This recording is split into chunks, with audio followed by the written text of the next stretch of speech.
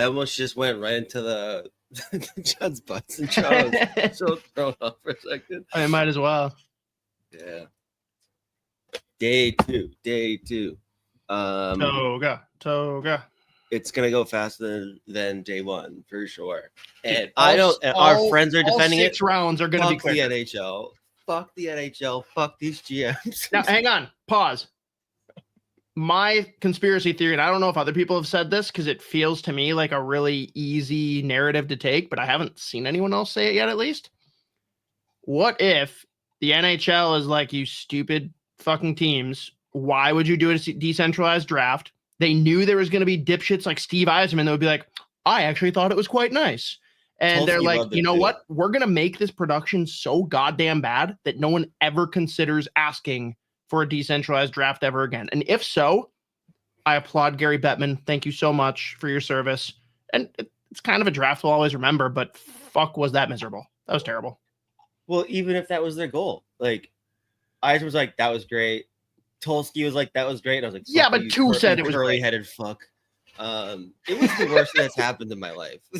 After he trolls everyone by just wasting our time.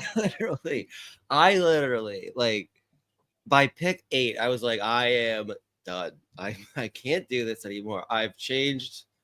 I will never watch hockey again. Shut up, Big Bear 73, motherfucker.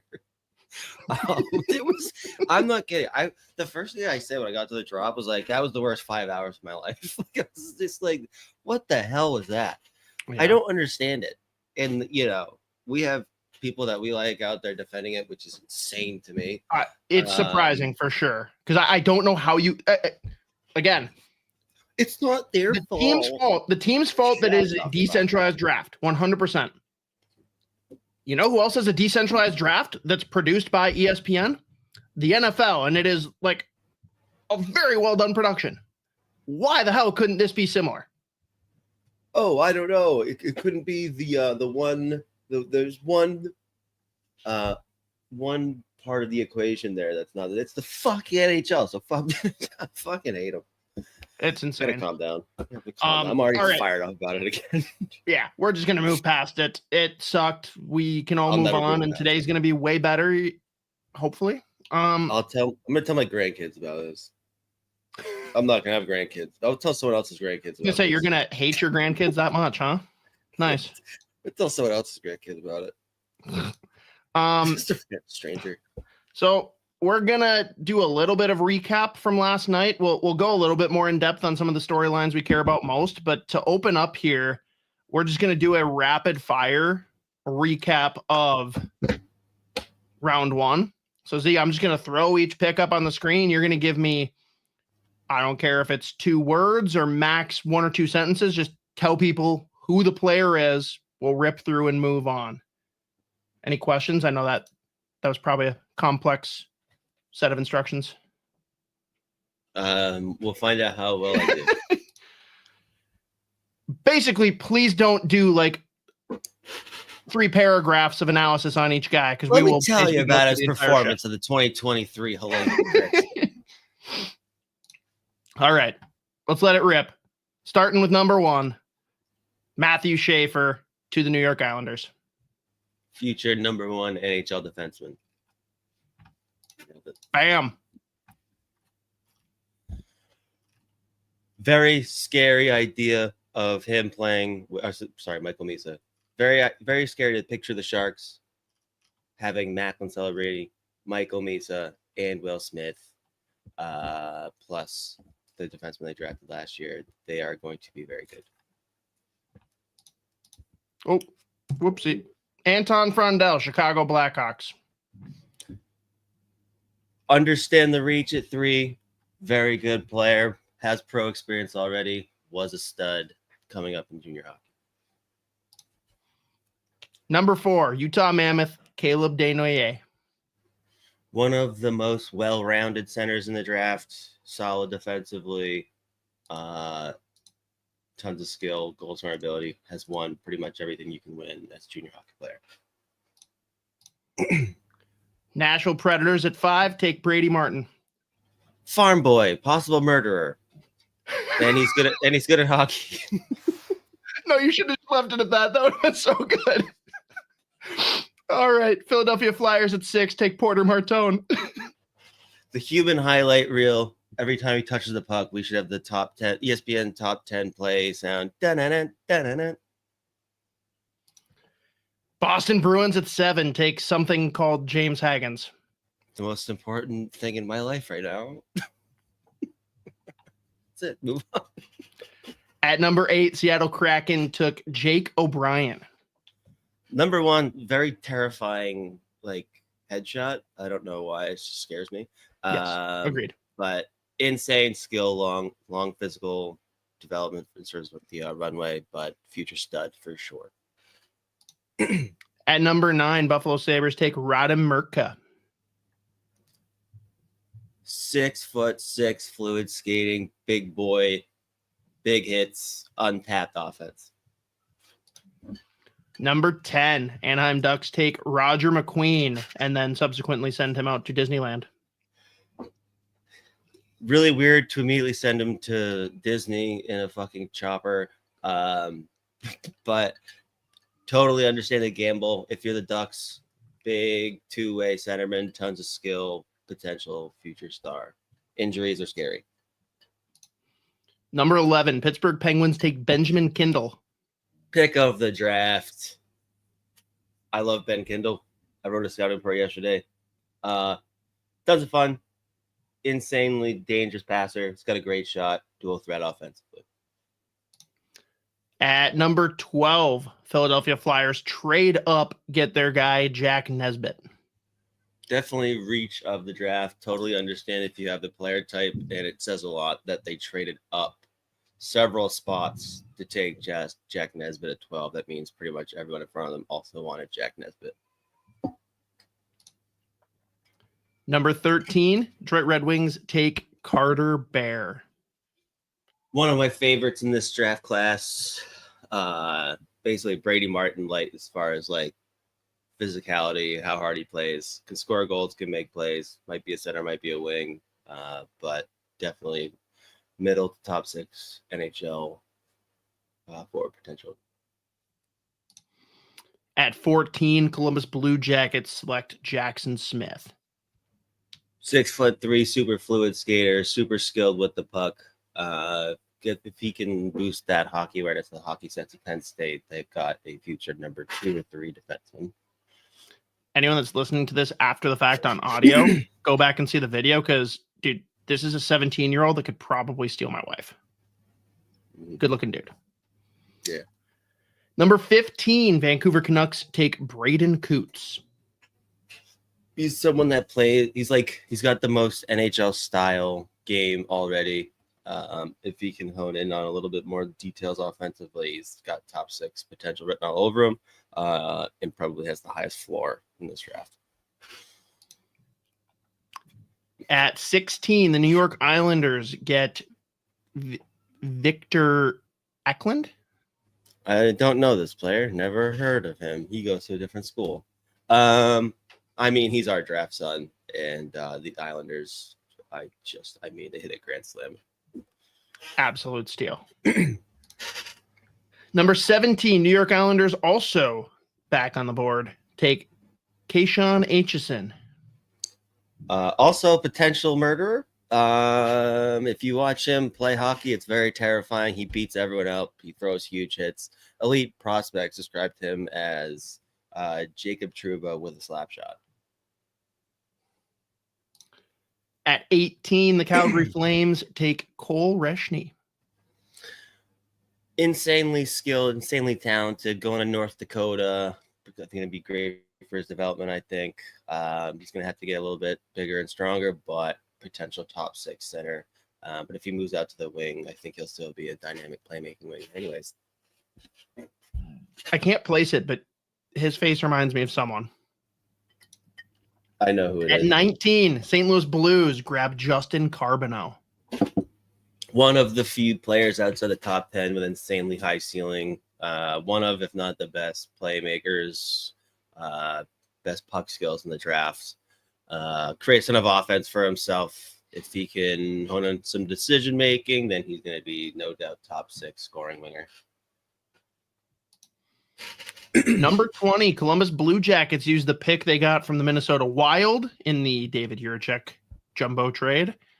Bring in goaltender, first off the board, Pyotr Andreanov. Crazy that he was the first goaltender off the board. I think everyone thought it'd be Ravensburg, but he's got size. His numbers in Russia were legitimately ridiculous. And he's a fluid mover, he's super athletic. So crazy to see a goalie go at 20. And the fact that it wasn't Ravensburg is even more crazy. At 21, the Ottawa Senators. Oh, sorry, I didn't update the name on there, but the Nashville Predators. That is blowing my mind. Take Cameron Reed. Honestly, see, the only reason I knew it was wrong is because of that post from Halim's Martian saying Sensler. So I'm like, wait, Sens didn't take Reed. Go. All right, Cameron Reed, left shot defenseman Kitchener, can push off or push, play, drive offense from the back end. Ton of skill, super fluid skater, really good defender off the rush. Big fan of Cameron Reed. I can't handle the fucking Senators logo behind it, dude. You haven't mentioned that on any of the other ones. I know, it's throwing me, and now the Avs. At 22, the Pittsburgh Penguins take Bill Zonin. Love Bill Zonin. Tons of upside. He's a big, strong, physical two-way forward. If he can hone in on some skating mechanics, he's got top 6 potential.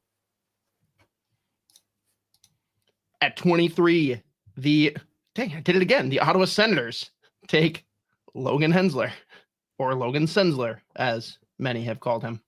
There you go. Logan Sensler. Next. Oh, we'll just skip right past. Boop. At 24, Pittsburgh Penguins, after 12 trades, have that pick. They take Will Horkoff. It's got the NHL bloodline, big physical two-way forward, tons of upside, set some records at the combine, and looked incredible playing in college hockey as the youngest player in college hockey. At 25, the Chicago Blackhawks make their second pick, grabbing Vaclav Nestrashil is how I'm told it's pronounced. I have no idea if that's right. Yeah, I think it is. 6'6", power forward, shows up in big moments, scores goals, makes plays. Big fan of Nestrashil. And I thought it was a great pick at 25. I think we said I had him 28, maybe. I can't remember. Yeah, you had him 27 or 28. Yeah. Right. At 26, Nashville Predators take a guy that I know you're big on. Our boy Mateo loves him. Riker Lee. Well, Riker Lee. I mean, Mateo's not our boy anymore. Okay, he jinxed you, so he's on my list. That motherfucker. Big fan of this, and that's it. That's all. No, I'm just kidding. Big fan of Riker Lee. Tons of skill, can shoot. If he shows a little bit more interest in the two-way game, he's going to be a stud in the NHL. I think he was USHL Rookie of the Year, point per game. Fucking awesome player. Very fun to watch. At 27, Washington Capitals with, I think, another guy that you said is one of the steals of the draft, LYNDEN LAKOVIC.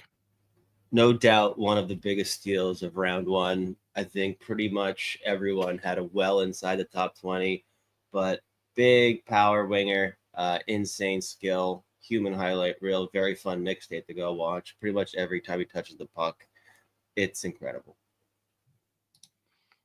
28, Winnipeg Jets take Sasha Boumediene. Menemone. I don't know.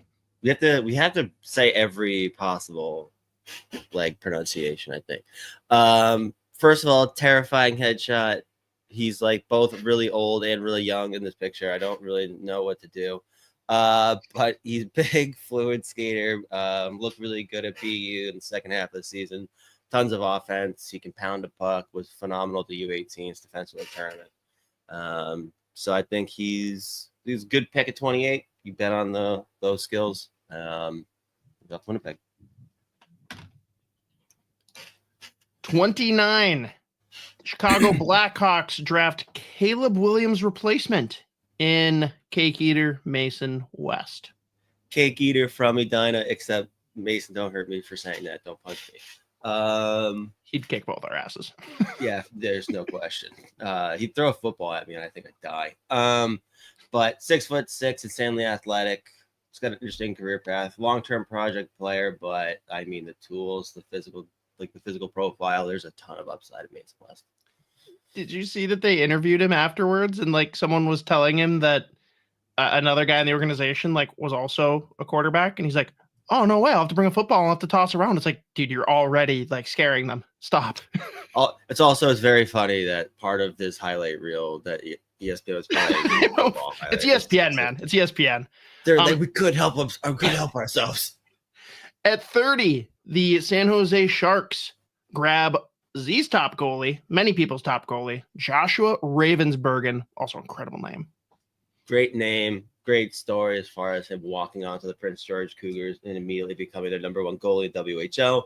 Put up pretty good numbers. It's athletics of the size. I know teams are concerned about the hip, but everyone thought he'd be the first goalie off the board. 31, LA Kings take Henry Nope, as Mateo puts it. I'm going to say it's Brustowicz. I think it's like Brustewicz, but Brustewicz. Nice. Maybe. Also, whoever was like, this is our family's name, I have a problem with them. They had a seizure when they were writing it down. Yeah. Basically Cameron Reed, but he's a right shot and way more willing to experiment with his tools and like push the pace. Very fun. Tons of puck touches when you watch him play. He's in a really good system in London for him to grow. But huge fan of Brustewicz, and I like the pick at 31. It gives them a little something they don't have in the pool. And the last name called in round 1 after 12 hours, Cullen Potter to the Calgary Flames at 32. Looked awesome at Arizona State as a true freshman. Was responsible for absolutely lighting up our Discord group chat, the smart scouting team. Could be a center, could be a wing, probably a wing, but he's really good skater. He's got a ton of skill. He can score goals, make plays. Very fun player. There we go. That was way quicker than I expected. Well done, Z. Now let's go back to was that the Will Ferrell just like, huh, what happened? I blacked out there. Yeah, pretty much. All right, so we're close to the second round starting. We'll pause on that real quick though. Just we went through all those players. Might have resurfaced things that you thought last night. There might be things you slept on. Anything in particular you want to talk about more? Like what stood out to you? Like whether it was a couple teams that crushed it, teams that you think did weird things, players that you just want to expand and swoon on more because you love them. Like wherever you want to take this, take a couple minutes. What stands out? I mean, what to me was a huge storyline is just the fact that like we hear everything about the Islanders trying to put together some picks to move back up to the top 10. The fact that they wanted Hagens, but they still end up with Victor Eklund is unbelievable. And I mean, I also honestly thought Sean Aitchison was going to go earlier than that. So the fact that they end up with those three after round 1, they still obviously have a bunch more picks here. Just incredible. I was shocked again. The fact that Malcolm Spence didn't go in the first round legitimately shocked me. And I was pretty convinced Van Saggy would go, Gastrin and Fiddler. So that was interesting, especially when you look at some of the teams that clearly had a player type that they were looking for as far as like size, physicality, or anything like that. That was surprising. And I mean, the one thing that stood out to me too was just like how many people were like, oh, like everyone likes Brady Martin. They're looking for the next Sam Bennett. Sam Bennett wasn't Sam Bennett in junior hockey. He was like a 90 point, like he was an offensive center. Like he was physical, obviously. He's always had in this bag. But he was not the same type of player that Brady Martin is like at all.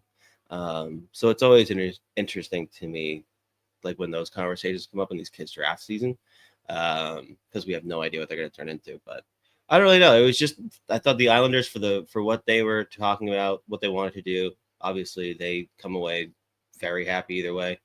Let's pause on that quick, because obviously there's a debate between just like the upside of Hagens. Like he's obviously the best player we're going to mention here, but you look at the value. It's weird to say now seeing who got picked there, but how would you have felt if the Boston Bruins traded 7 for 16 and 17 and ended up getting Eklund and Aitchison instead of Hagens? I mean, I still would have been annoyed about not getting Hagens, Sure. Especially just given the fact that like he is pretty much the potential superstar, the top 10 that they haven't been able to draft in a very long time, anyways. Obviously, Eklund and Aitchison are nice consolation prizes, but I still think that would have been them like choosing to leave a ton of upside and potential on the table. So I still would have been bummed out. Fair.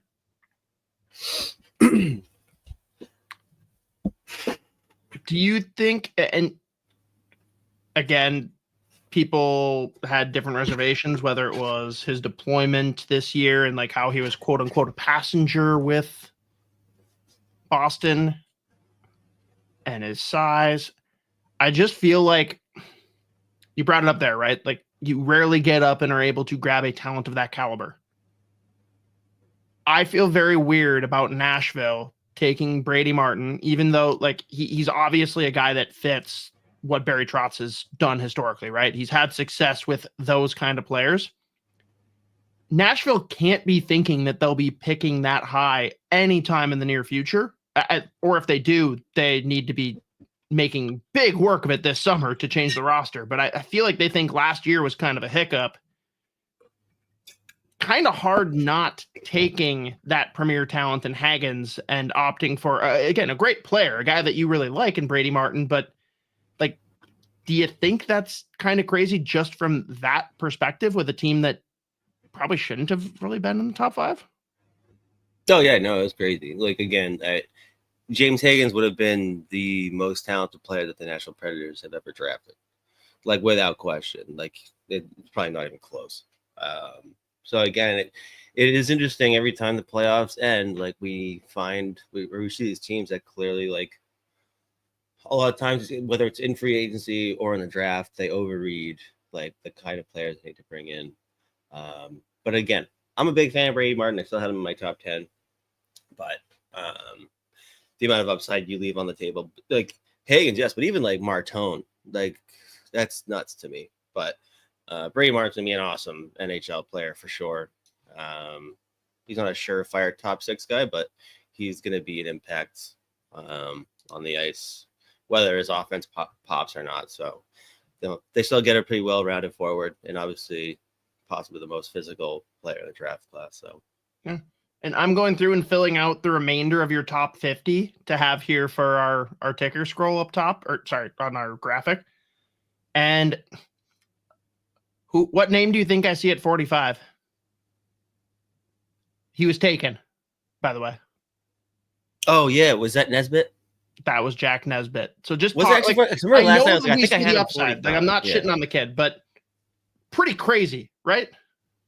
Yeah, I mean, yes and no, because again, totally understand liking that kind of player, and there is a ton of upside there. But more so, it's not crazy because like as of like a week and a half ago, we started hearing like Jack Nesbitt. It would be more surprising than not if it would be more surprising for him to not go in the teens based on what all the teams are hearing. So it is crazy to me that they had to jump up 10 picks to go take him.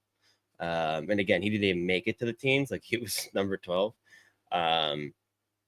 So, I mean, fortunately they still took Martone at 6, which kind of like obviously eases that. But yeah, I don't know. I for the most part, I think a lot of people either had Nesbitt late 20s or closer to where I had him.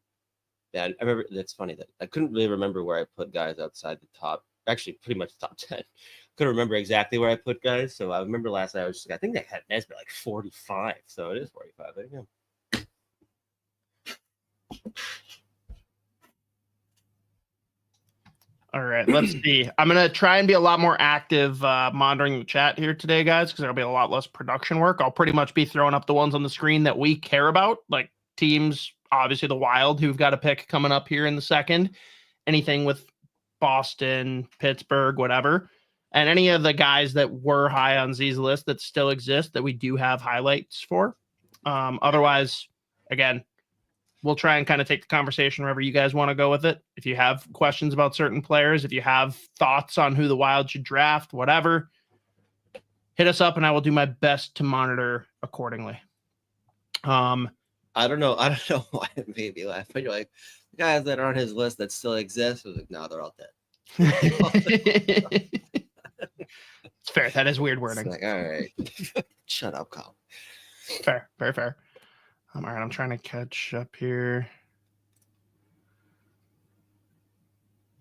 Ugh, this is slated to go another 4 hours. That's insane. I must be missing something here. So Flyer Voracek says, would you guys trade one of the 4ths and a 6th? So I'm guessing that means with the 2nd. Flyer Voracek, or are you saying like trade the 2nd with a 4th and a 6th to move up and grab Spencer Gastrin? I'm going to assume that's what you mean. Z, how would you feel about a move like that? I mean, I like both of those players, especially in the 2nd round, but I don't know. I'd really be interested in moving pretty much all the picks that you have left to make one more in the 2nd round. Because I don't think they have a 7th, right? Or do they have a 7th?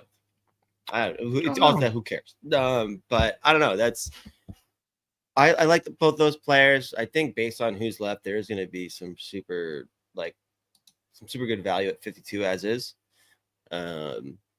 I'd probably be more interested in like figure out a way to get into the 3rd more than anything.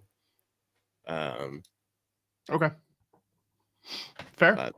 There's the answer. Shout out Toby from Germany. Welcome. I will scream. I'll scream if Stocks Elias is there at fucking 52. You'll scream if he's there and they don't take him. Yeah, then I'm never going to go to the port again. That's not true. I can't commit to that. But yeah. I'm gonna fill my water before it starts, by the way. Yeah, let's see here. Be right back. Sure. Brando says Nashville gets the steal of the draft with Brady Martin. He is the reincarnation of Owen Nolan. I mean, it could absolutely turn out to be right. Again, we love the player. At that spot, it's just really hard to pass on the upside and the talent of a James Hagens, but like Brady Martin's going to be a fun player to watch, no doubt.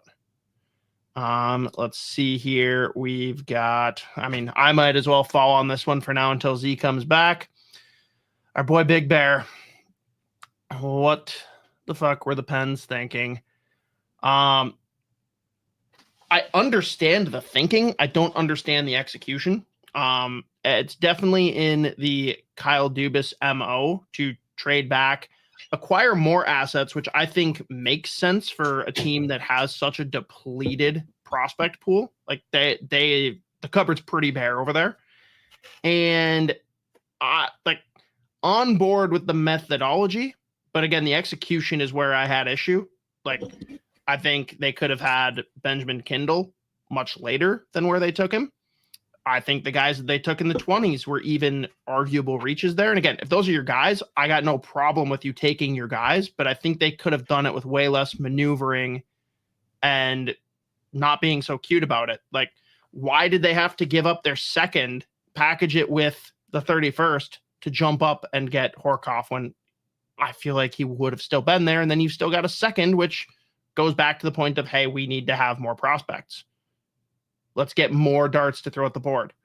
So it was weird that they moved back and then moved up after moving back. I just didn't like it. I obviously have my biases of players that I very much wanted to see them get and seemed like a dream scenario. Both of them fell to Pittsburgh. They took none of them. So it could absolutely work out. I like all of the individual players they took. I just do not like the places they were selected. But Z, you can go ahead and tell me if I'm out to lunch. No, I think no, you're not. I mean, I don't think they would have needed to move up or down to get any of those guys. It was interesting that they took, especially Kindle, where they took him, Because I mean, I think there were a lot of scouts that were assuming he would probably go somewhere in the 20s. So like, I wonder if they even could have got him without moving anything in like where they took on him. But again, I'm a big fan of Bill's on. I really like that pick there.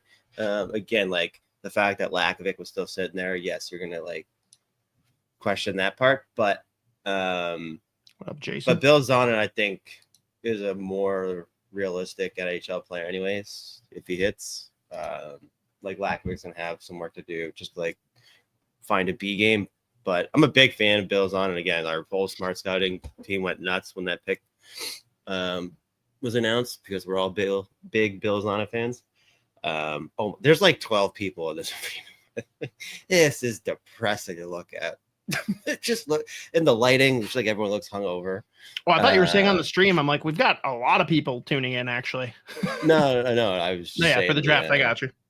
Yeah, like literally the draft, but I mean, 12 is a little aggressive, but there's a lot of empty seats. Yeah, it's very weird lighting. Like there's like a sunroof or like the lights just coming in a little bit.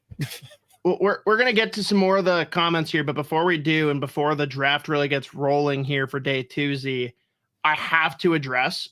It's going to be really hard for me to not like be a closeted Sharks fan with just some of the fun names they're bringing. Again, I don't know if they're going to win a cup by any means. Like that's a hard thing to shoot for regardless of your prospect pool, but they are a fun team.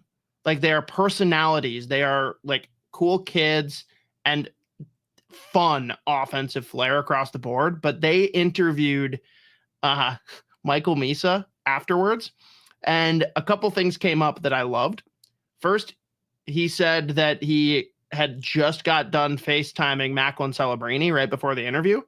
And my immediate thought, he didn't say this, but my immediate thought is Will Smith was absolutely there with him. Whether they were both on screen or he was just like chilling in the corner, like you just know that like I needed that to be a group call. Yeah. That rules. God, it is comical going through their prospect pool now, dude. My God. God damn it. Thanks, Cosgrove.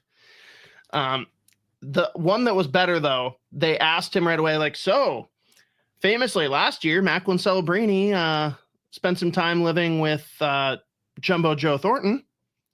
Any interest in your part? Do you think that that could be something beneficial for you as he moves out? And he's like, honestly, I hadn't thought about it at all, but it's funny you say that. I like had just checked my notifications and like I haven't had a chance to catch up or read my texts, but I'm pretty sure I got one from him because all I saw at the end of the notification was Jumbo.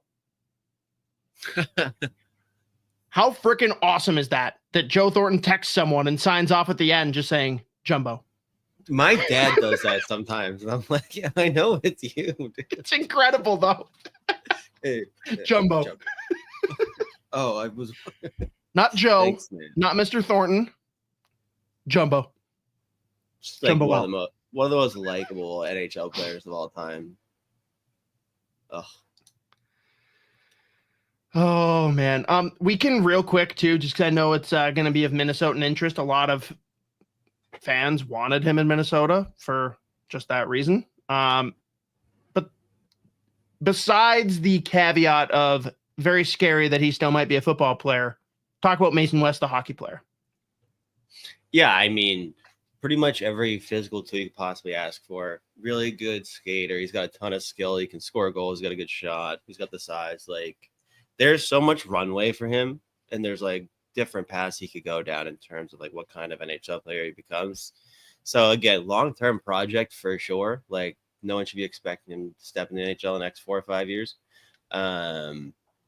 But you take a swing on the upside, totally get it. Again, I had him closer to the 40s, I think, like 42 or something, or maybe kind of 46, maybe.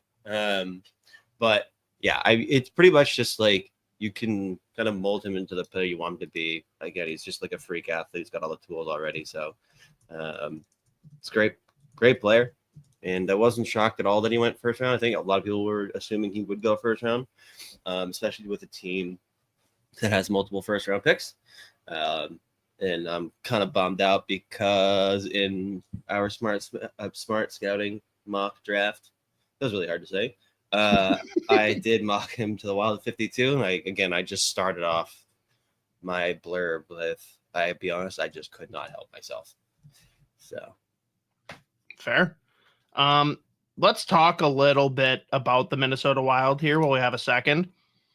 I mean, first, just who do you think is there that would be a good fit for the Wild specifically? And I don't know if that's going to be based on what you expect Bill Guerin and our boy Judd Brackett to be going for, or if it's just, hey, this is a guy that'll be there that I just love and I don't care if it's a fit. Like, who is in the discussion for pick 52? I mean, we're at the point in the draft where they're already enough surprised that I couldn't even guess who's going to be available. But if they're sitting there and they're available, really good options would be, again, I'm going to say it a million times, Theostock Celius, Max Seneca, don't know how to actually say it. Cameron Schmidt would be a great pick if he's sitting there at 52. Like, you just swing for the fence. Can you see that happening though? Can you? No.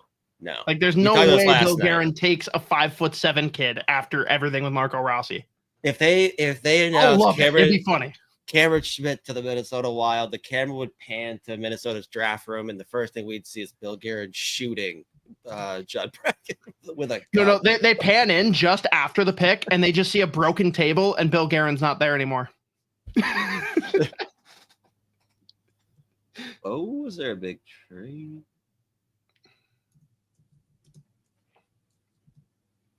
Oh, man.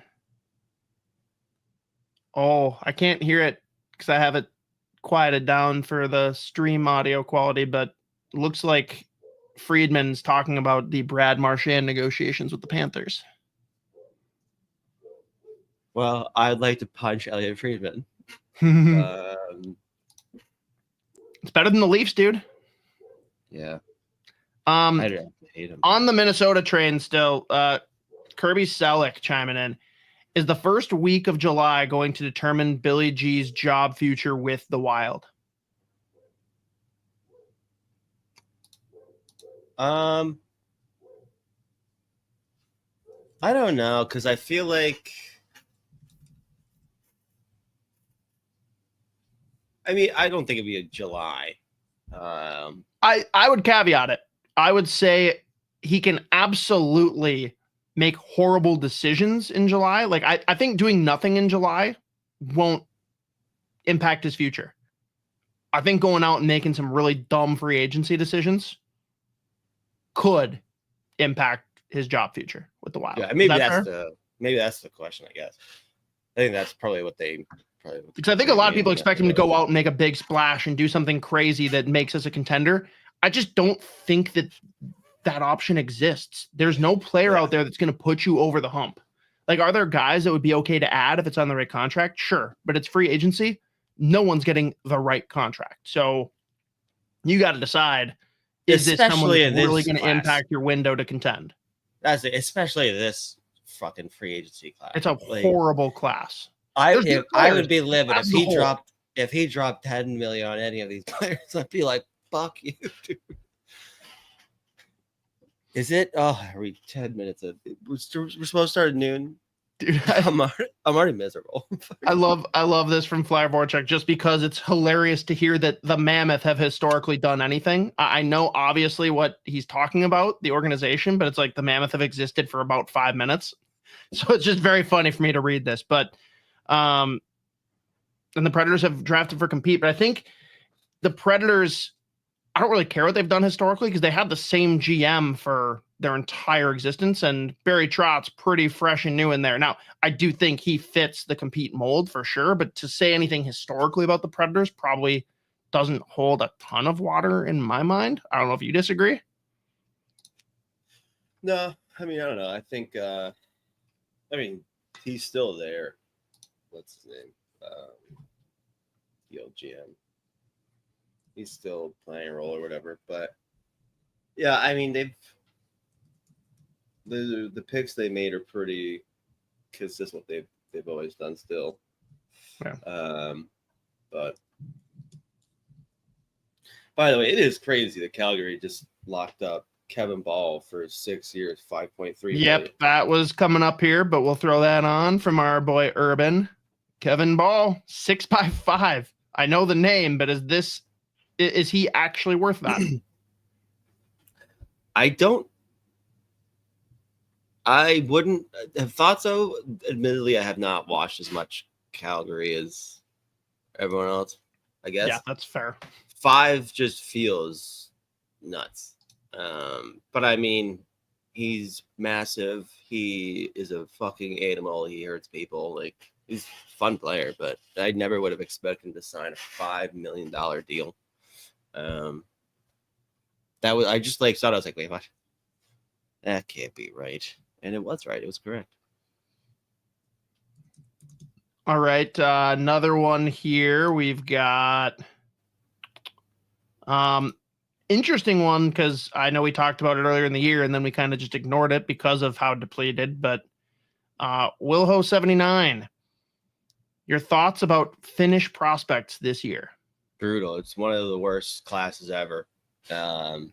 Literally only kid that has a chance to go in the first 3 or 4 rounds, probably Lassie Bolius, who is, I actually like him.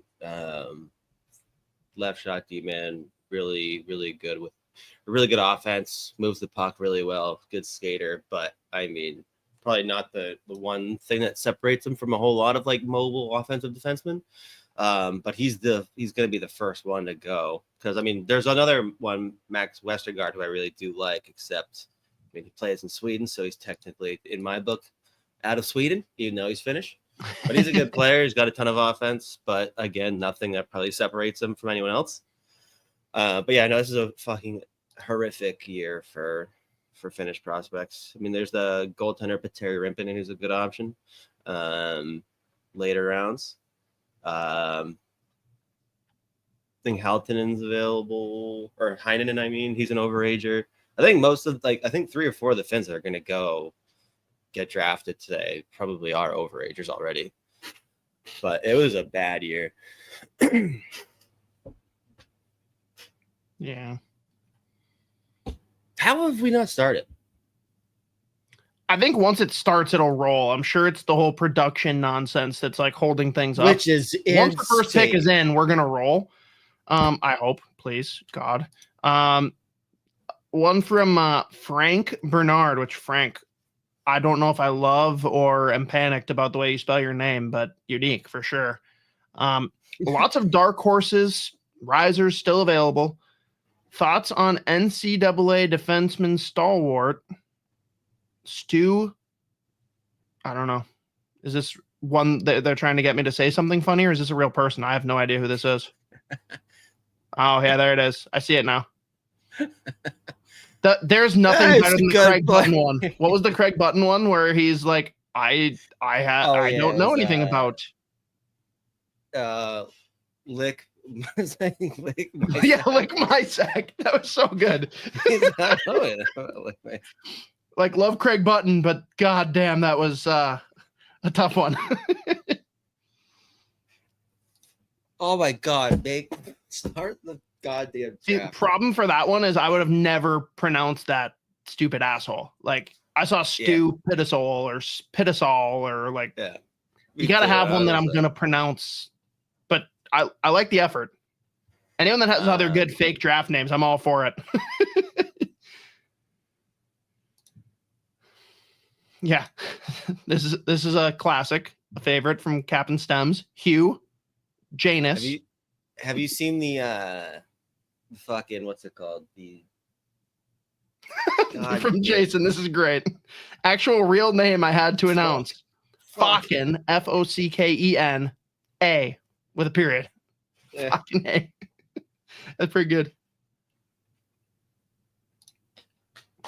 Let's get this draft on the road. Cole asks, who was the guy that was a open up comparison? Can't remember off the top of my head. I made that comparison. Let's be clear. I won't put that on Z. But yeah, talk about probably the most polarizing name still on the board, I would think. Yeah, Ivan Ryabkin. I have no idea at what point teams are going to feel comfortable doing it. I'll be honest with you. If Minnesota took him at 52, I'd be like, fuck it. Like, fuck it. Let's cook. I don't care. He's got the highest upside left. like by a wide margin. Again, we've said it a million times. Coming into the year, he was a potential top 5 pick, and then just like probably not the most coachable, a lot of bad habits, but just an insane talent. So honestly, if they took the home run swing at 52 and took Ivan Ryabkin, I would be all about it. Huge risk. Oh, I had a feeling he was going to go immediately.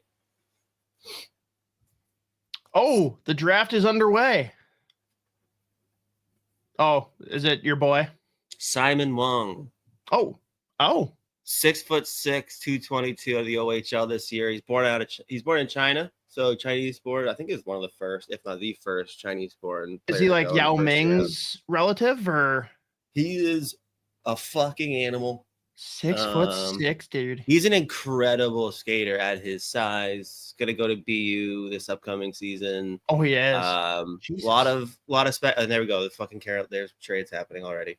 This is what we need. They're moving it along here. But Simon, I think his first name's actually, I don't know how to say it. Hoshi. I don't know, but it's Simon.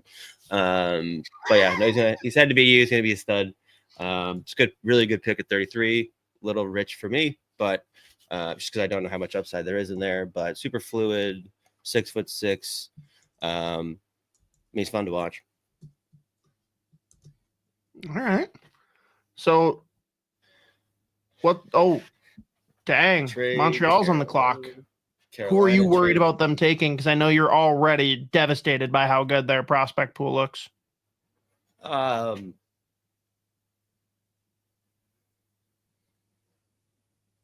Who do you think they take, and which one do you very much? I mean, is it as simple as Fiddler and Spence will hurt you? Fiddler probably more so. I mean, again, I like Malcolm Spence. I wasn't as high, but one thing I will say is we found out he's another guy that we didn't even know was hurt at one point of the season and was like playing really well. And the second he had that injury, he went like very cold, and that's when his stock really started dropping. But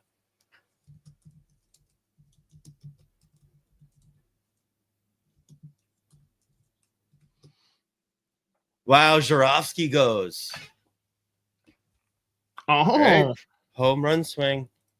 I think I had him in. You had him 43 40s. On your board. Yeah, 43. I was there. Totally get it. So talk about him. Smart player. He's gonna fill out a little bit, but really fun to watch. He's another player that's got like some legit potential for like being a top 6 forward. Good goal scorer. He's got a good 2-way game. He's really fun to watch. Was wondering if he'd go early on day 2, if he's gonna be like late in the second round, which I guess is still early on day 2 considering it's rounds 2 through 7. I thought he'd go somewhere in the 40s, but yeah, no, it's a good player, good pick. Fuck, that sucks. He's gonna be a nightmare to play against too. I would have said that about anyone. Oh, this is rolling. This is great. This is what we need. This is what the people demanded. Jacob Romback, fucking massive defenseman, goes 35. Ooh. Very much a Nashville pick. I think he's 6 foot. What is he? 6'6". I put him in the 40s, I think. Here we go from Johnny Banana. Sorry I didn't get it up quicker, but first go for drafted, Mooney or Romback. There you go. You're getting a stud. Look at him. He's a fucking animal. Dude, I asked Bob Motzko. We banked an interview last week, and he's like, "Yeah, he big." Yeah, he's scary. Like he is. Yeah, he's 6'6". Already super advanced defensively as far as like just the toolkit. But he's a fucking beast. But it's really, really good mover at his size, especially. Hits hard. He's scary to play against. So I like that pick. Flyers are on the clock. A lot of good names here that Fiddler is just not want them to get. There. Who are they going to reach on?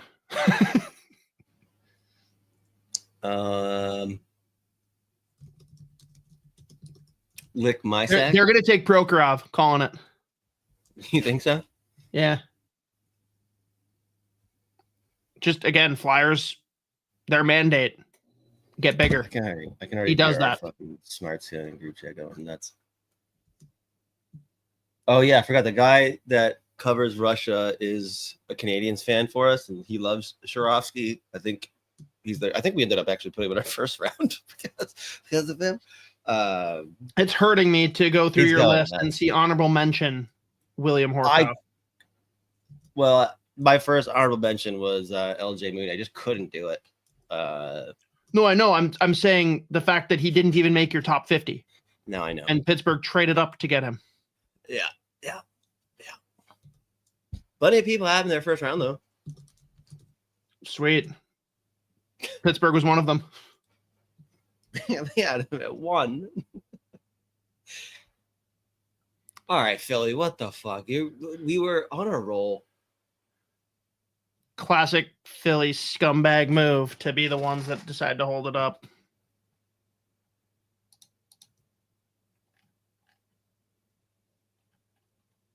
Our fucking group chat's going insane. All right, decent one from Flyer Voracek.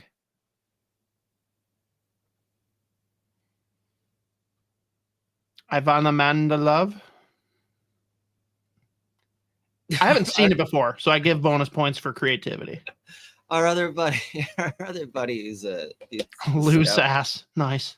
He's a scout over in the BCHL. He's in our group. He's just like, he's a Carolina fan. He goes, I'm drinking every time Carolina Hurricanes trade down. This is insane. He goes, Cam Myers, our boy who shows up regularly. They should draft an undersized center and complain about his size. That's not what they've never done. I think it's a great idea. I think it's brilliant. And I think Bill Guerin would agree. Philly, let's move your fucking ass, dude. Oh my God. Yeah, Cole, we're with you, dude. What the heck's happening here? Move. Jordan Spence to Ottawa for a 3rd round pick and a 6th next year. Keith Williams, with the trend toward big player priority, Charlie Stramel pick is looking up. So it's good.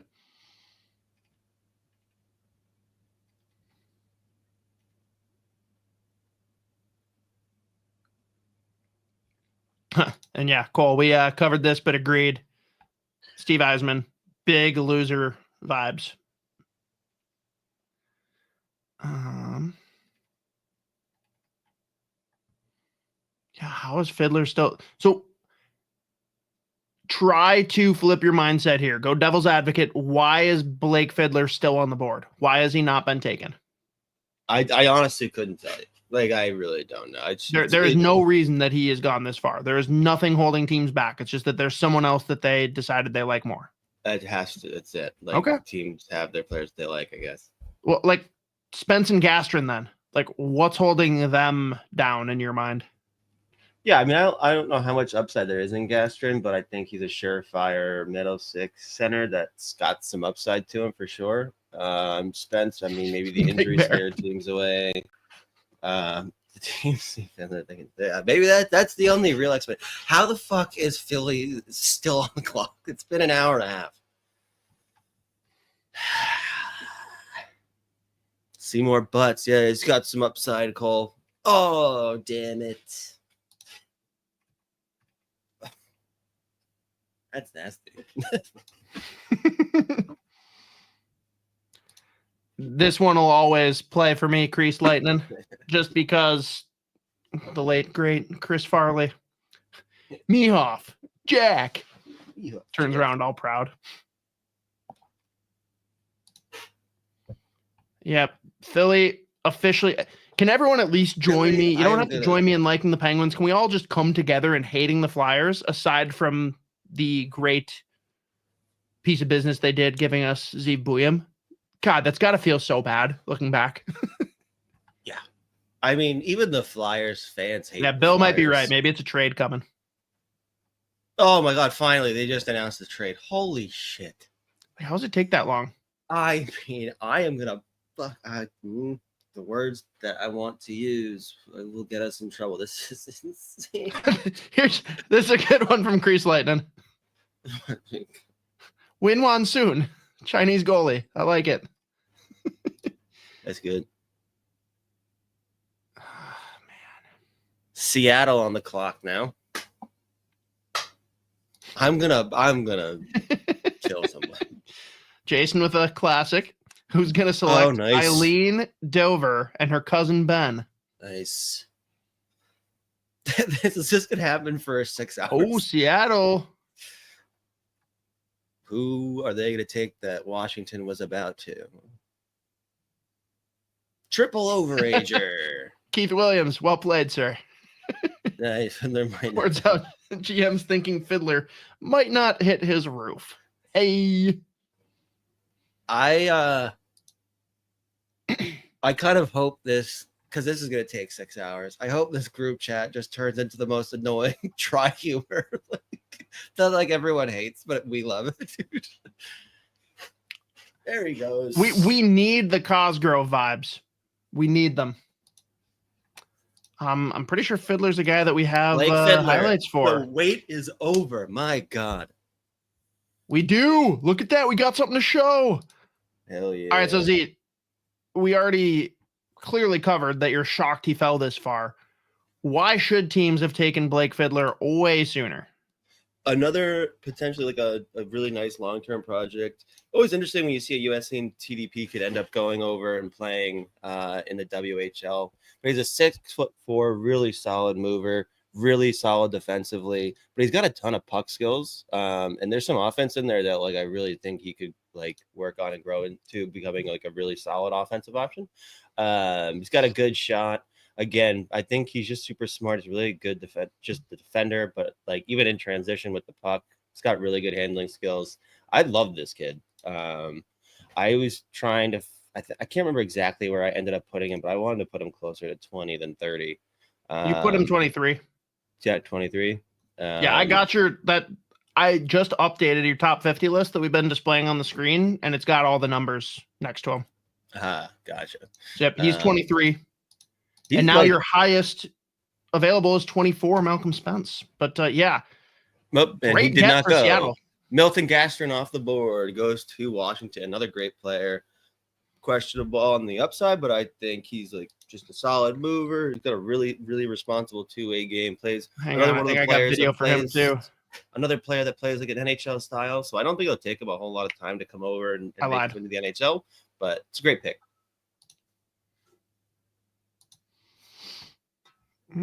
But yeah, to your point,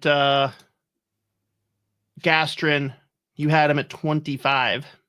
Yep. And this is one of the guys that you definitely got more of a look at too, right? Yeah, we've watched him for a couple of years. Just plays a really projectable game. Projected right now as a middle six center. But I mean, I could see him sliding up and like getting shifts in someone's top six at the wing. He can score goals. He's got a ton of skill. He's a really, really, really good skater. He flies up the ice. And he plays a really solid two-way game. So it plays it's very projectable, very translatable. So it has to be Spence here. Nope. Wait, I can't see.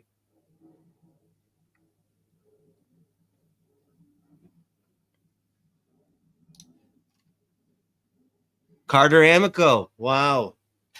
Hey, Z, question from Cole. How many draft sons are left? I know one for sure. Nilsson, Stockselius. By the way, Carter Amico just went. He played like 4 games this year. No, I think he played 13. Yeah, 13 games this year. 6'5", physical, just a beast. Straight out of Maine, New England boy. We love that. Was one of the only players that impressed me when I went and watched him play Harvard in the preseason. God, that USN TDP team stinks. My God, they are brutal. They made me hate hockey several occasions this year. Fun fact: I turned off half the games I watched. Yeah, it's a weird down year for them. Like is horrific. It going to be better next year? Trade alert. Maybe. It depends who stays, I guess. All right, Buffalo's moving their pick. But I'm a big fan of Carter Amico. I think if he had played the whole year, he probably would have ended up in my first round. Oh, Pitt's on the clock. Good. Hurt me more. Hurt me more. Ruined my life. All right. Being that it's Pittsburgh, who should I be most excited about? Malcolm Spence is the obvious one, but they won't do that. So who else would you be high on? Let's see. Van Saggy. I mean, any of these guys would be great picks right here. Because there's no real positional need. Like, they need just best player available. Yeah. Spence is obvious. I think it was Prom that I was talking about. He's like, whoever they pick, they just have to hit. Like, it doesn't even matter. If they ended up with Van Saggy and Horkoff, that's nuts.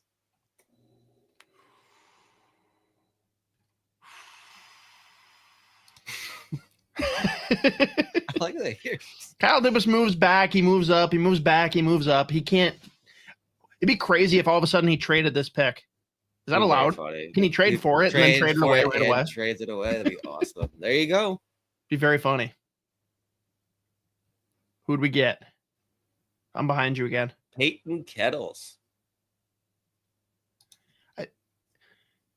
Explain it like I'm 5. I have him way lower than other people. So explain it to me like I'm 5. Shutdown defenseman, 6'6", right shot. I mean, he's solid. I think most people have him late 30s, early 40s. But I mean, yeah, he's physical, 6'6", defensive defenseman. Some offense in there, some puck skills. Have there ever been this many 6'6" defensemen? No, that's what I'm saying. That's like it is crazy. Asked us that yesterday. But our group chat's going nuts again. In a good way or a bad way? Josh just goes Peyton Kettles at 39. Such a passive shutdown defense, but good work, Kyle. I'm sorry. Oh my gosh. There he goes. Jack Murtagh.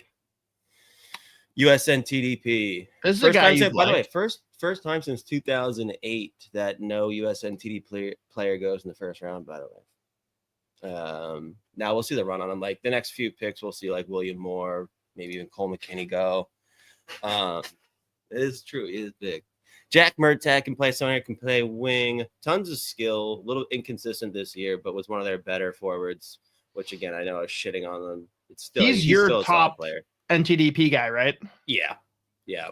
Again, if Amico had stayed healthy all year, I would have gone with him, or Amico, however you're supposed to say it. But Murtagh, he can score, he can make plays. That's a really nice pick at 40, I think. I think I put him at 38. No, I didn't. Did I? Yeah, I just removed him, but he was 38. I don't know why. Good work, Kyle. I don't know why it's so.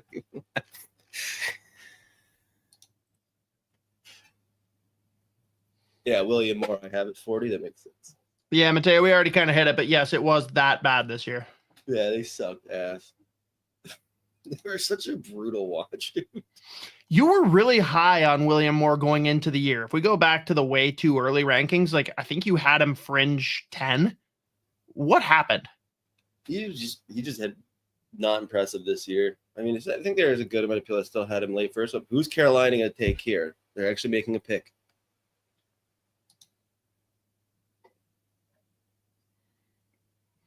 Who is the most Carolina pick here? It's got to be Prokhorov, right? They did it. Semyon Frolov. They stick with the Russian goaltender. There you go. I was wondering how early he'd go on day 2. Nice. I mean, he's a guy that was in the conversation for being the first goalie off the board. Yeah. Yeah. I mean, another player with just like ridiculous numbers this year, 6'3", athletic goaltender, really good shot stopper, uses his size. Oh shit, breaking Z. I don't know if this is true. Mateo says Gibson to Detroit. It finally happened.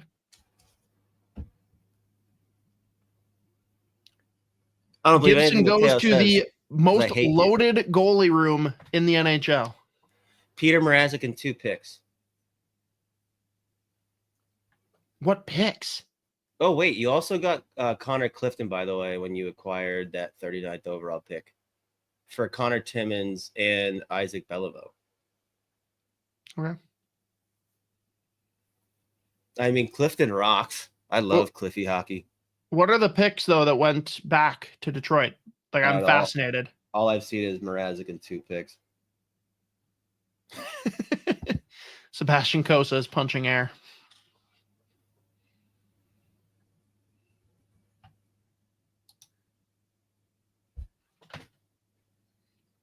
Oh, Cam Myers coming back in with the super chat. Cam, we love you. Cam, if you're bored right now and you want to jump in and just talk puck with us for a little bit, shoot me a DM on Twitter. Love to have you jump in and chat for a little bit. You are an awesome supporter. What Russian should I pull for the Wild to take, Z? Do it, Ryabkin. I don't give a fuck. I just like want chaos. Take the fucking grand slam home run swing. Do it. I'm so about it. I don't care. Talk about his game. Like, obviously, everyone has their reservations for like character and development reasons. But Daniil Prokhorov to the why Islanders. be excited? Daniil Prokhorov to the Islanders. There Prokhorov finally goes. There goes one of the options for the Wild to take a crazy Eastern European. But explain it. Explain the upside with Ryabkin. I mean, in terms of like raw skill and playmaking ability, like he was his draft minus 1 year. When I was cutting the film for that one, it was a joke. Like watching him just fly through the neutral zone, deke out everyone. Trade alert. But anyways, tons of skill, really good playmaker. He's got a nice shot as well. Another guy that you can't give him a bad pass. Like you can throw it at his knees and he's just going to put it down the ice, keep going, take it in motion. There's good, like, it's interesting. Like, I think he's like 5'1", or not 5'1", 5'11", and like 208 pounds, which 5'1", like 208 would be incredible. 5'1", 208, best player in the world. That would be a strategic pick. I would like that actually. 5'1", 208, best hockey player of the time. Cole, you're right though. Keep the milkshakes away from that boy. Yeah, legit. It's Hey, here we go. What do you think about this, D? Are we like doing cartwheels if Vansagi falls? It'd be fucking phenomenal. He said on Fellowship of the Rink famously that he spent plenty of time out there, obviously watching Stramo's development and got to get plenty of looks in at Mr. Vansagi. Yeah, I mean that would be an amazing pick. Shades of like a Miles Wood type player. Probably with a little better like puck skills. Oh shit! I missed it. He went to Malcolm Spence to the Rangers. Malcolm Spence to the Rangers. Great, phenomenal. Damn it! All right, let me pull up the video. Z, hang on. God yeah. damn it! That sucks. Talk about him. Why should I be crushed that the Rangers got this guy? He's gonna be like. He just plays his style. He's like, I mean, he is abrasive. He's a power forward. He is not afraid of contact, plays through contact. He's got some skill to him too, but it's just like probably the premier power forward in this class. He can score some really nice goals off the rush as well. He's responsible both ways. And he's just like a big game performer. Like, in the playoffs, he's a fucking beast. He pumps up the crowd, hits everything that moves. Just a really projectable, really projectable player for sure. I'm surprised. I'm shocked he didn't go in the first round. Yep. Rangers famously defer their pick to next year. Give Pittsburgh the 12th, which they completely fumble. Still manage in the second round to get a first round talent. Fuck my life. Vendetta says, I almost like Wozniak more. Wozniak could be a big swing on upside too. I like that. Yeah. I wouldn't be shocked to see him go here to Detroit either. But 6'2", 6'3" winger. He's an absolute sniper. Started off the season fucking horrifically and fell so far in everyone's rankings, out of most people's first round. But that's another swing on upside. He's either going to hit or he's never going to see NHL ice. He's a boomer bust for sure. Many people are asking, Cosgrove. Many people are asking. Yeah, there you go. Cole wants to know if we think the Wild could get or would get Isaac Howard. Stramel putting in the recruitment. Eddie Genborg. They go back to Sweden. Another projectable NHL player. I don't even know who that is. Eddie, he's a solid pick. I mean, I think there are some people even. Is it a typical Yzerman Swedish pick? Yes. Very projectable game. Unbelievable. One of the better net front presences in this class. Like so many of his highlights when I was cutting video a while ago. And I honestly thought I had some in the drive. But he is in front of the net, knocking pucks down, super smart, plays a really solid two-way game. But but he's got a heavy shot. He can score goals himself, but his ability in front of the net is unreal. Strong as fuck. I want to obviously, like Isaac Howard's already said, he's gone. He is not going to be in Tampa. What are you willing to give up? Eric Nilsson. Eric Nilsson. That's my boy. Oh. What did you say? I wasn't listening to you speak. What did you say? What are you willing to give up for Isaac Howard, assuming he would sign here, given that he's already said he's out in Tampa? Like, what's an overpay? What would you be willing to give? Or do you not want him? I want him. Also, look at this. Did you see Sport Logic, like what percentiles he was in for literally everything? Eric Nilsson. It's like 99, 99, 99. It was unreal. He's so good. Lanky, but super creative with the puck. Can score goals. Really solid playmaker. Two-way game on point. He was one of my draft sons. He's so fun to watch. Where did I finish with him? 37? Yeah, 37. Yeah.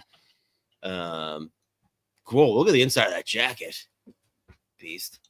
That's an A+ pick at 45. So a couple of these names that I guess Schmidt doesn't count. Actually, it's probably just Van Sagi. Like, if you saw that the Wild traded up to grab him, are you excited? Or are you like, I would have just waited and taken who's available? I mean, it depends what they're. I think if they're moving any of this year's picks, like they have so few, I don't know. Yeah.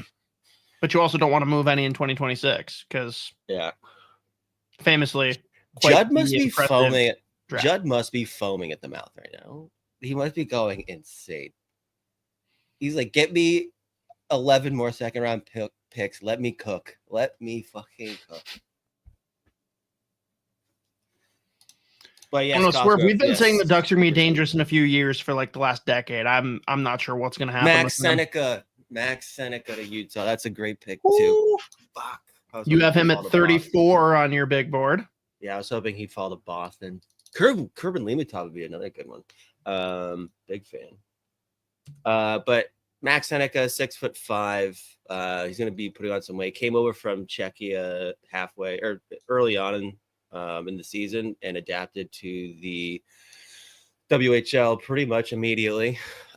He's got some untapped offense in there. I really like just like the raw tools. He's got good hands. He's really good with the puck. First pass, can transport it himself. Really good skater. He's got a heavy shot. And he's already a solid defender. So that's a really nice pick for Utah. Big fan of Max Seneca, who knows? Utah's on the rise. Like, they're actually I love them from afar. Oh, Vancouver, just going right into it. That's what we needed. Jim Rutherford. Well, they go. They take another goalie, Alexei Medvedev. I mocked him to Boston in my draft. How deep? Really, really good. Their second first rounder. Second round pick, which would have been 61. Okay, so I mean, you're on board with him going at this point in the draft. Yeah, especially once Frolov goes, I thought we'd immediately see a couple more go. What do you think about Ivan Kovic? Like, he's a guy that some people have as their top goalie. Yeah, I'd never really understood that. I mean, I didn't even understand it really, like when he was at the Holinka and the U18s over Ravensburgen. Like, Team Canada's liked him way more than Ravensburgen pretty much forever. But I mean, he's like, the thing with him, and I think the reason he's sliding past like Medvedev, past Frolov, past Adrianov, past Ravensburgen is the fact that he's like 6 foot. He's an undersized goaltender. Like, I remember there was a lot of talks like this is God damn it. Van Sagi, fuck, to Philadelphia. God damn it. All right, I'll pull up the video. Yet again, tell me why a team that I hate got a great freaking player. God damn it. Talk Saggy. How laggy are we right now, dude? Holy shit. Oh, there we go. But 6 foot, 263, physical forechecker, really projectable game, but he does have some skill. Obviously at Michigan State this past year, they weren't really reliant on his scoring, but he still put up a couple points. And I mean, he looked just really good. One of the youngest players in college hockey. And when he is used for that offense, like you can see, I mean, that clip right there is disgusting. He's got really good hands for his size, but again, the fact that he plays such a projectable like forechecking game, the B game is really gonna give him the opportunity early.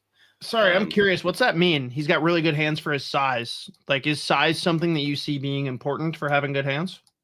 No, I meant more so when you just like look at the way that he plays. That's what I should have framed it that way. No, I wanted to confirm though. I'm like, oh shit, is that something I didn't know? No, it's always just, I mean, like it's different with him because he's a really good skater. But like we would talk about this, like Kumpalainen, like he would break my brain because he's like 6'5" and he moves like 2 miles an hour and he's just like stick handling around everyone. So it's just like, how does he do this? But Fanzagi can fly. Again, he's got like, I like him more than I would have liked Miles Wood in the draft year, but there's shades of Miles Wood in there. Sure. As far as like physicality, the size, and how fast he moves. But I do think Fanzagi has even more skill in offense on him. All right, no more, or I guess one more top 30 pick left on your big board. This feels like where he'd go to Carolina. Yeah. Nope. Oh, Charlie Serrato. It's an interesting one. Interesting as in like, what are you doing? Or interesting like, I guess I can see it. Here's how I talk myself into it. I mean, overager for, let's see, what was he, 2023? He was 2023 eligible, so it's crazy to see that he went this early. But I mean, just solid player. We played at Penn State, 42 points at Penn State this year. Super physical, hits everything that moves.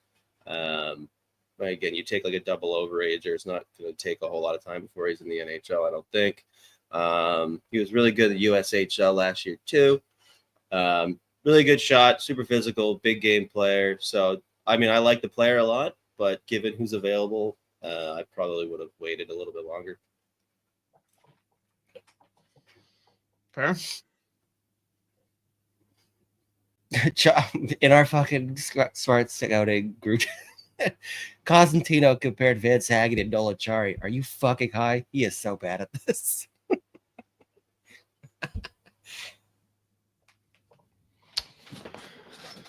Oh, man. Oh, we got after the Devils here, back-to-back Boston, Minnesota. With the guys that are left on the board, what do you think makes sense for both teams? Here we go. New Jersey's making their pick. Let's go. Praying for not Stockselius, right? If they take Stockselius. Which team needs Stockselius more, Boston or Minnesota? Conrad Fonderk. Another USNTDP kid. Offense didn't pop. He barely played this year. Had a big injury. He's got a ton of upside. We had him early on. He was a first rounder, but didn't play a ton of hockey this year. A ton of upside with him. Physical, power forward, but he's got a ton of skill. Here we go. All right, answer my question. Who needs Stockselius more? Boston or Minnesota? I mean, Boston probably. Boston just needs anyone that has any kind of top six upside. So. We'll break it down that, like, because it's both our teams back to back here. We got Boston and Minnesota. Give me like 5 names that you'd be happy with both teams taking. Is it as simple as looking at your top 5 list here, or do you think there's different, more unique fits that you'd be interested in exploring? I would actually be really intrigued if either one of these teams took East Wozniak. Just go for the home run, like super high ceiling, high upside pick. He's so fun to watch when he's on. Make the pick, Don. Make the pick. Give me a couple players that are realistic that you'd be kind of bummed if either team took.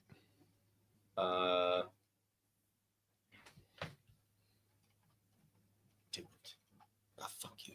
I'm gonna be disappointed.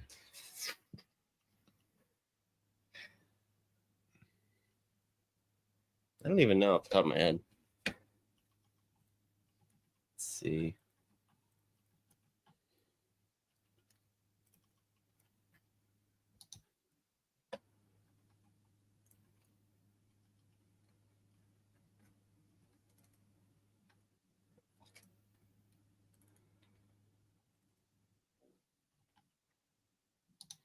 Westcott kind of hoping for Theo. Wait, how is Mrazek a future second and fourth for Gibson a thing when they literally told Edmonton they wanted 2 firsts? Like what happened? I don't know. What changed? The mood of the room. I have no idea. All right, Vendetta, I think probably echoes what you think here, Z, except do you want the Wild to take more? Or Boston, I guess. You haven't talked about him I'd be a lot. fine. I'd be fine with it. Fly Voracek wants Limatov.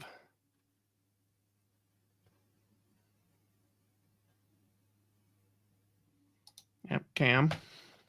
They do have to throw darts at center always. But the thing is, if one of those darts hits, they're just going to not pay them. They did it. I'm not shocked. That's a good pick at 51. Yeah? You actually feel that way? Even though you just kind of hesitantly, sheepishly said, I guess. My guys, Stock Celius, Limatov, but I mean, I put it more 40, so I think, either way, it's a good pick. He just had a really bad year. Sure. But there's upside there for sure. He can score goals. He can make plays. Boston's just taking all the guys from the program this year. They do that every year. They love the USHL. They love the program. Like, this is what they do. Way more off the board. Here we go. It's time. Ah! This is a franchise-altering decision.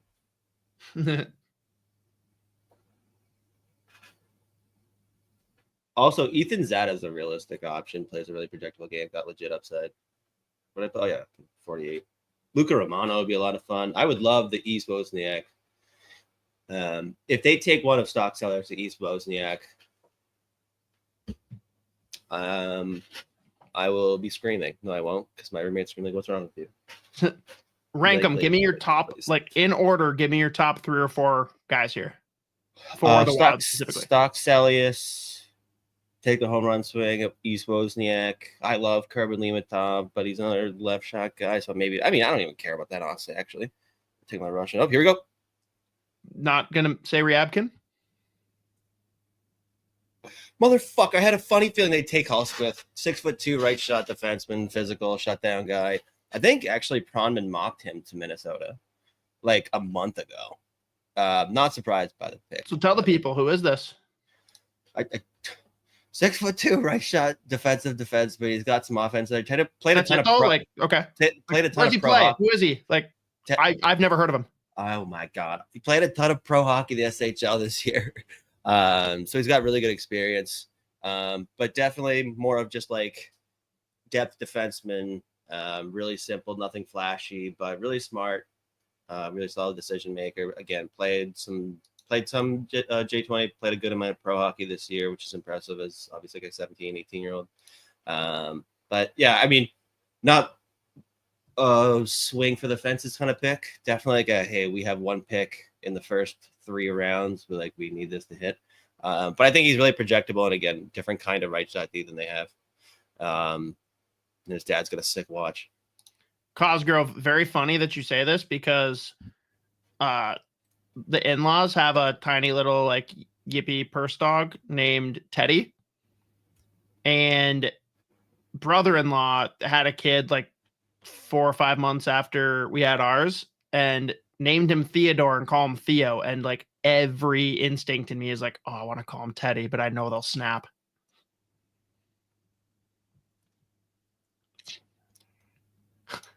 Cole, another defender we will box out of our decor. Nice. Hell yeah. Hell yeah. Gotta love that for the people. Damn it, I really wanted Stock Celius. I'm gonna punch a baby.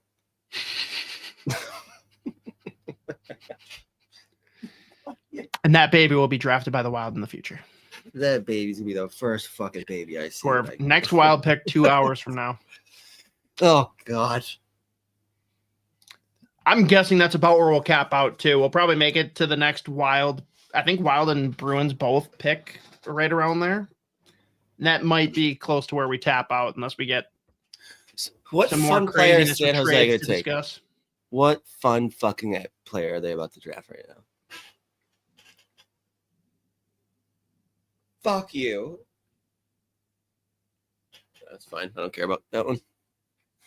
Cole McKinney. I think he's in one of my honorable mentions. Again, just another USN TDP. I think he's got legit upside. At one point, He is in your honorable mentions. Was looked at as a potential first rounder coming into the year. Again, just a bad year for the program, but 6 foot, heavy, plays a decent enough two-way game, flashes some high offensive upside at times. Obviously, actually, there you go. There's the highlight right there. He's got a ton of skill. More consistent would have been nice this year. I think he would have been in everyone's first round probably, but fun player. Just again, tough gauging the program kids this year. Yeah, with a team that has such a full cupboard like San Jose, is the move to take like complete upside picks, or do you almost start trying now to draft guys that fit more of the depth mold instead of going for upside skill? Oh man, Calgary Flames made quick action of it. Took draft son of Spoke Z. Very sorry. Find a baby to punch now. It could have been worse, right? Like there's worse teams he could have gone to. No. No. That was temper tantrum. No, fuck you. Fucking. Or no, Jackie Moon. No. No.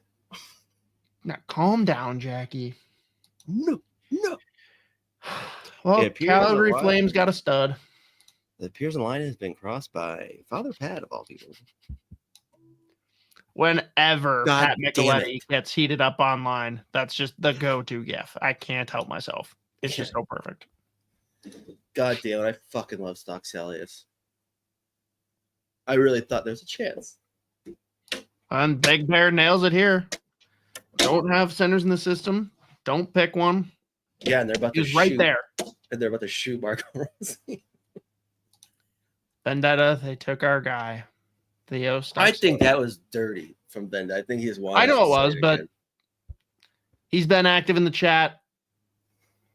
I'll give it to him. Vendetta, do you happen to be a baby? Because I'm going to punch you.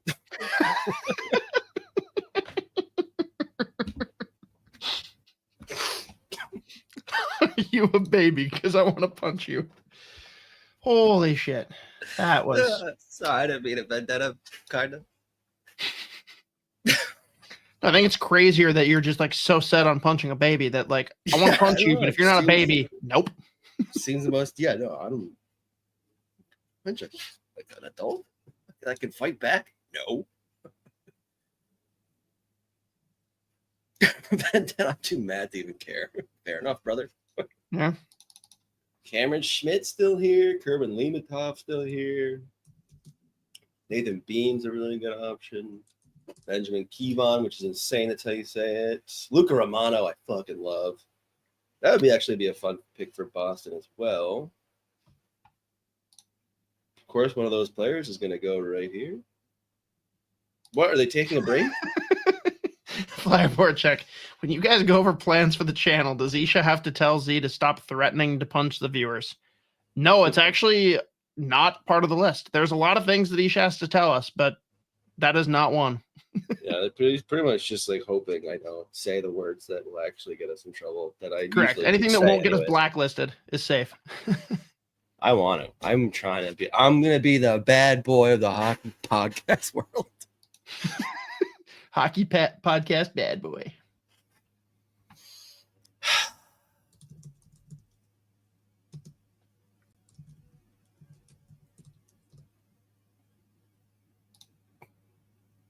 I almost just said something bad. I'm not going to say it. Fuck by this is unwarranted swerve. Are you a baby? I'm going to lose my mind. Hey, Big Bear, appreciate you stopping by. Did the Predators take a timeout? That's annoying as fuck. NYI Fisherman 13. Oh, my goodness. Whoever this Islanders fan is, I am beyond Oh. happy for you at how this draft has gone and depressed for myself. Do you happen to be a baby? All right, we're going to stop asking people if they're Just babies. gonna- I mean, Why what do you you want to do to the have this? baby is far better than what Daniel Tosh wants to do. So, Oh, the goat. oh my dude. God, this is great. See, Westcott nailed it. Someone on the Wild team probably said, "Take Theo." They picked the wrong Theo. And they picked the wrong video. That's gonna have to be a bad news Brian meme. Thank you, Nashville Westcott. really did take a timeout, didn't they? Because they're gonna make a trade or something. Tell you, Westcott, Good if you idea. make a bad news Brian meme and tag me on the Twitter X, I'll share it. I'd rather give you the credit than steal the credit, but if you don't do it shortly, I'll probably just steal the credit. And punch you. And if you Riley, not a single player in round 2 under 6 feet. Holy. holy hell. All right. Trade call's done. With you, Cosgrove. John with you. Gibson to Detroit for Peter Mrazek plus a second round pick in 2027 and a fourth round pick in 2026. Edmonton fans have to be freaking livid. Punching air. I hate that. Punching saying, by the way. babies. Yeah, they should. We're going to learn, like, they're going to launch something tomorrow that says, like, PSA, talk of punching small children will get Now- you banned from YouTube. It's in the CBA. By the way, it is a terrible saying though. Not the baby one. The punching air. There it is. Yeah, make the fucking trade, assholes. I mean, isn't punching air almost like fist pumping with excitement? Terrible. It's a little confusing. Trade alert. Who is the trade for?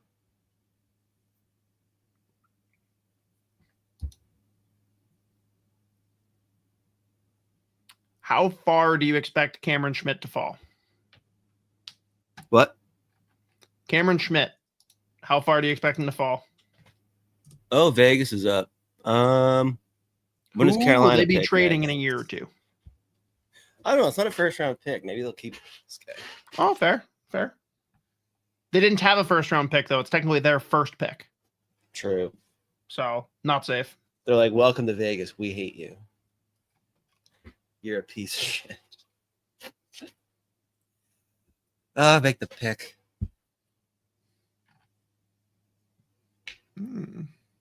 That would rule if Ryabkin went to Vegas.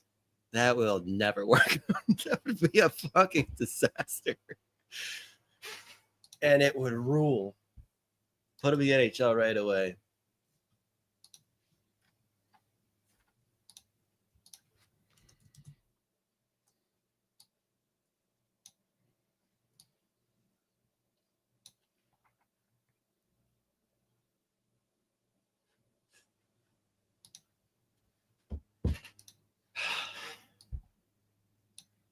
Make the pick, asshole. This is how are we not through the first round? This sucks. Kevin, we love the Mammoth.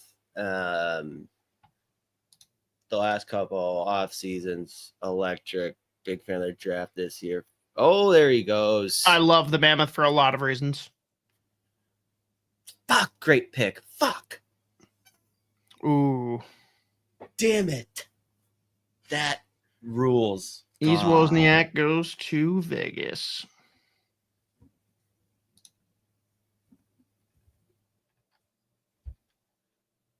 Man. Boomer bust type player for sure. I can't believe Sport Logic has him 87th in their defensive fucking percentile, but okay. Absolute cannon of a shot, one-timer wrist shot. Flashes on a playmaking. He's a ton of fun. Burrito Bill.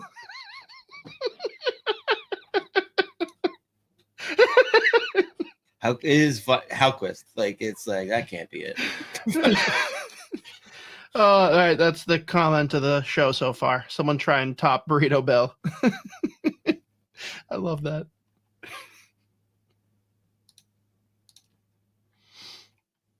Thank you, Kevin.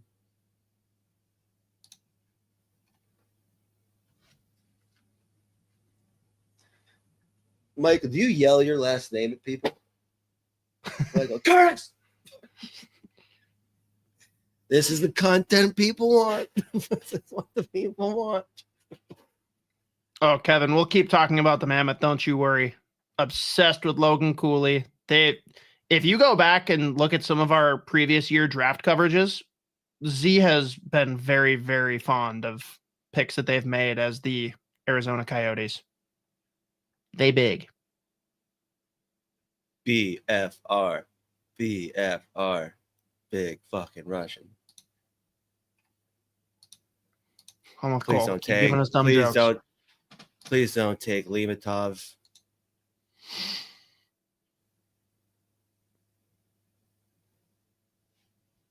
Oh, that's a nice. That's a really nice pick. Damn it. Fuck the Lightning. I weirdly still hate them more than I hate the Panthers. Is his nickname Rum? What? Yeah. Fuck. It's the only reason I was like kind of secretly hoping that Pittsburgh or Minnesota would take him. Yeah. Rum Chata. Wild, as it stands now, do not have a third Riley, but Z, do you think Blake Vanek is a possibility for the Wild in the fourth? What about Brooks Cullen? How about any former NHLers of Minnesota who have kids that are rock stars? I'm all about it. The Cullen bloodline would be great. I love Matt Cullen so much. Blake Vanek is a fucking animal. I think he's like 6'4", maybe. Can rip pucks. I mean, yeah, fuck, who cares, Take? I don't care.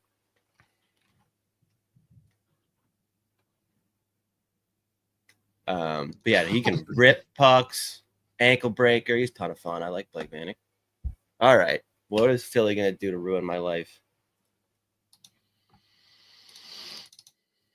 All right, Wozniak. Matthew Guard, that's a very Philadelphia pick.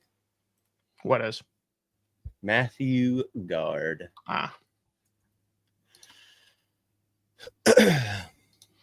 Yeah, Migraine, I'm with you that I'm very disappointed that, of course, it's a team in division for Pittsburgh that is looking really, really good with how they're restocking. Sickening, really. And aside from that weird move to get Nesbitt, like the Flyers have had a very solid draft.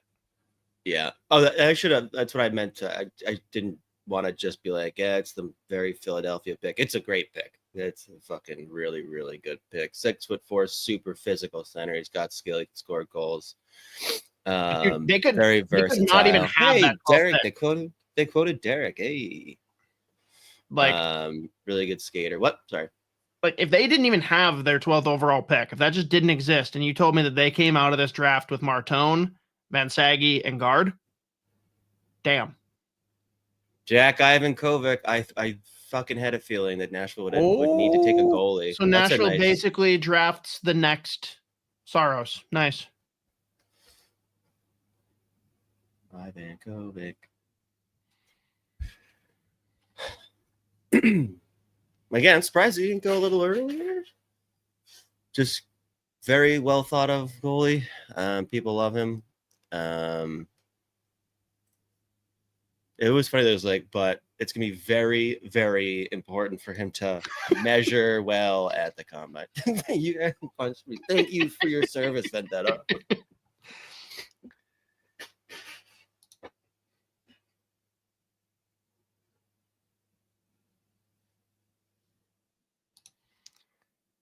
Z, do you know is Mason Kraft draft eligible? I feel like I don't know actually. What? Yeah, you know if Mason Kraft is a draft eligible? Yep. I think it's a February birthday. Where does he rank? Oh, Shahar, that's a nice pick. Wojtek. LJ Mooney's officially on Z's draft screen. Here we go. This is when things get fun.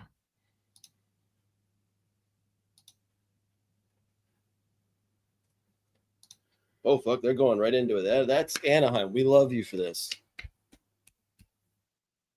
Don't take someone I like, you piece of shit. Don't go to Disneyland. World. Disney World? Disney. I don't care.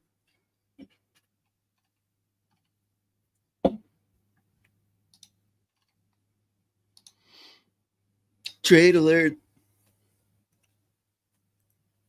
No, this guy gets sent to like a county fair. Who is Trade Alert? Anaheim just took Trade Alert. Nailed that joke. Nice, Don. No, Trey, Trey, Dallard. We are nailing this stream.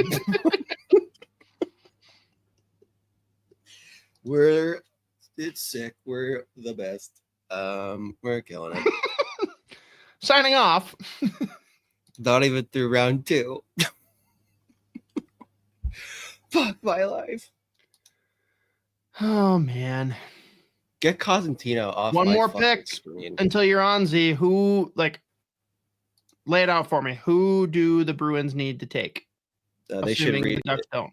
They should take James Hagens again. We're passing on this pick. We just want to show everyone that we did, in fact, take James Hagens. I would Go ahead, love. I would love either Romano, Nathan Beam, Limatov. Oh, there goes the Finn. I'm surprised he went in the second round. Lassie Boelius. Or Boelius. It's a good player. Lemony. Surprised that he went in the second round, but easily not even close. Like, there's not gonna be another Finn out of Finland for a while in this draft. Yeah, I like him though. Probably not in the second round, but I like him. Boelius.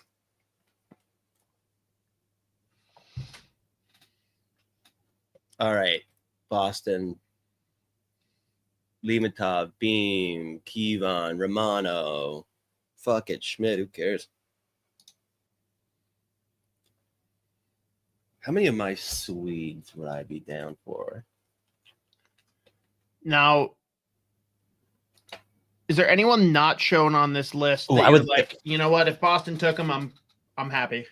Malte Voss, one of my fucking Swedes, big physical, Very Boston defenseman. He's got some playmaking ability. He's really fun.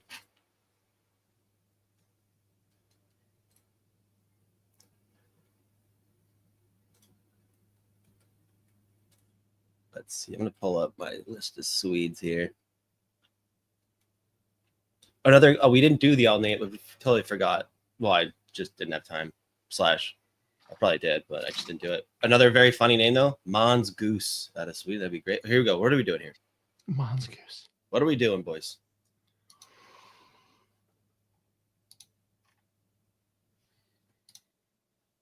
Oh, all right. They couldn't help themselves. You seem disappointed. Well, it's a Swede.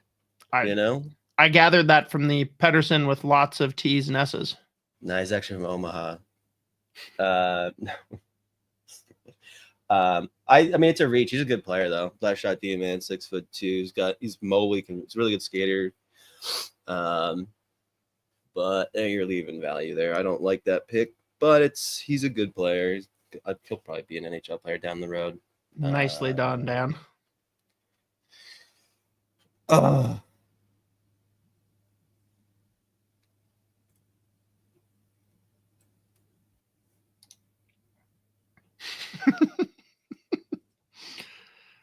Cole says that Boston is trading Liam Pedersen to Vancouver so they can complete the Infinity Gauntlet. They're gonna, yeah. Ivan Ryabkin. Let's go. That is just so fitting. That is a plus pick. All right, let me pull up the video. Let's fucking go. Ivan Ryabkin. Why is it terrible that Carolina got exactly who they would get? He is so goddamn good. He can score goals. He's got an insane set of hands. He is an absolute animal. Not the greatest decision maker, but I mean, he is so fun. Easily, by far, the highest ceiling available that was going to be taken after like 25, 30 this year. Maybe even earlier than that. Had a really insanely terrible start in Russia this season, very unexpected, and forced his way over to the USHL, which is pretty rare for like kids to be able to do that out of Russia, like to be able to leave and come in. Oh, Ben Kevon to New Jersey. That's a really nice pick. It's annoying that his name's there goes Kevon, two more of your top 50s. But Ryabkin's so fucking fun. He's definitely a boomer bust. He'll either be incredible or he will like get thrown out of the AHL. I don't even know. But you can play his forehand, play his backhand. He's a ton of fun. He rocks. Frolov got taken, right? Our Carolina guy at the Smart Scouting. No, he's a fatty and he's lazy. Just reply back, Hovanov. He's Hovanov. He's lazy.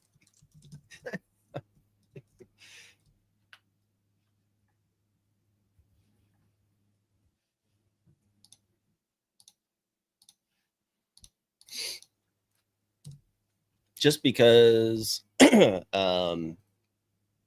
we are just nailing the stream and Ben Kevon just got taken. I'm annoyed it's Kevon. I had a friend in high school that I almost stopped being his friend because he tried to make everyone at school say that his name was Benjamin and not Benjamin. It was like really aggressive about it. I was like, we can't hang out anymore. And that's my story about Benjamins that say their name weird.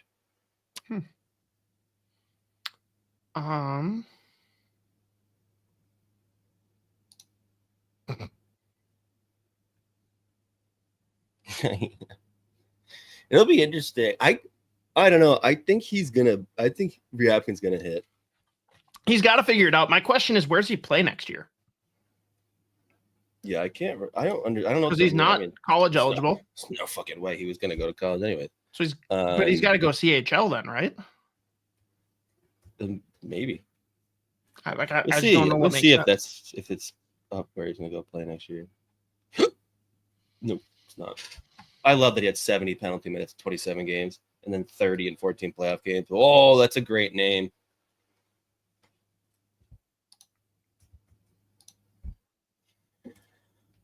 We have a fucking Norwegian off the board.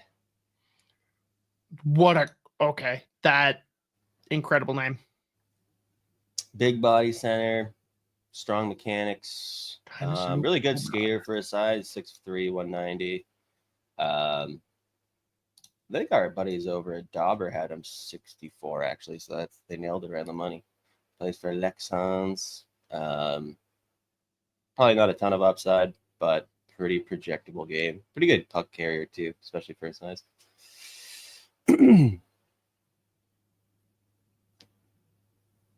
It's fucking crazy. There's another scouting outlet, FC Hockey, and they'll rank like what? How many players do they actually end up ranking? It's fucking crazy because the kid the fucking Leafs just drafted, they have him. I just had to pull up the elite prospects page to see where people had him going. Fucking FC Hockey had him ranked 286. Like, how many prospects are you scouting, dude?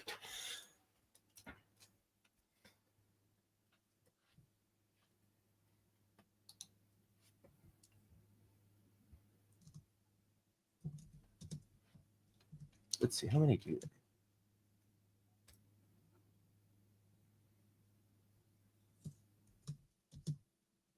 they? Ooh. Kieran Durbin. That sounds like the most like rural southern like hick, like Kieran Durbin. Kieran Durbin. He took our jobs, Kieran Durbin. Sorry. Terrible. Also, I didn't pull it up before. I got to bring it again, even though I didn't update the graphic with his stuff because I refused to accept that he's with Philly. I'm going to give you one more try. Who does this look like? I need to know if I'm crazy or not for like immediately seeing it. You know who he looks like to me is what's his name from God damn it. What's that show? No, fuck. Criminal Minds. I'm not gonna get that, but he looks probably. like Thomas Gibson. I see Brian Boyle. Oh yeah, yep, I can see that.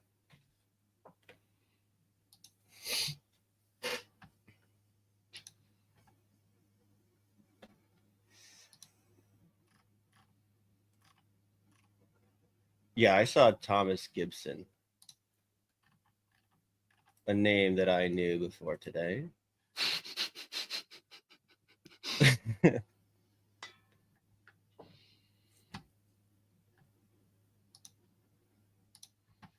Correct, Mateo. What? Don't try to get back to my fucking good books though. That'd be a fun bit if I just hate Mateo. Aggressively hate him. Good bit for me. Good I think bit. it could play. Nathan Bean, that's a fucking phenomenal pick at 66. Damn it. Of course, Chicago. Ooh, number 41 off the board. Nathan Bean. Cam and we're down to your last honorable mention now, Z. So once a couple more names go, I'm going to need you to start throwing names out that you still like. Yes, sir. Yeah, that's right.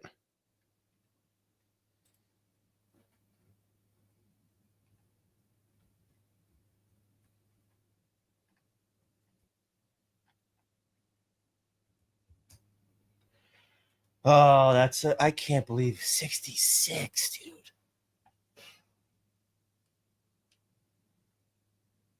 Maybe it's his hair that pissed people off.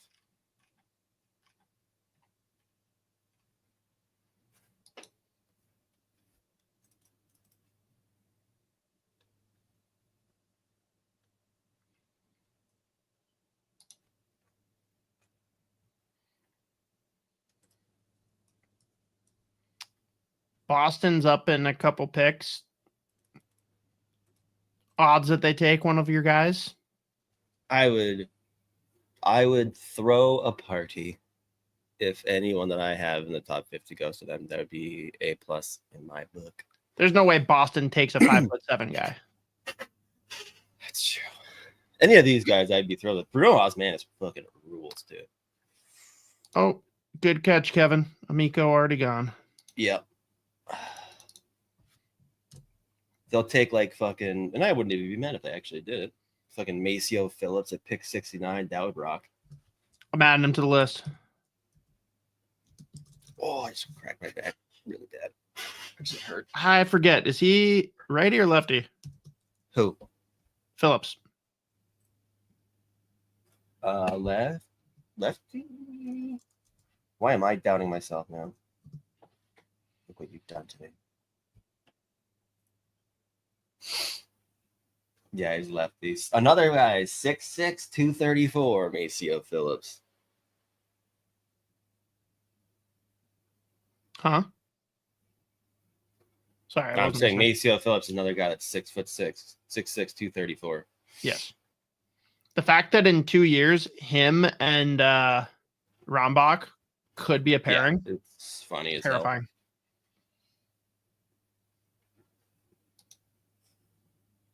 Is this the, oh yeah, this is the Jordan Spence trade?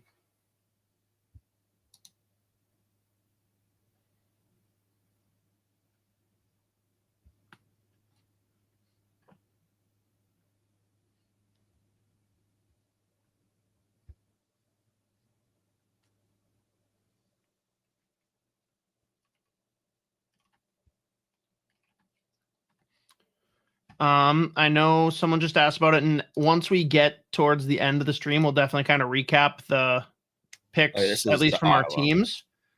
But to touch on it here quick for, where did I put it? Oh no, I thought I bookmarked it. Did I not? Oh yeah, here it is. Jamie Wood, sorry, just joined in. Could you recap Hallquist? God damn it. Now I'm just thinking it's Mike Tyson. Joe Smith posted about 12 minutes ago. Wild second round pick Theodore Hallquist. God damn it. Said he's looked up to Jonas Brodin, likes to play like him. He takes pride in his hockey sense too. Got to talk to Minnesota during the combine. Adds to number of D prospects in the team system, which I think that last comment is why a lot of fans are probably scratching their head or upset. Is it realistic to think that he could be a Jonas Brodin light, or is that a little bit too high of expectations? Yeah, it's probably too high. He's not even really close to the same level of skating. Yeah, but he's that really is what separates him, right? The skating. Yeah, skating. I mean, yeah, but I mean, he's big. He's got size, right shot D, puck, really good puck mover. Like, he's another one of those guys that, like, his offensive value comes from his, like, just like activating. He's got a good shot too, but I mean, he doesn't really get involved like in zone offense. But he's just really good in transition, despite having a bit of a lack of foot speed. But plays a pretty projectable game, like really defensively sound. So it's another player that you probably like long term are gonna like. It's just if you have one pick in round 2, I'm taking the home run swing on someone. Oh, this is something that I thought but hadn't said yet. But Kevin, now completely with you here. This would be pretty sick. Utah getting Mooney would be very cool. Yeah, that'd be fun. I would be all for it. And also, sorry, Jamie, I'll never put context in my tweets. It's way funnier. Yeah, it's never gonna happen. No, it's way funnier just to be like, what is wrong with you? I randomly, as I was walking over the bar last night, I was like, hey, at NHL, fuck you. Some guy just goes, that's strong language. I was like, oh yeah, fuck you too, John. He You're a bitch too. He goes, Merry Christmas. And I said, I love you. And that was about as cordial as we're going to get. Carolina on the clock.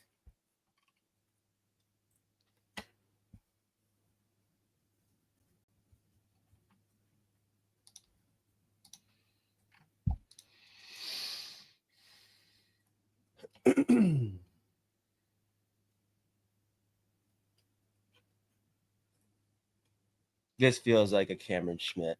Crazy move by Joe Smith to post that Scott Wheeler had wild pick Theodore Hallquist at 85 in his top 100. Like, he's basically begging for interaction because people are going to freak out.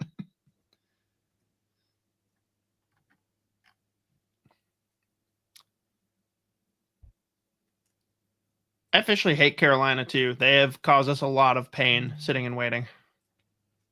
Yeah. Thus far in the draft. Screw them. Screw that. Yeah. Screw them. Sorry, guys. I was reading something. We couldn't just keep the fucking train rolling of constant, sick, funny ass jokes. We're just killing it. This does feel like the most Cameron Schmidt possible draft pick. Or like selection time. Yeah, Bill's on it. Team.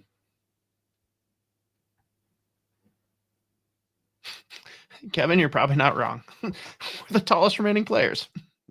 That's they literally just put all of the players like info into a spreadsheet and they just did sort by height, and that's just their list that they're going down. I can tell you in a second.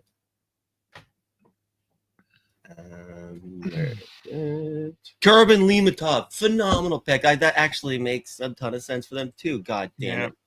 God, there goes 31 on Z's big board at 67 to the Carolina Hurricanes, which again, every year it feels like the guys that you have in the like 20 to 40 range, half of them end up with Carolina. Yeah. Oh man. Give me another fun name, just a player that you enjoyed scouting this year. Doesn't have to be a quote unquote honorable mention. Like, I'll even draw a line under Osmanis and kind of start a newer list. Sorry, real quick though. There are 2 goaltenders that are 6'8" in this draft. 6'8"? Yeah. And then are they good? I don't think so. Like, are they even going to be drafted? Is the real question. Poppy, what are you? It's tall. Okay. Will Reynolds. Both of those goalies might get taken though, like in the 6th or 7th round, to be honest with you. Maceo Phillips is the 2nd heaviest available. And then there's this. Okay, what are the good Bruins going to do to me now? What is going to happen to me? It feels like they're going to end up with like Charlie Trethaway or something.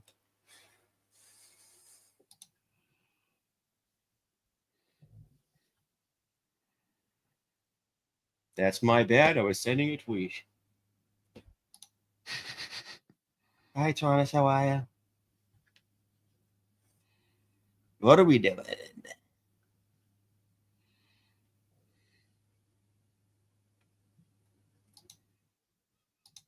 There's also a defenseman, Carl Otto Magnuson, who's probably going to go late in the draft. He's 6'7", 223. Great name. Yeah. Let's see. Who's the lightest player in this draft?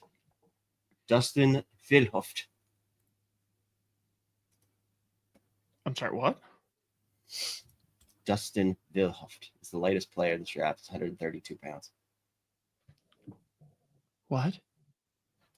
132? He's basically just... Is that legal? He has to wear a weighted vest. Vendetta wants to know, Z, there's no way Borikov drops to us, right? I'm lagging. Hold on. Huh? Nope. Actually, I still can't hear you. Just read. Yeah, no, it's blurry. Hold on.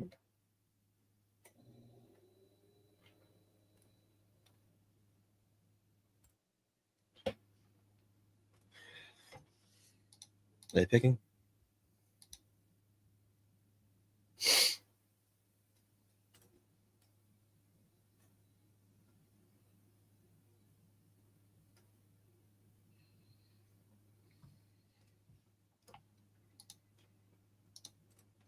Oh, there we go. I'm back. Woo! So again, Borikov. If he gets drafted. Like more like Borifil. There's a dude, Yegor Borikov. I think he was like eligible a couple of years ago. Yeah, I don't know. I was not familiar with the name. That's why I just kind of left it I was unfamiliar with your game. Oh. Are the Bruins trading this pick or something?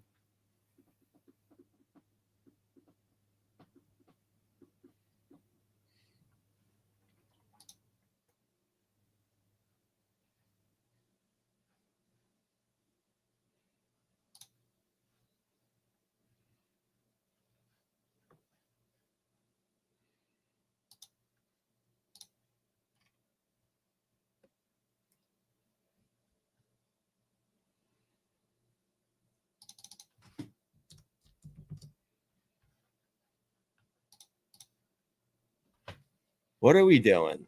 Or is this a trade?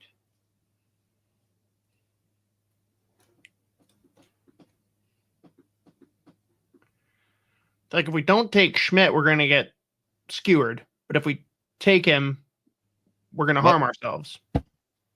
Yeah, I mean, it's fine. Oh, pressure.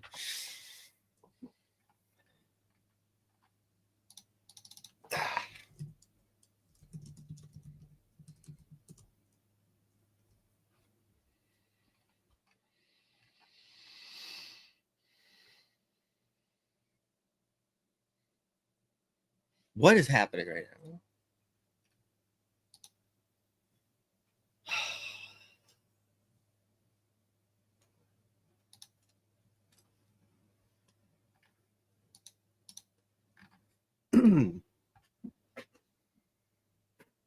Better than Mateo. Bitch. I'm gonna bully him. Boom. Roasted. Fucking asshole. I'm losing my mind. Oh no. Praying for you, Cole. Yeah, I think everyone does. Oh, what up? Coming over from Isha's stream. Bad guy Isha. That's How's what the they call wrestling? him. I like the name here. The tank engine just being the last name. That's pretty good. Thank you, Cosgrove.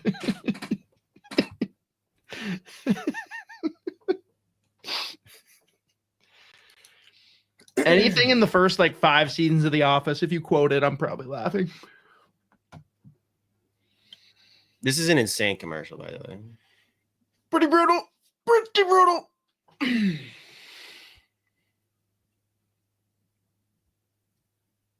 Boston trading into 69 for Montreal. That's why I was like, why are they picking at 69? Pretty disappointing to not use 69, but teach your own.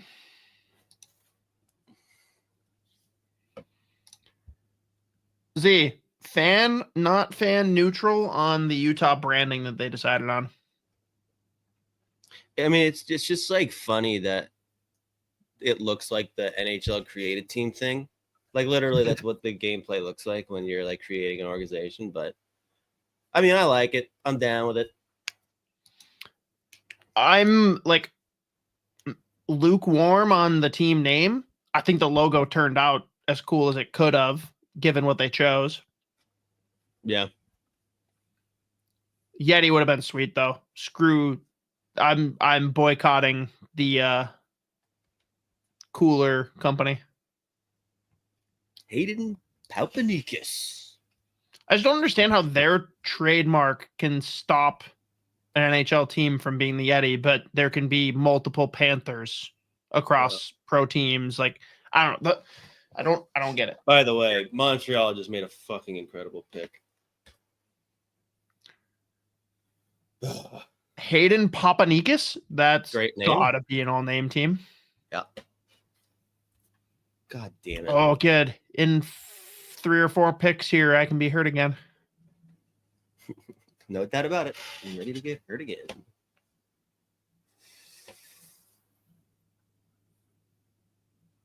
Papanikis. Yeah, there it is. 6'5", 190 something pounds. Good point by Cole. Skill.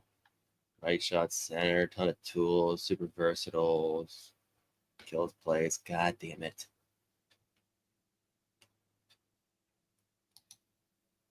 Sean Barnhill to the New York Rangers. A nice little pick. Oh, all right. Here it is. Who is the player that Pittsburgh should take that the New York Islanders will ultimately take when Pittsburgh doesn't? Do we get one of the midgets in Schmidt or Mooney? Is Romano your guy? Romano's my guy. Definitely would have been Team Italy. Luca Romano. By the way, Sean Barnhill rules. Another giant defenseman. Right shot. 6'5", 214-pound right shot D-man. Actually, he's not going to be leaned on for offense, but he can pound a puck. But really solid defender, really good skater, especially for a guy that's as big as he is. Really good on the rush. He's a good player. It's a nice pick. Buffalo. They're going to take both of the 6'8" goaltenders here. Just so people stop talking shit. Everyone's like, they're so bad. You can take both of them with 1 pick. We're cool. But is Dubas going to be too afraid to take Cam Schmidt? No, clearly Dubas isn't or afraid Adam to do Banach. anything. Adam Banach is sitting there too. That's another great player who's only knocked on because he's not big. I wonder if there's a team that'll take a flyer on him before like 90. I mean, I understand the concerns with their size, but both Banach and Schmidt still being available at pick number 71 is insane. I mean, Banach wasn't even in your honorable mentions. Yeah, I probably would have put him.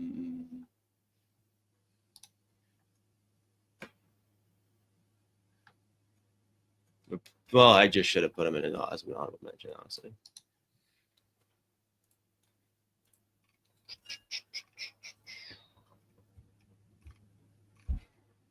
All right, we're overdue for a poll. Let's see how mad people are about the pick. Don't give them post a poll that only has positive options. All right, you tell me what options you want. Let's talk through this. Greatest pick of all time. Give him a 4x4 immediately with a no move. Oh yes.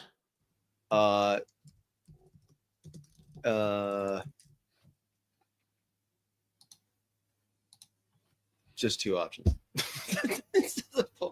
You have to pick one. How tall is he again? 6'2".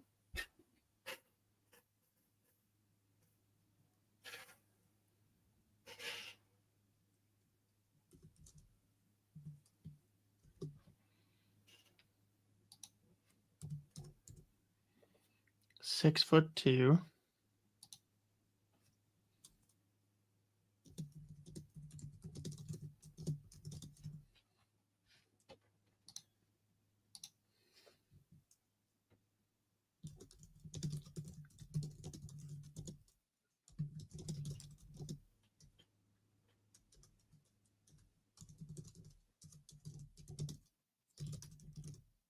Oh yeah. All right, got it.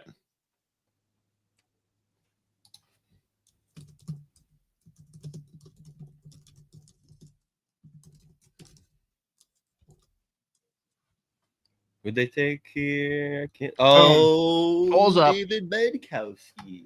All right, Z, thoughts on Theodore Hallquist selection? Oh, I should have thrown something in about Mike Tyson. That's my miss. Options are greatest pick of all time. Confirmed. Give him a 4x4 NMC immediately.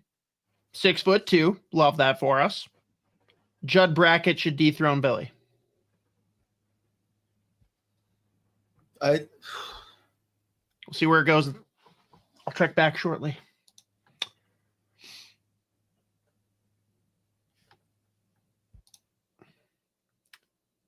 So we know that Schmidt's falling because of size. Luke Romano. No, same deal. Yeah, maybe a size thing. I mean, he's 5'10" center, but I mean, I think I thought he was pretty consensus that he'd go somewhere 40s or 50s, but I don't know. I mean, I just love the tools, like the skating, the playmaking, the creativity. Plays a solid two-way game. It's not the most physical, but it's not like he gets like crushed off the puck. We got to make the hats. See, I'm on it. That's gonna happen by the time the season starts. Maybe. There's a company that I'm looking at to do hats through, and because like everyone's into those corduroy hats, and they have like pretty solid ones.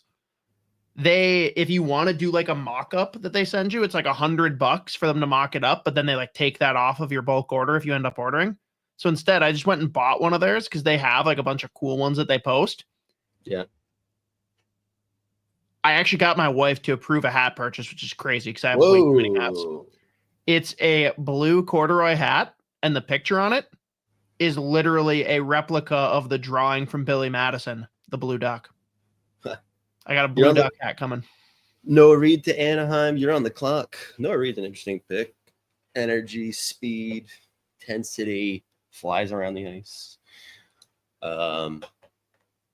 Physicality. But interesting pick. Again, leaving an insane amount of upside on the table with Cameron Schmidt.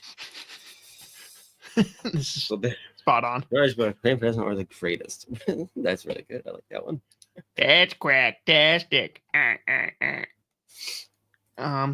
I tell you about what I did with Logan when we brought him home from the hospital?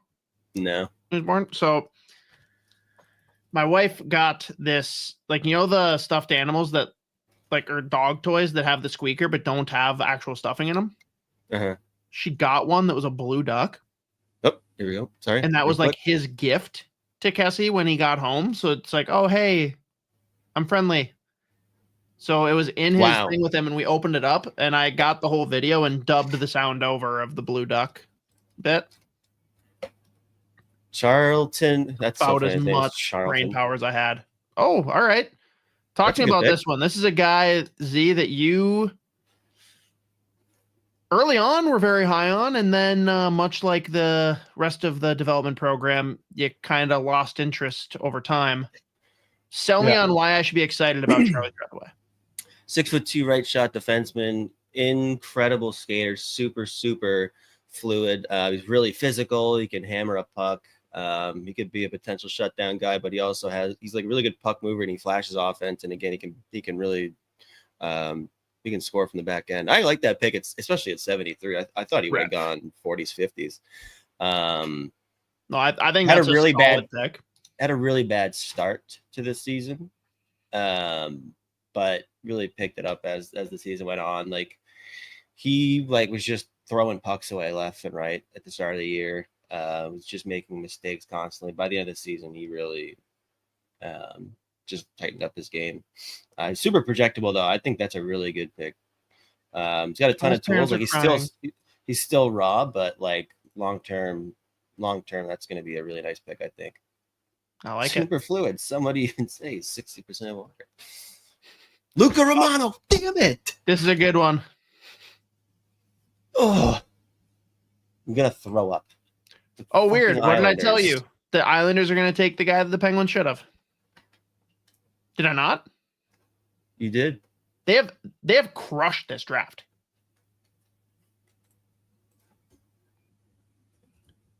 Like, have the Islanders made a single pick that you second guess? I have to pull up. I already forget like what this team's done. Yeah, like it's obvious to say when you get the first overall pick, but like remove that from the equation, and I'm still probably arguing the Isles have the best draft class. It's insane. Them, and I'm gonna puke in my mouth, and it's crazy after the Nesbitt debacle, but like, dude, Philly's kind of in that discussion. Yeah, no, they made again the Nesbitt one was weird to trade, but again, the fact that they moved it that far means there were several teams that was going to take him in the teens, but. All right, Schaefer, EKLUND, Aitchison, and then they went. Oh yeah, Simon Wong. Oh wait, no, that's the wrong. I was gonna say they did not take him. Why? NHL.com is so fucking stupid. Agreed. Oh yeah, Prokhorov in round 2. Bit of a reach, but I get it. I'll be right back. I'm gonna piss. Sounds good. Who's Detroit gonna take here?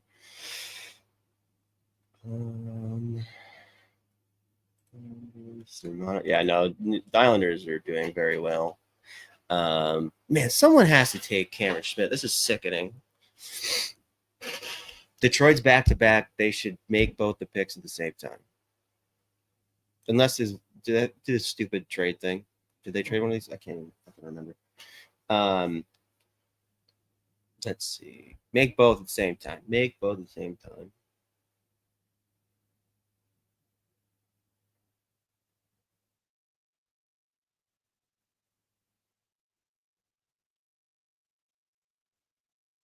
Michael Prodley. We go goaltender again?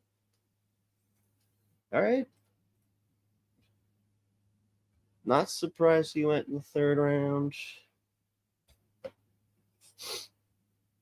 6'4", catches left.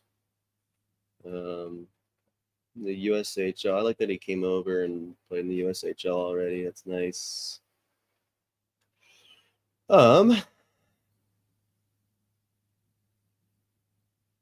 Really good mover, super smooth.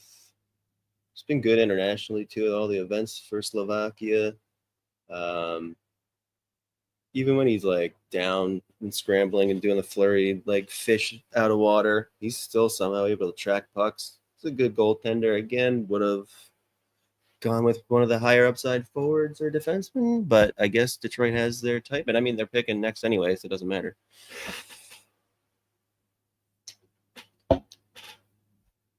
Interesting, though. It's actually realistically, if you're taking a goalie, that's not a bad pick at 75. I think Bobby Mack had him somewhere in the 70s.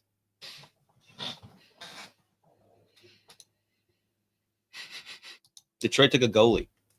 Yeah. What a...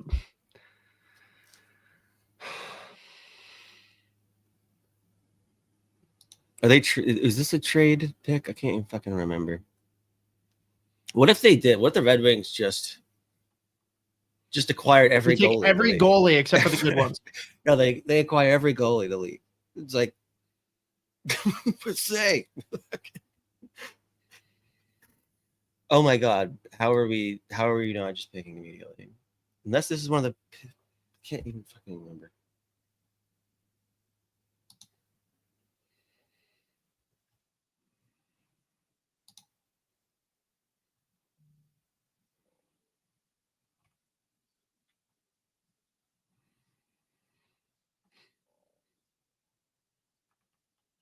Is this a trade?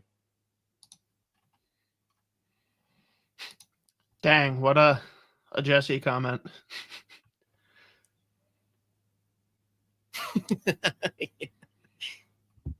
Yeah, that was a good pick. He also has a higher likelihood of hitting than Romano. I just fucking love Romano. Yeah. I'm putting a different switch.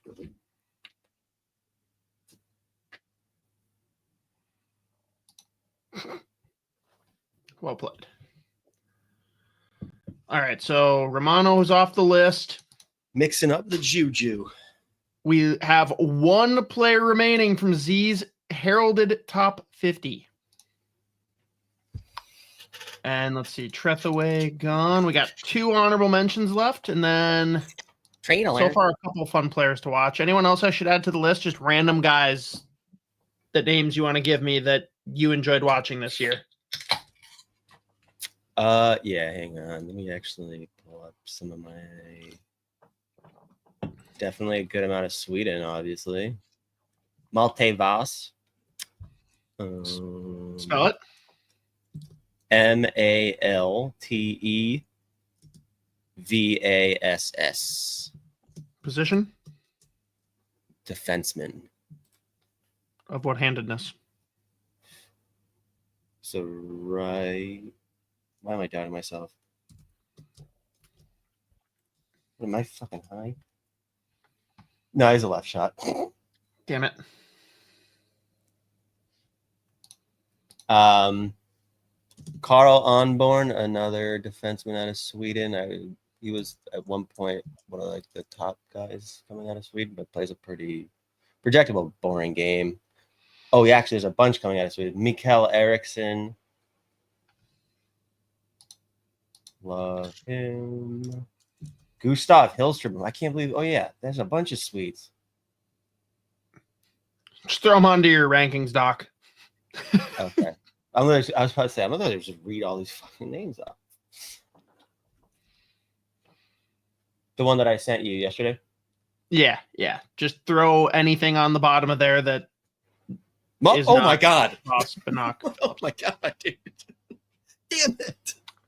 Oh, there goes one. That's so funny. God damn it. All right. Yep. We're in desperate need. Damn it, dude. What the hell? I can't believe he immediately went. It's so funny. God, that's a nice pick. I love Maltevas. It's a fun name.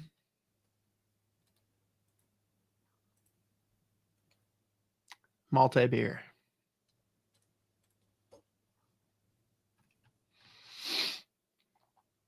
Boston's up in a couple picks. Tell me about Bruno. I don't know much about him.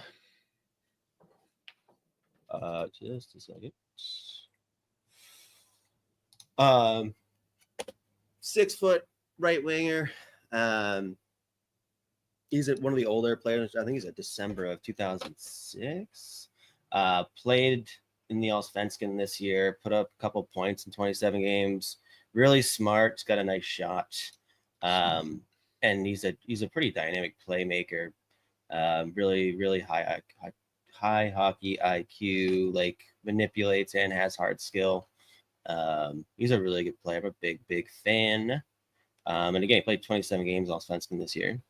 Put up, how many points did he put up? 7 points. That's actually impressive for someone going over there and playing their draft year, outside of like Frondell and Eklund, who light it up. But Bruno Osmanis, I think most people had him anywhere 50s, 60s. Oh, hell yeah. Great name.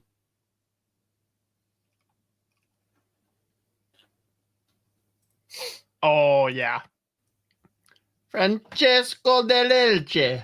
I think last year he did not. I think he's an overager. Yeah, he and I had the same birthday. I believe it.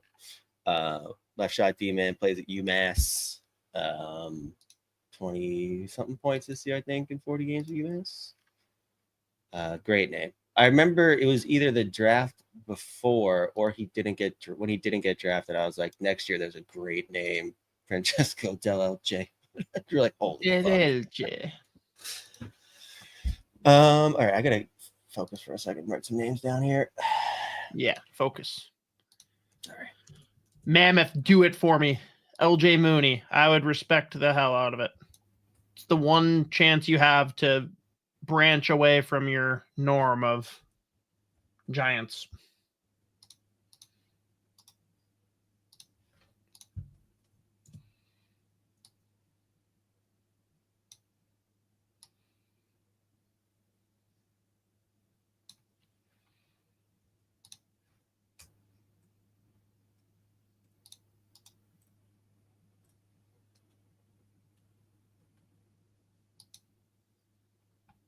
Stephen Hoch.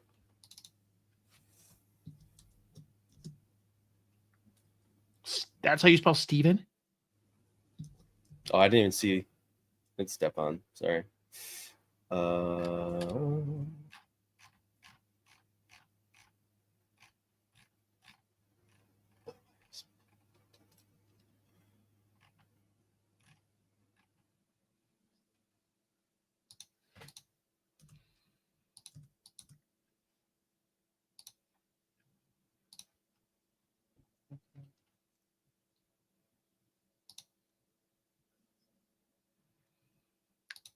Pretty sure one of the colons is in it. I just lose track of them. There's so many. What are we doing here, Don? All right, he's not going to take a midget. What do you want him to do? Is this a Maceo Phillips pick? Probably. I'm still give me positions if you can too for these names. Oh yeah. I think either way the Bruins have to just take home run swings here. So yeah. Cameron Schmidt would be obviously the pick for me. Who else?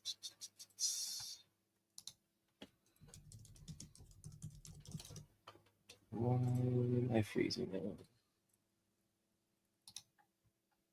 Cooper Simpson. Did not do that. Did not do they did not do the thing. What's a Cooper Simpson?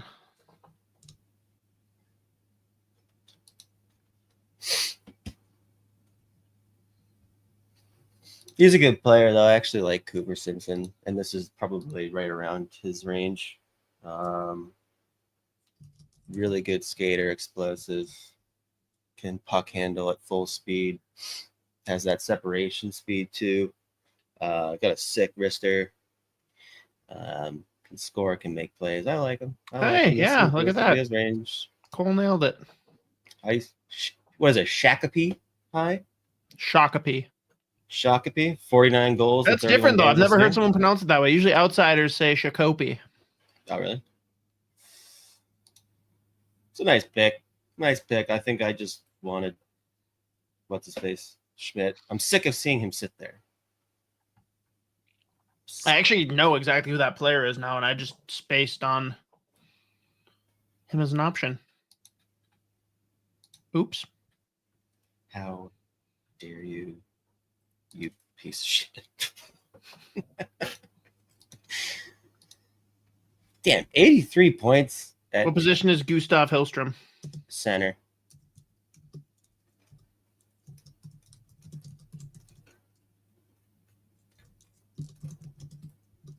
Oh, sorry, I'll do it now.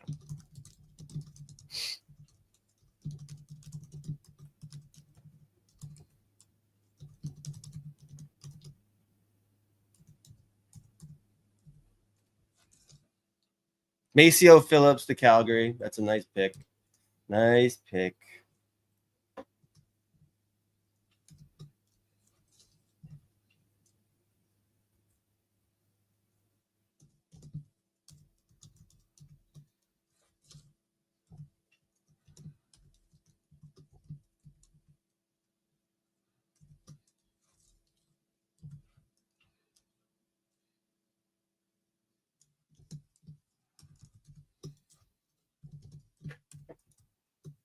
Yeah, obviously Maceo Phillips not going to give you a ton of points. Oh, they've been Montreal went right ahead and took Bryce Pickford. But yeah, Maceo God Phillips, bless super Montreal. athlete, super athlete. It's gonna be great at Minnesota.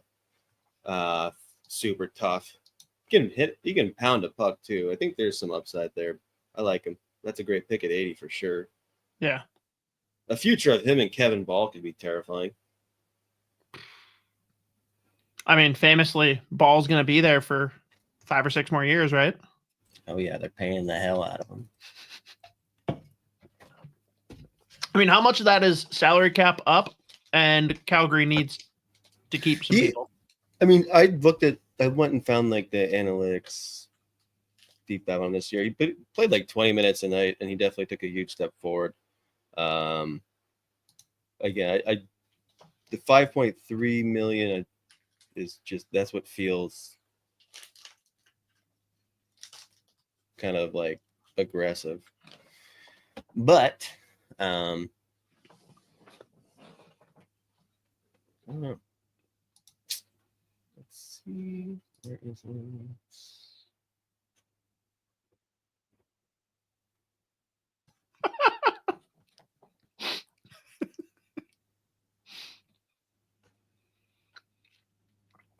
Care to reply? Huh? Yeah, if I don't, like, I just say nothing. So I'm gonna start doing every pick. Oh, yeah, that's pick of the draft. Tommy Lafreniere, pick of the draft. Welcome to the draft, Edmonton. Pittsburgh. Watch them go Schmidt Mooney. Midget Mafia. That would be electric. Back to back. Then they can work together and form one mega person. Give the people what they want and need. Except they'd really just be one person. But yeah. Did we already put? I haven't even looked. I should look at it real quick. I'm still sad I never got to see the Addison Middleton fun. Mega person could have been great.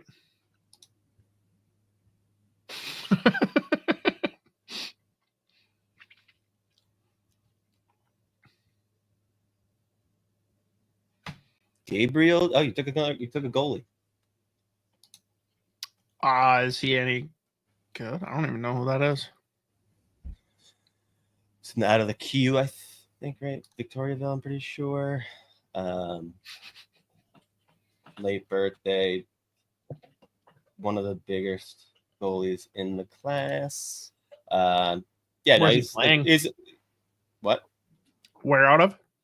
Victoriaville, the QMJHL. Yeah, there are plenty of people that like him. Honestly, is the Q weirdly the one spot where, like, I know they get shit on for their skaters, but with there being zero defense, being a goalie in the Q is probably a boost, right? Yeah, maybe. There's a question. What's the best league for a goalie? Like, generally speaking, if you have a goalie prospect and you can drop them into any league, which one do you want them in? Like, is college better or worse? Is CHL better or worse? Sweden, like, I'd probably say like either USHL or college, honestly. Like, okay, just the most replicable style to the NHL, probably. I think it's. I've never really thought about it. to be honest with you. But I feel like I hadn't until I just asked. And especially like how many games you play like in juniors, like the CHL. I feel like USHL and like NCAA is just like probably you don't really want them playing like 3 times a week. Yeah. Which I mean, like, God damn it, the kid that Wild drafted last year. I mean, that was a fucking insanely terrible Red Deer team, and he played almost every single game. He played like 12 games in a row at one point. Now he's like facing like 40 shots a night.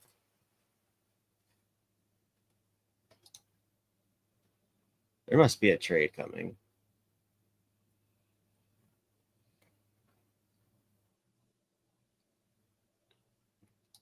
I mean, you know, if Kyle Dubas has a draft pick, he's doing everything in his power to trade it.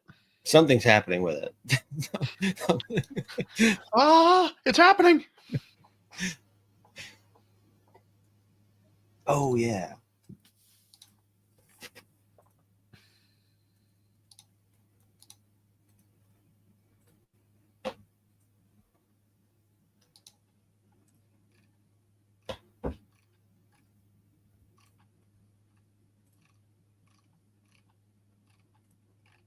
I'm putting more names in there, by the way. Sweet. Appreciate it.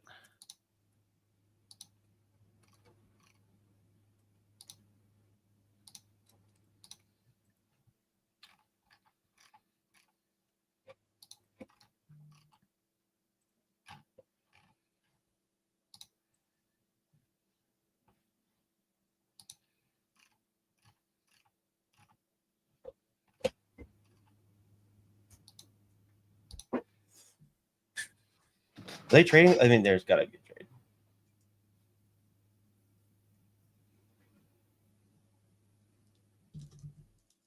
I just realized I was legitimately basically forehead to camera. That probably looked insane.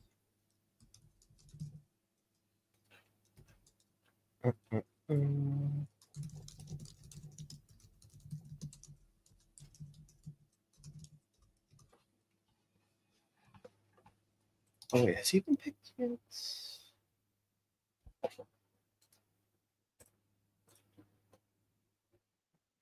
Vegas on the clock.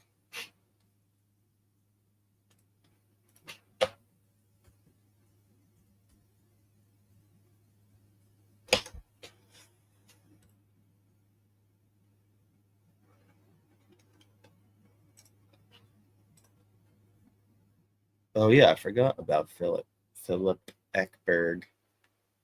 I'm gonna put that on the list too.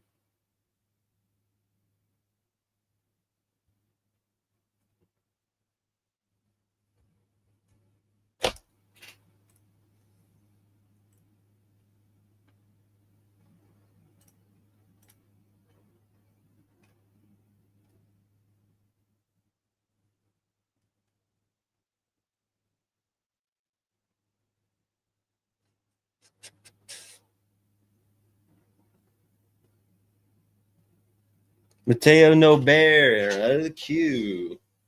He's a good player. Again, Cameron Schmidt is just sitting here.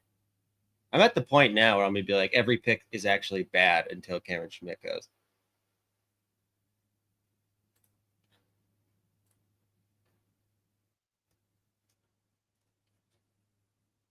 Oh yeah, I forgot. Fucking, he's still available.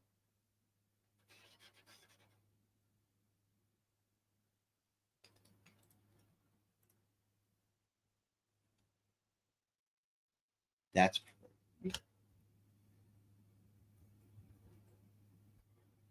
once I focus again, I'll start talking about these picks. I'm just in so.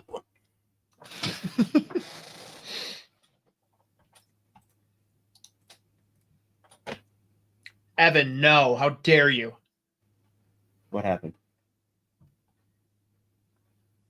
I'm sarcastically fighting him when he says Dubas sucks. He said it. I didn't. I would never say such a thing. Here's another great name, Cash Koch.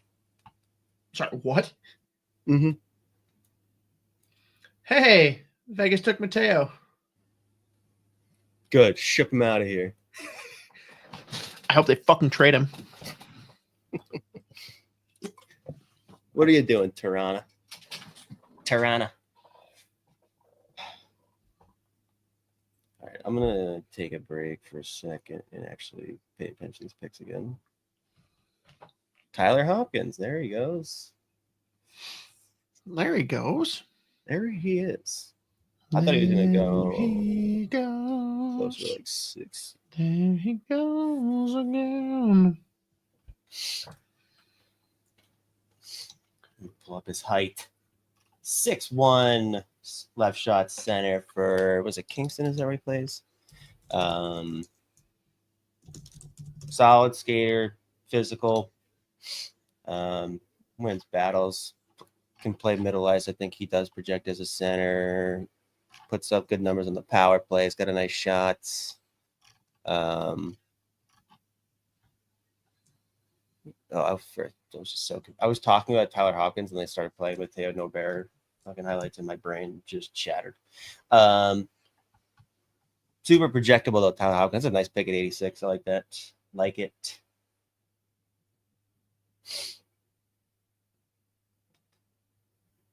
Carolina, do the thing. Roman Bausov, fucking big ass Russian.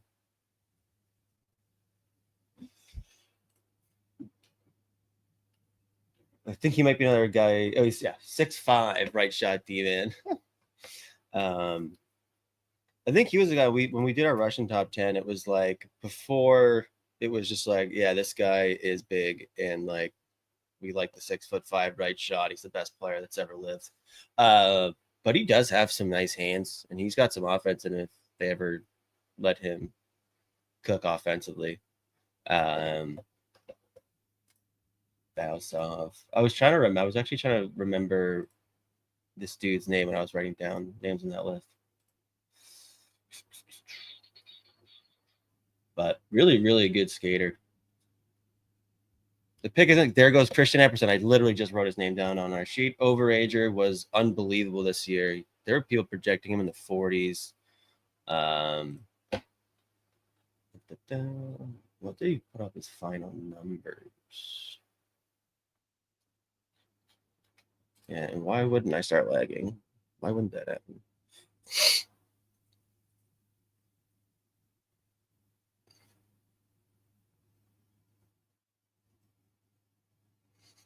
I was gonna put him in my the honorable mention for the top 50. Christian Epperson head to Denver, great spot for him too. But I just shied away from. I think I basically didn't put any overagers in that top 50 or audible mentions. But Epperson was like really projected to go early 40s, I think.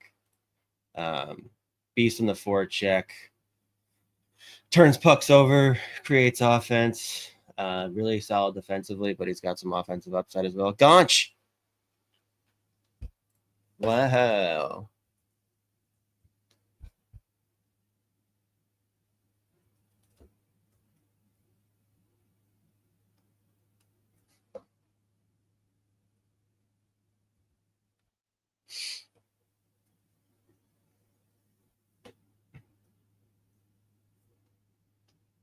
Why did they spell his first name differently on the pick tracker and on the screen? I don't know.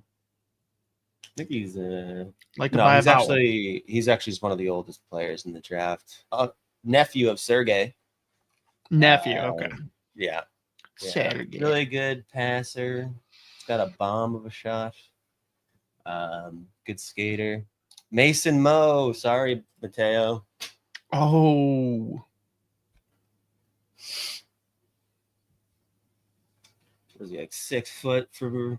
He played a lot on the same line as Riker Lee, which is maybe that's why Mateo liked him a lot. Eden Prairie boy. EP. Another gopher. I think he played a couple games with the U.S. national team this year, and then just went over and played for Madison USHL. Just under a point per game, was really fucking good in the playoffs. Just high activity, physical, really smart, two-way game. I like him a lot. I like that pick. There's the bit. Nice. All right. Is this Pittsburgh again, or did they trade that pick? I can't remember. I mean, it must be theirs. Pay attention, God.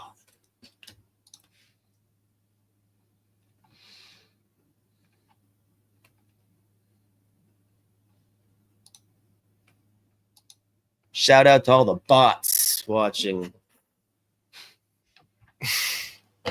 Fuck you, Elon. We got a good amount of real. Yeah. Just got 2 more. Fuck yeah.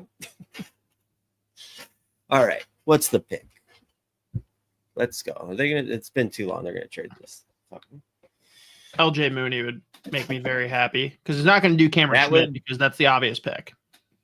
Yeah. I can't believe he's going to go in the hundreds potentially. That's insane. Right. Who else is sitting here? Let's pull up this list. Oh, Brady Peddle.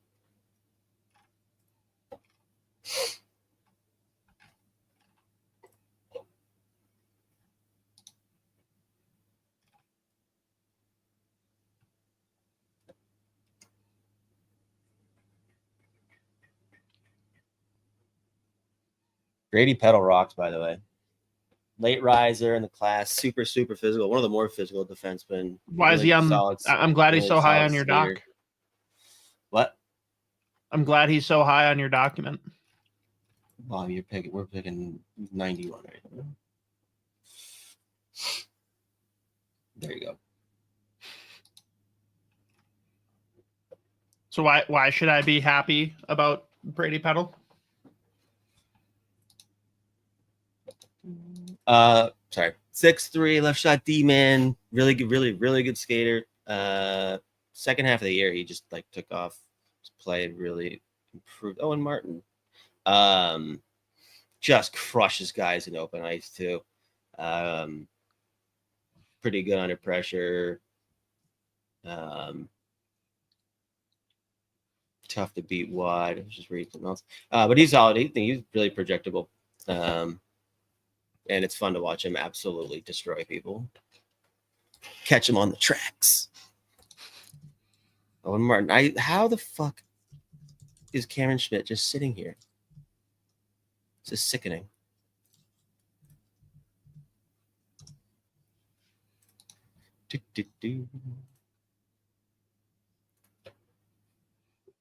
He's going 95.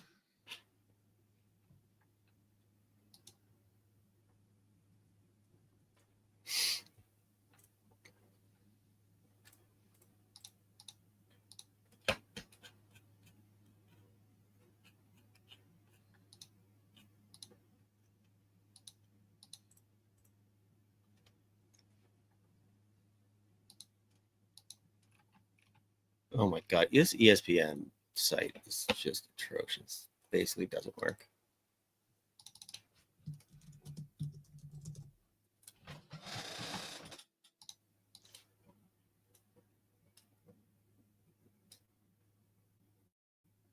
I hope. Yeah, I know. I was hoping it would stop working, actually. I'm pretty pumped about this fucking ESPN Plus sucking ass. There we go.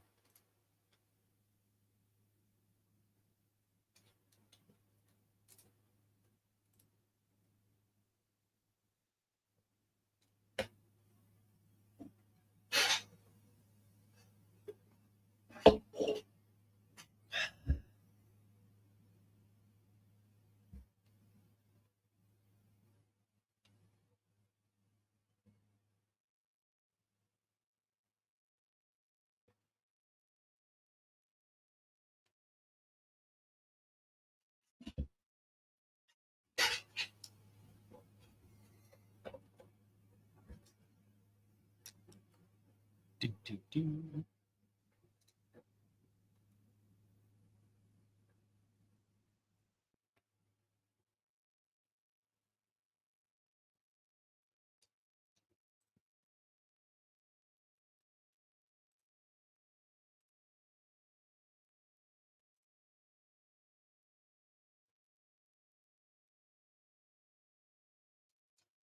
to Moscow Hurricanes. Dynamo Carolina. So Bill wants to know, Z, what's the Schmidt comp for small guys that dropped? Seems crazy. We are approaching 100 and he's still there. I mean, as far as like just small players that drop because of the size, not necessarily the playing style. I think it was last year. Was it Jaden Perron ended up going like? How late did he fall?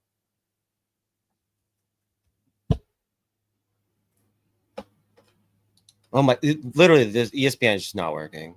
What a stupid product.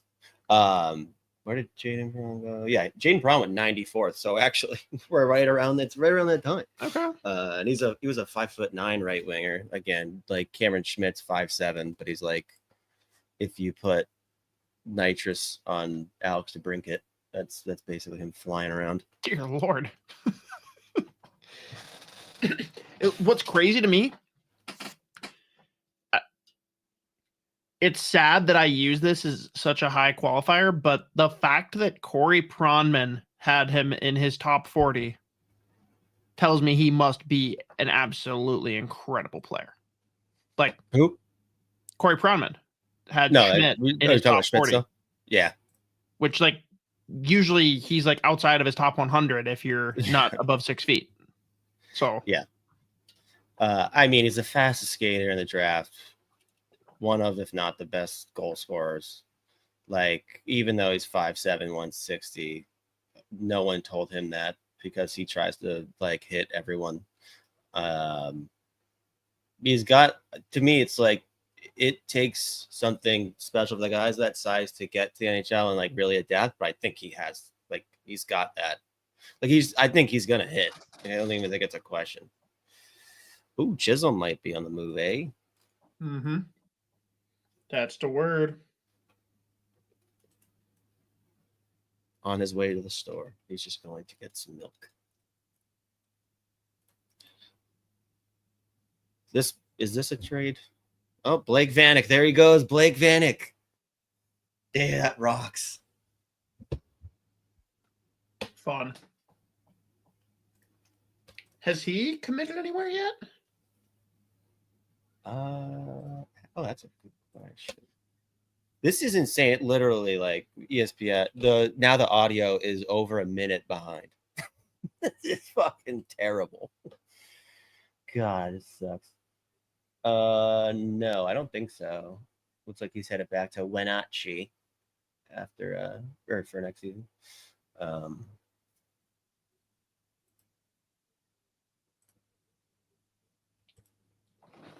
I love it. The Blues extended Hofer. Mm-hmm. And they like made they led the post saying Joel Hofer won't be subject to offer sheets after signing a 2-year contract. And Merrick just quotes, he's like, why didn't they just preface the tweet with, hey, Oilers? They should. Cameron Schmidt. Oh, baby, and we've got our last highlights to play. Hang on, Z. Let me get it up so here funny. So you can swoon. I literally said, I was like, Jaden Perron went 94th, and here it is. Oh, man. Fast skater, one of the best, if not the best goal scorers. He's absolutely rifling pucks. I think he scored 40-something, maybe 50 goals in WHL this year. Just like insane intensity watching him fly up and down the ice. Really good off the rush. Obviously, again, given his size, you know, he's going to have to continue building strength, especially if he's going to be playing in a system like Dallas, where you've also got to be pretty good defensively. I think he's going to hit, though. Like, this is a no-brainer. God, he's so good. Of course, Dallas gets the steal pick. Is this Stankoven? Yeah, it's like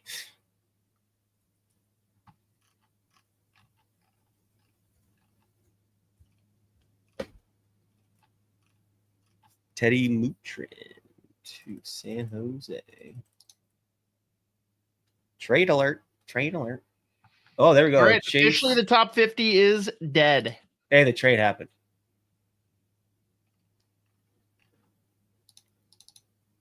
Minnesota receives Chase Prisky in 2025 4th round pick for Declan Chisholm and a 26th in 2025. Wow.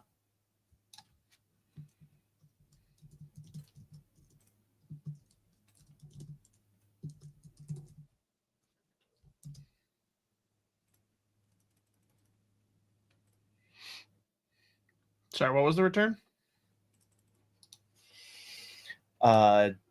Chase Prisky and a 4th round pick.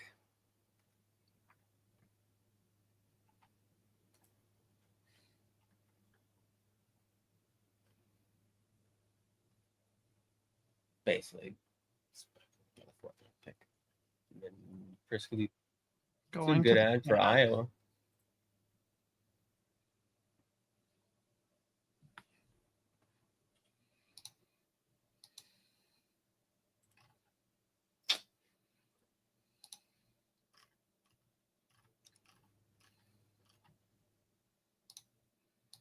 Maxime Schaefer, a different Schaefer.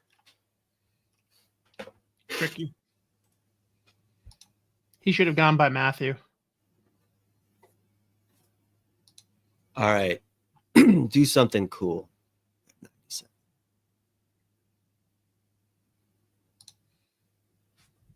Draft Daniel Alfredson. Turn up Mason.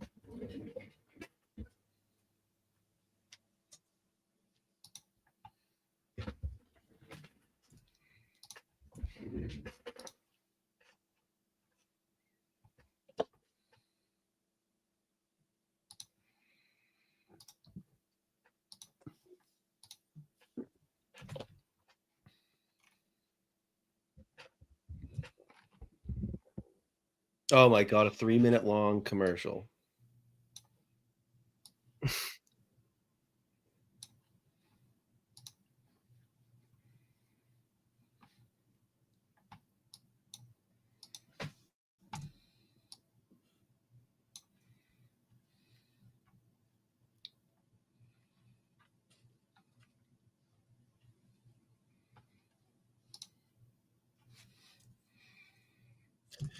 Oh, Minnesota now has like what?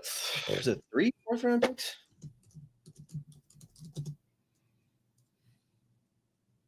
I cannot believe this is a 3-minute long ad. Fucking...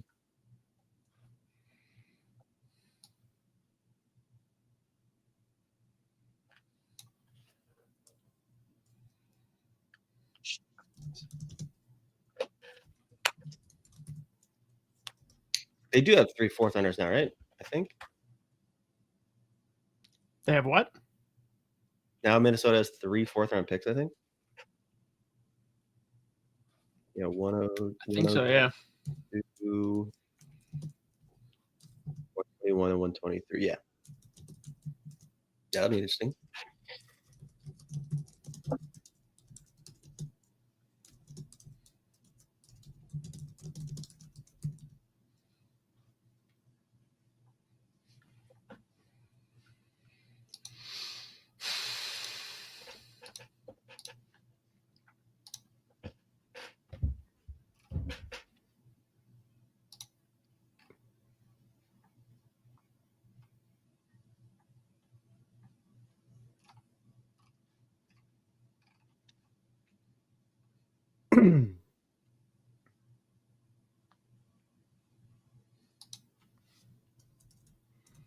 How is there another minute left in this fucking commercial?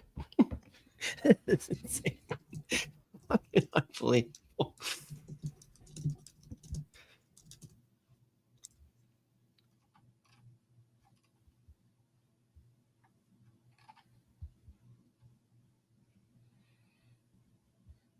Who's Dallas's Judd Brackett?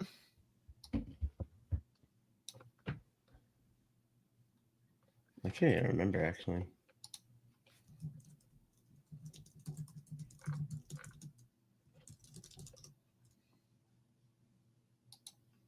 Oh, that's Oh my right. God, there's Joe. picks. They made picks during the fucking commercial break. Now the Bruins on the clock. What? Lucas Beckman, Goaltender out of the queue. Nice pick. Julius Sumpf to Chicago center. That's a Something. nice pick. Something. A goalie to New Jersey. Trenton Bennett. Let's see what the Bruins do here. If ESPN just doesn't like break. Fucking what a joke of. Oh, such a piece of shit. I hate ESPN so much. One of the worst things to happen to America. I said one of.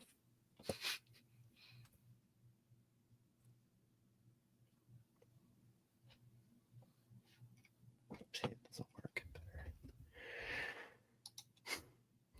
Oh my god. Fuck off.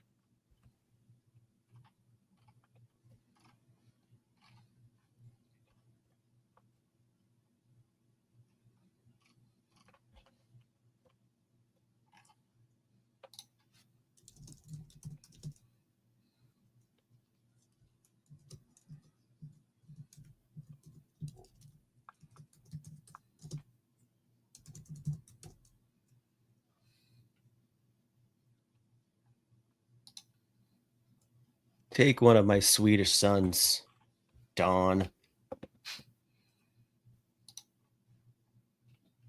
Unless they're trading it right now because it's taking forever.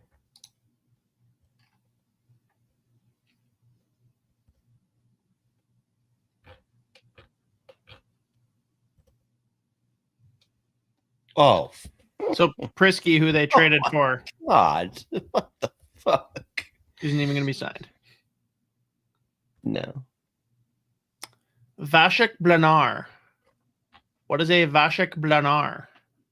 There's a ludicrous. They just couldn't help themselves. I mean, they Couldn't help themselves, meaning he big. Yeah, it's the left shot defenseman.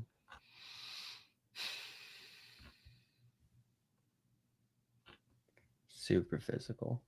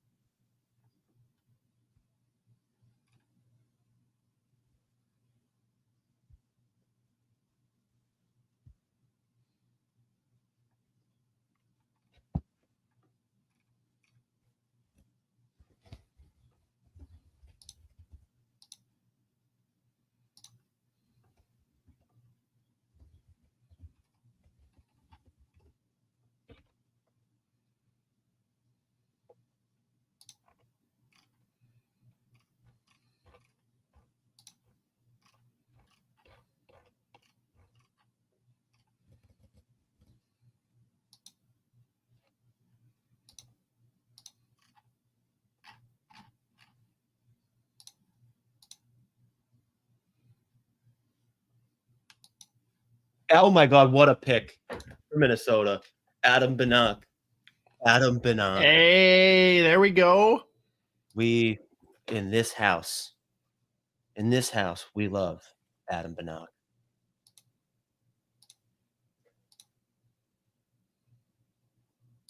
Super high-end playmaker. Except, wait, that's actually very funny now because he is the other short king. He's 5'7". Oh, is he? Yeah. Very funny. Is he actually? Oh, yeah. 108 yeah, he's 5'7", 63. Such a good player. Dynamic playmaking, ability to create offense, super smart, really good passer.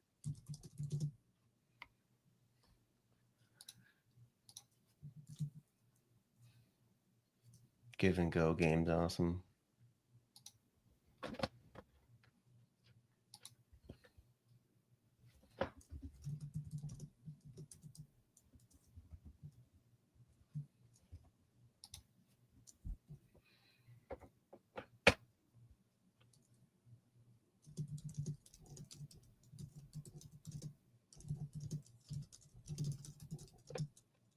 Hell yeah, ESPN. Keep lagging. I hate it when you work. Holy fuck, now it's just shutting down. Great name.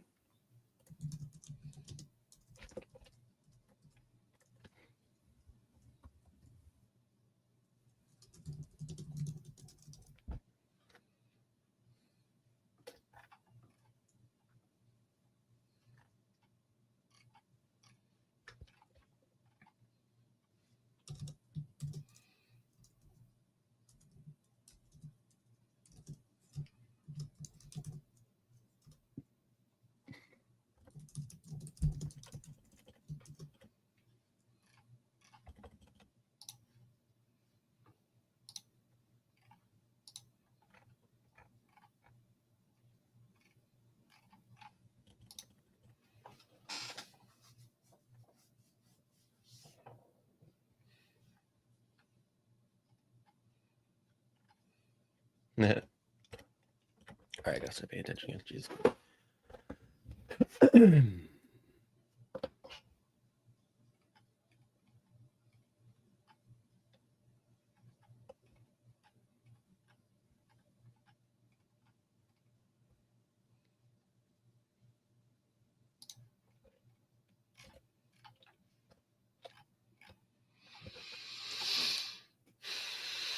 No, neither Michael. I think it's I can't remember how to say it, but and Hillstrop, they have not been drafted. Two really, really good options, especially after pick 100. That's nuts. I think it's smart. We put Sverchek, whatever. We had him like 27. I'm a big fan of that pick. Oh, Elijah Neuenschwander. Neuenschwander. That's. Can I keep him?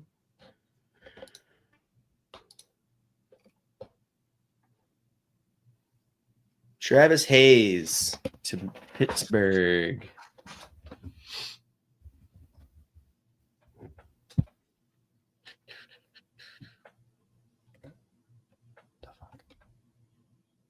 And ESPN is frozen again. Oh, this is insane. I mean, they should be ashamed of themselves. Bye, everyone.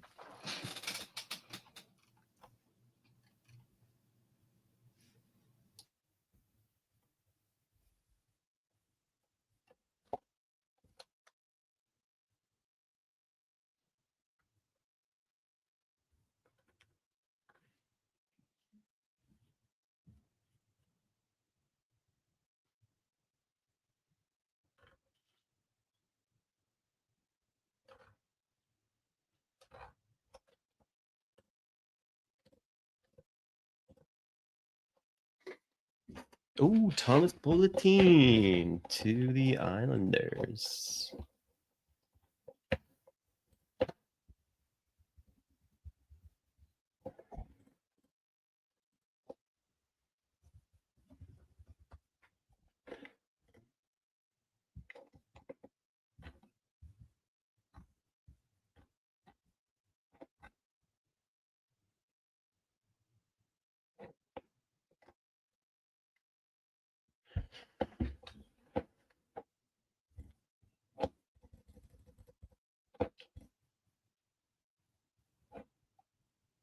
Oh my God, I just went backwards.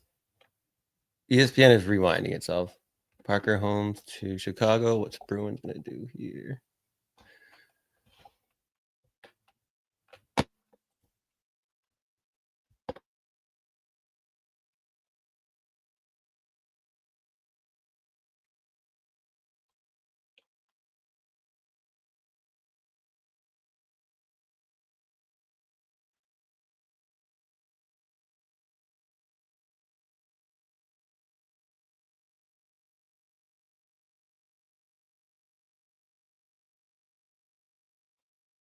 I can't answer this, Urban. I have nothing.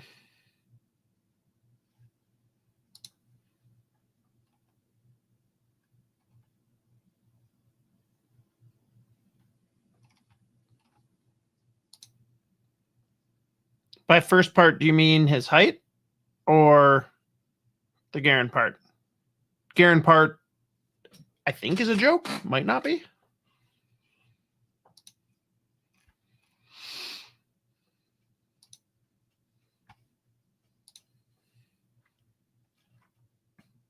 there other picks do the Wild have in this round?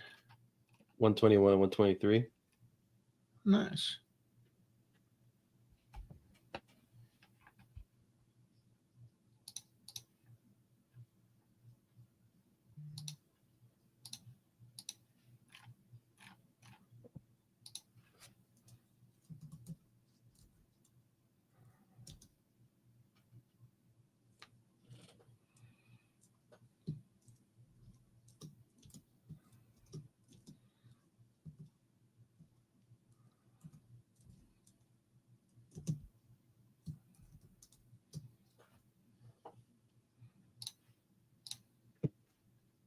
Are they trading this pick too?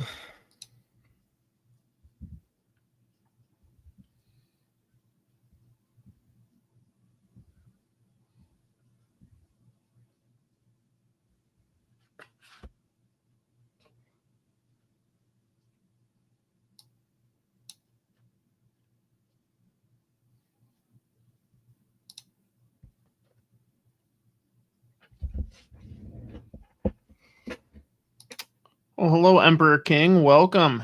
I assume you're a Kings fan. How do you feel about their draft?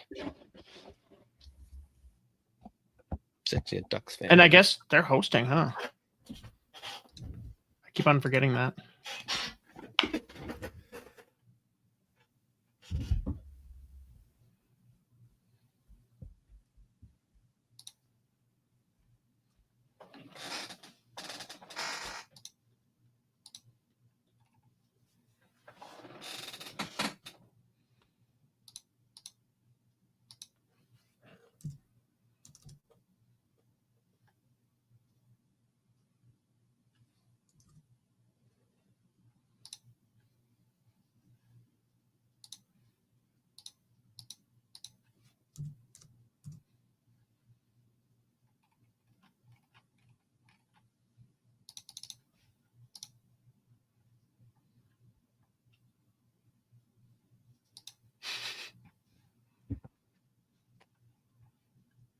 I fucking hate ESPNs with a deep passion.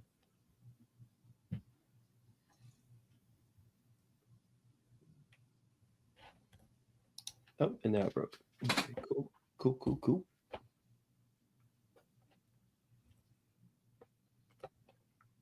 Yep, ESPN stream is down. I mean, Dave, I think the two go hand in hand. Isn't the problem with Rossi the Wild don't see him as a 2C, not his size? I think they don't see him as a 2C because of his size. Like, he has the skill. Billy just doesn't think that he can be a playoff guy, which I don't know what he has to base that off of, but okay.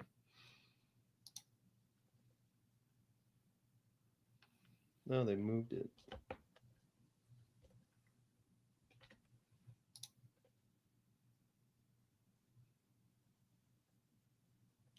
What? Bruins trade pick for Tampa's 4th in 2026. Okay, cool. Thank you.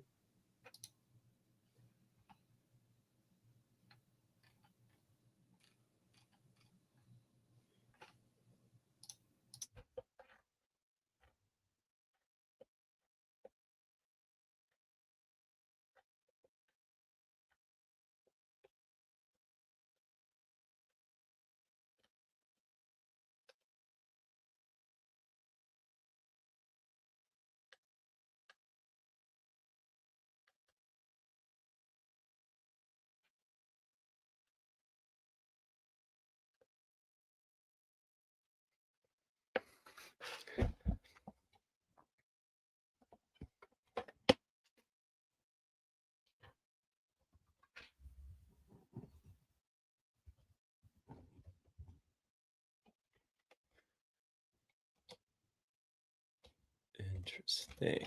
Is he not an overager?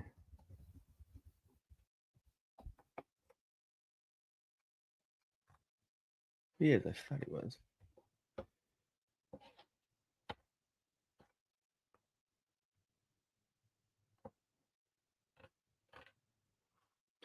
Benjamin Routine in Tampa lit it up in Liga this year on a really good topper team. I think it's like 25, 30 points in 50 games. Decent in the playoffs. Brent Solomon to Detroit. Let's see.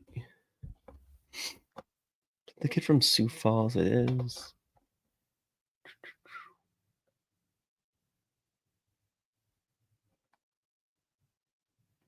Utah will do something cool and fun here.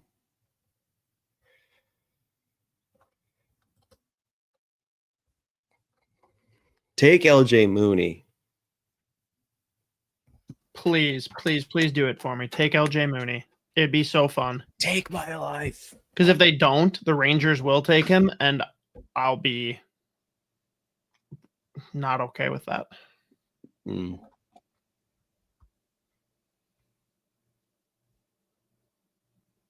Oh, there you go. Who was a Vendetta that was talking about Yegor Borkov earlier? Played pretty well. Oh, yeah. And you were convinced that he didn't exist?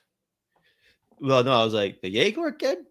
What he played? Minsk in the KHL, I think.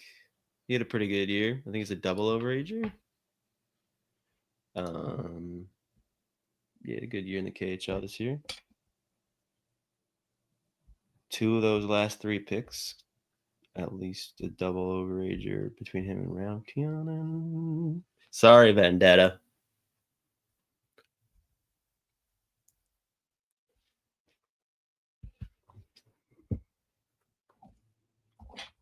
Oh, that's a phenomenal thing from the Rangers. That's one of my guys, Mikael Eriksson. Yeah, you can put up the fucking comment again. There you go. I do love Eriksson, though. It's just too easy. Well, like, now I haven't even said it that often lately. Fuck, I love Mikael Eriksson.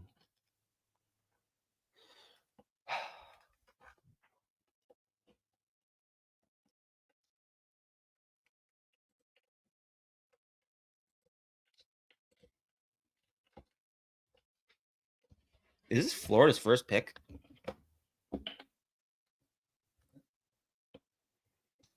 I assume it must be. Oh, they took the name of the draft.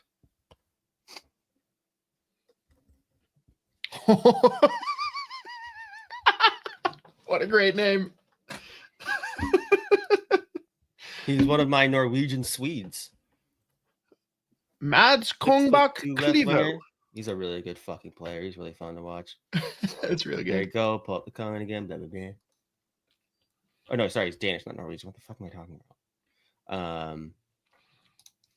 I don't know. Where's your head at, Z? I'm thinking probably stick it out through the 4th, at least get through the 2 wild picks, and then kind of debrief and jet. Or you can keep going if you want. Yeah, I'm fine with whatever. Oh, I haven't checked the poll in a while. We got 41 votes. Highest vote getter, 6-2. Love that for us. Oh, no. I hate my life. Why?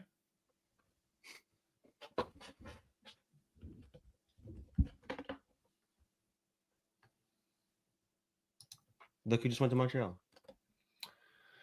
Oh, son of a bitch. It's very funny that they went John Mooney. LJ Mooney to Montreal, 113. God damn it. Sorry, Z.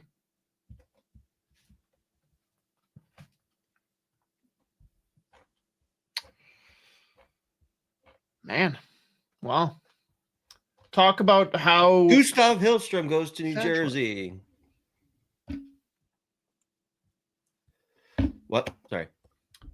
Why is it so tragic for you that John LJ Mooney goes to Montreal? Because I like him and he's fun to watch play hockey, and I hate when they take players that I like. Why is he fun to watch play hockey? Just super dynamic skill, can drive play, score goals, tons of never ending skill. Like it is like he's a human highlight reel when he's on. Sucks that he got hurt this year. But he's just a phenomenal hockey player. He's very fun to watch. You take a swing on a 5'7" kid with that much upside at 113, no questions asked. You should do it earlier, but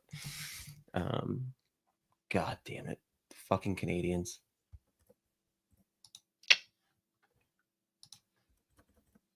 F&A cotton.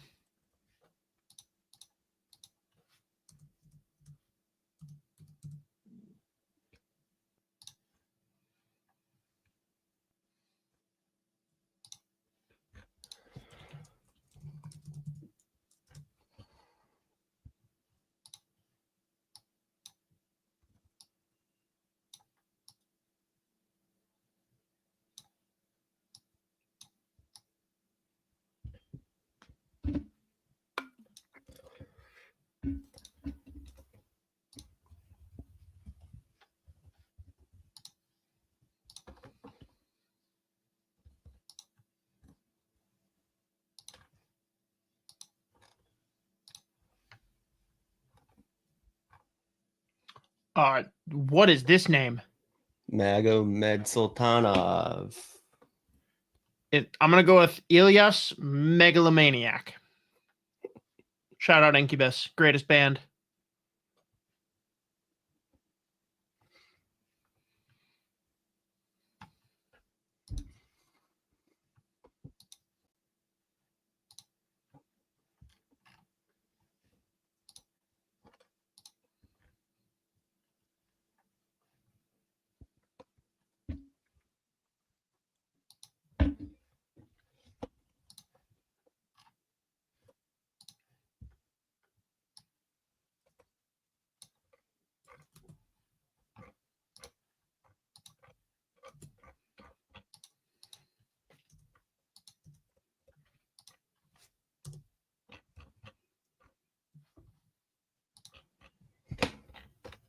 David Lewandowski goes to Edmonton.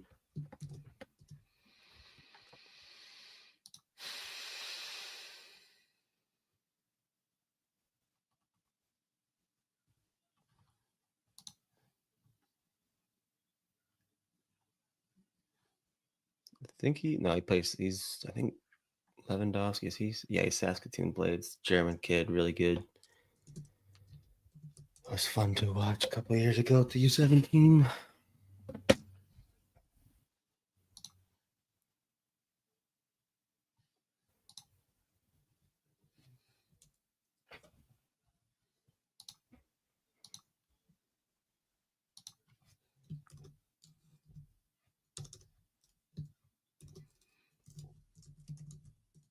Ooh, Linus Funk.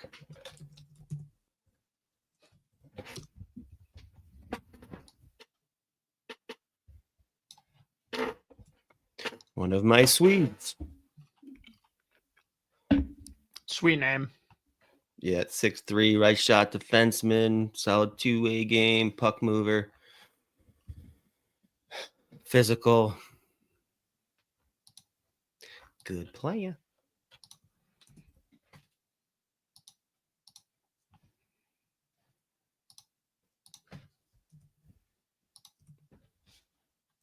I would love Sir Check, however you say it, by the way. So Vendetta, just put it up there again. Them, I would take Arvid Drott for sure. Let's see.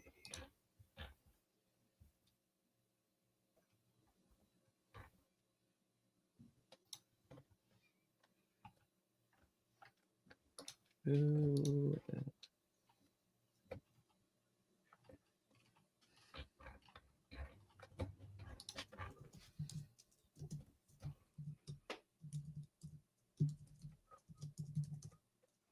Oh yeah, Dakota Roumelin. I don't think anyone's taken him.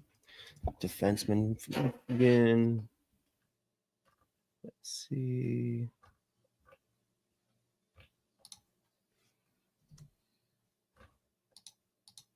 Philip Veilleux out of the queue would be another good one. Ekberg, yes.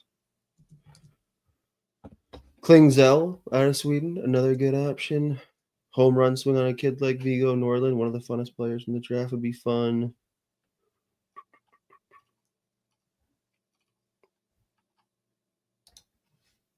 Sachin, maybe. Aiden Lane. Quinn Buchesny would be a really good pick. Alex Wong, Reese Hamilton.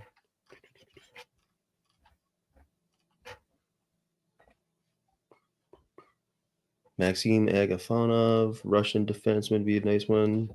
I'm gonna go. I think the next best goalie probably would be like Petteri Rimpinen out of Finland. It's like talking to myself at this point. I mean, to an extent.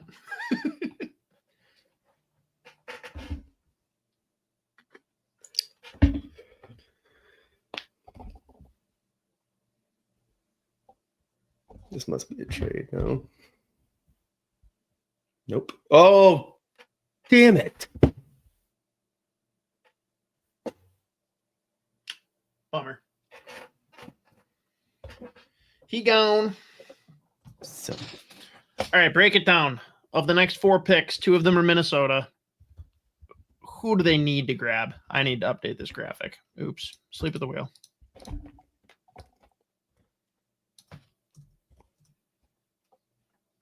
Keaton Harrington. Here we go. Minnesota on the clock. Let's go. Here we go. Sorry, you said which of the names? Is that what you said? Yeah, like what are the names that we need to get excited about potentially? Osmanis would be awesome. I would love a home run swing on a kid like Vigo Nordland. Hellstrom's gone. He is. Let's see. I just had my other list up too. Let's see what's Dakota Mullen from Michigan would be really good. I would surprise. I thought he was going to go like second round. Philip Veilleux from Val-d'Or. Philip Ekberg, big fan. Here we go. And they didn't do that. It's a great name though. Phenomenal name. Lirim Amedovsky. I think he's an overeater. Oh no, he's just a late 06. That's what it was. It's a good player though. Good player. Really what do hard you know? for it. So I think he's 6 foot, 6'1", for like right shot, right wing. He's a fucking animal on the forecheck. Super physical. And of course now my page stopped working. Really good skater.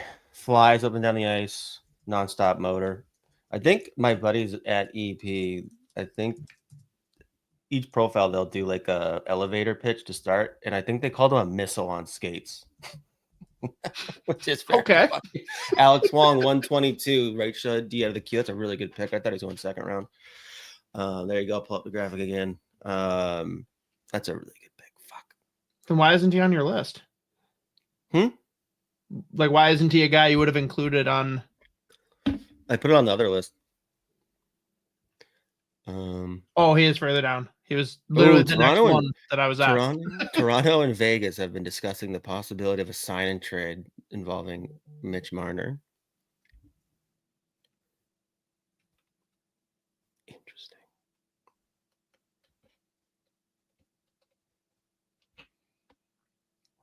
Carter Klippenstein. That's nice. I forgot about him. Brandon Wheat King. That's a sweet Carter name. Klippenstein. 6'3" center. Ow.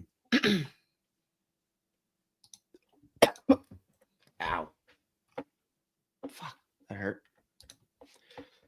Another hard-hitting, just a power forward guy again. Big motherfucker. Flashes some skill here and there. He's got some scoring ability. Definitely like I mean, him and the fact they went Liam Amedovsky and Carter Klippenstein, that's it. Very funny that they did that right after taking 5'7" dynamic playmaker Adam Bannock. They pick up the human missile, as my buddies at EP say. I think that was him. Klippenstein just projects as like a middle to bottom 6, probably. Modern day, like NHL 4th liner, probably, honestly. He'll probably be like a really good NHL player too. Like, I don't think it'll take too long for him to eventually get there either. Just plays with that style. But yeah, super physical and loves to crush guys. And again, every once in a while he flashes some scoring ability too. Seeing both of our teams are done at this point for this round. So I guess let's break it down. First, Bruins. Are you happy with what they did today? Yeah, I mean, there was a couple. Well, actually, realistically, just the kid. I forget his name. But let me pull up all of their pick. Oh my god, I just closed it out. Let's see. I hate that the NHL.com draft tracker won't let me do all rounds if I pick a team. Yeah. But yeah, no, the Bruins second round, the William Moore, Liam Pettersson, 2 good picks. And then who they take in the third round? Cooper Simpson's a good pick. Minnesota. Obviously, the Blainard kid is just a big physical defenseman. So yeah, all in all, so far so good for Boston. For sure. Right, well, let's then get into what everyone cares about for the most part, the wild picks. I know none of them besides Banach were guys that you necessarily had pegged or like said, hey, please draft this guy, but it sounds like we got some interesting prospects. No? Yeah, no, I do like the Amadovsky kid. Yeah. Like he can score. And he's just like, I mean, the straight line speed and his willingness to engage in the forecheck and turn pucks over, very projectable. But again, he does flash some offensive ability. The Klippenstein, he's just like he projects as like that modern day, like bottom 6, hard to play against forward. He plays an NHL style in that regard already. So, and then Banach, we all love. I mean, if you can see past the 5'7" thing, he's like on talent and skill alone, he's probably a top 15 pick in the draft. It's just the fact that it's gonna be a big question whether or not any of that can translate with his size, which I think can. I mean, he ripped apart the World Juniors the last couple of years. He was like setting records left and right, or was it the Holinka? Maybe it was the Holinka. But he was putting up records. He is unbelievable. So I love the Banach pick. Like, do you think they just like wrote 7-5 and Billy went for it? They're like, what? No, they're just don't tell him. Switch the numbers. Switch 7 to 5. Urban says, Waugh to Toronto for Marner and a sign-in trade in the works. Yeah, that's what Friedman tweeted a couple minutes ago. Oh, I didn't see the Waugh part. I just saw that there was a sign-in trade in the works. Very interesting. Aiden Foster to Tampa.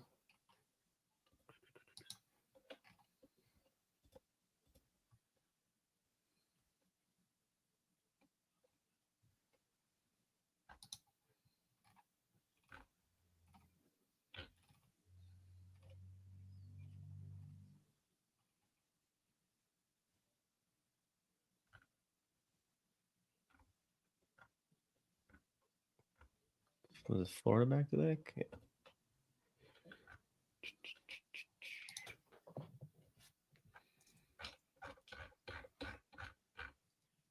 Did I just miss that the fucking...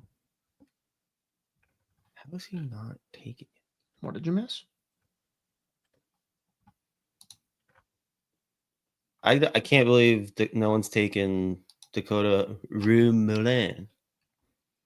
Left shot D-man for Michigan. Or he's headed to Michigan. Or no, he did play at Michigan this year. I forgot. Yeah. I mean, you can't even spell Dakota, so probably not the brightest. I mean, he's playing like 15 minutes a night at Michigan this year. Dude, Florida gets Shea Bush. That is insane. Great name. Great name. Anything else you want to hit on from draft day, from rumors that are spiraling in the NHL now, Declan Chisholm being traded? How do we want to wrap this up? Because I am exhausted. I mean, we've pretty much touched on just about everything. And obviously we'll do a more significant breakdown on Tuesday. But you're about to pick, though. Sure. Wow me, Dubis. Yeah, Urban, we're wrapping up. Going to be calling it quits here in a minute. Between the 12-hour stream yesterday, because the NHL draft is stupid this year.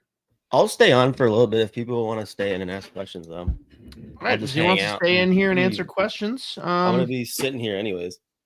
I mean, yeah, might as well. You know how to end the stream, so you can stay on here for as long as you want. I'm just going to leave it going. I'm just going to continue on my day. There we go. Let's see here. What kind of setup can I do for you?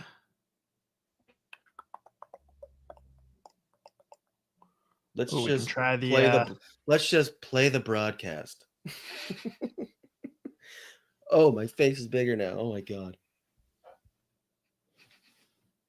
Let's see. Hockey is my game 11. What do you know about Prisky? He's a UFA, so there's a good chance they just let him walk. If not, he'll be a really nice piece to like sign like an AHL deal, like a two-way deal. He'd be a good depth piece for Iowa if they do sign him. But we'll see. Ryan Miller goes to Pittsburgh. The Ryan Miller? Yeah, that's how bad Dubas is. No, I would take it. That's fine. He could have done worse things to me. Love the shirt, by the way. I didn't even realize. What? Your shirt. Oh, yeah. No, I changed sweatshirts to my like dog shirt. Electric. How much do you think Marchand will get with the Panthers? Depends how many years they're willing to give him. Now that they got Bennett on an 8x8, it does sound like Ekblad's going to walk.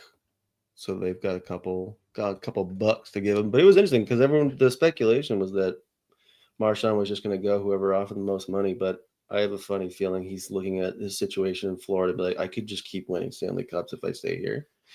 So I would be surprised if they ended up on like a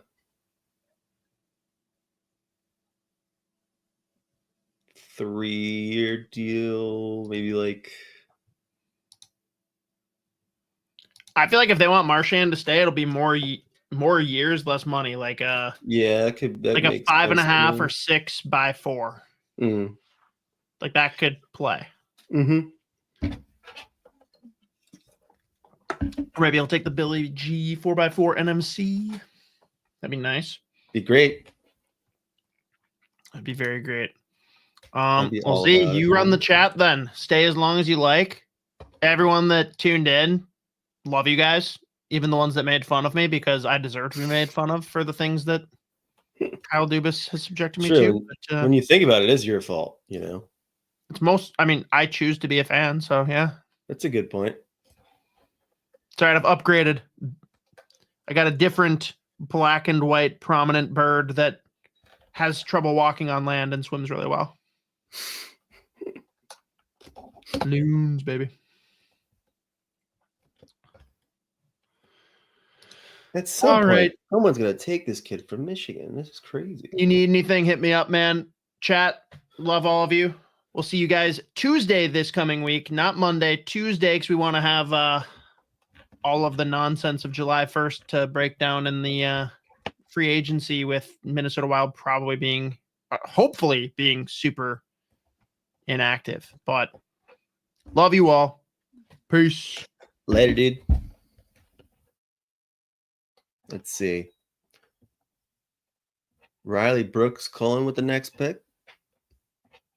He's one of the he might be the oldest player in this class, actually. Or is he an overager? I can't even remember. But oh, there we go, another trade. Great. Can't wait. Glad we waited. Glad we waited several minutes.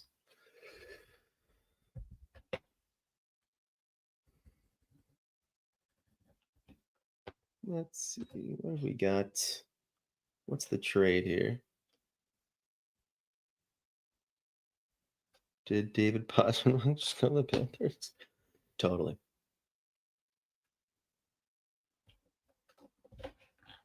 Yeah, true. Was it Moorhead High that he played at, Brooks Cullen? Lit it up there, and then he went to Fargo, Michigan State commit, I think. Good player. Let's see. Asher Barnett to Edmonton. That's an interesting one. Philly on the clock. Again, I don't know why Dakota Roumelin has not been taken. Played 15 minutes a night at Michigan. Really solid defender. Should have gone mid to late second, early third, the latest, but here we are. It's crazy. You think Garen told Judd that he could pick anyone he wanted, but he, yeah, there you go. They had to average out to 6 feet. Yeah, exactly. Max Vestergaard, that we talked about him yesterday. He's a Finnish kid that plays in Sweden. He's a solid player. That's so funny. The guy that one of the other directors of scouting for Smart Scouting is a Philly guy, and he loves Vestergaard, so he must be very happy right now. Good player. Good all-around offense, just not a standout tool for Vestergaard. He's a really good player. He's fun to watch. Bruins on the clock. Take the fucking kid from Michigan. Take Roumelin. This is crazy that he's still sitting here. Ekberg would be such a steal for us, in my opinion. Yep, I love Philip Ekberg. Fun fact, he made his debut in the Allsvenskan over in Sweden at like 15 or 16 years old. First game, scored 4 goals. Unbelievable. I think he had a slow transition into the OHL with the 67s this year. But by the end, he looked really good. I'm surprised he hasn't gone yet. Might be another size thing. But he's played above his age group for like 5 years. He's unbelievable.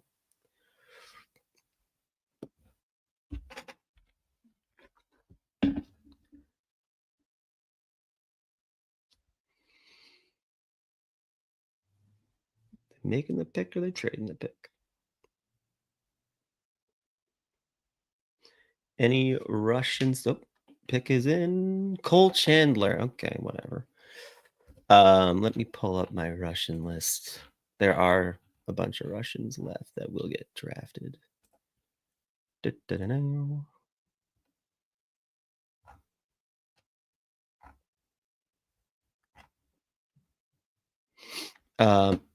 Max Agafonov would be a really good pick for someone 4th or 5th round and beyond.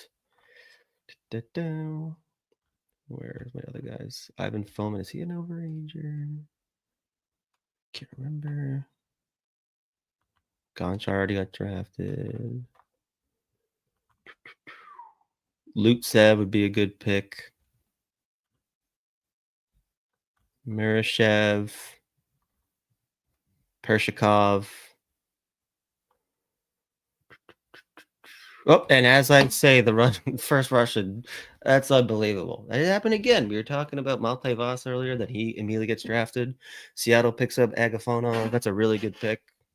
Best Russian still available. Solid defender. Moves well. Good player.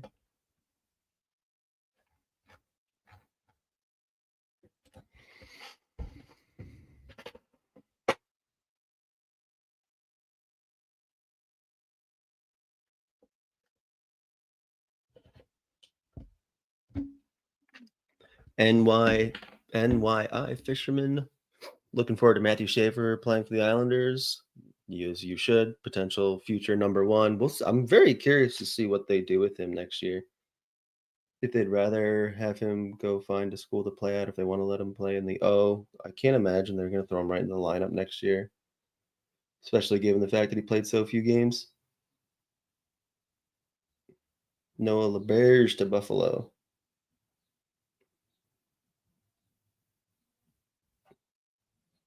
Sucks Seattle wasted.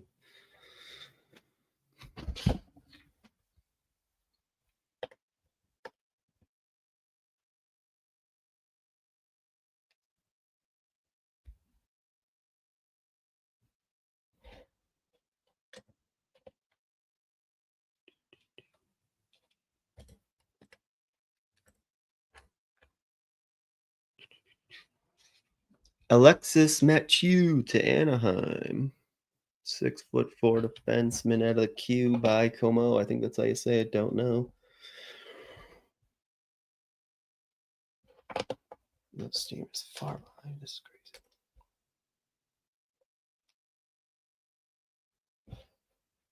I keep forgetting that there's a chat.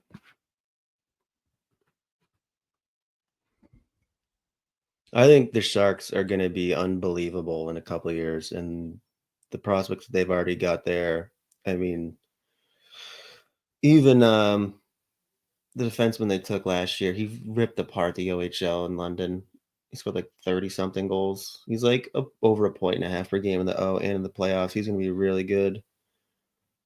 Like their drafts again this year, they are going to be. They've got a little bit of everything now in their young players. They've got guys with size, physicality. They've got the high-end skill. I mean, like having Misa, Celebrini, and Will Smith seems illegal. They also have that kid Quentin Musty that we loved last year. He's unbelievable. Super, super high-end player. They've got a bunch of guys. So they are becoming a very fun prospect pool. And again, very diverse prospect pool as far as skill sets go.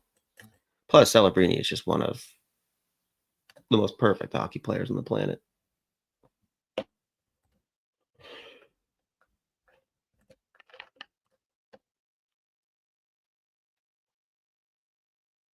So help me God. Toronto takes the kid from Michigan, Dakota.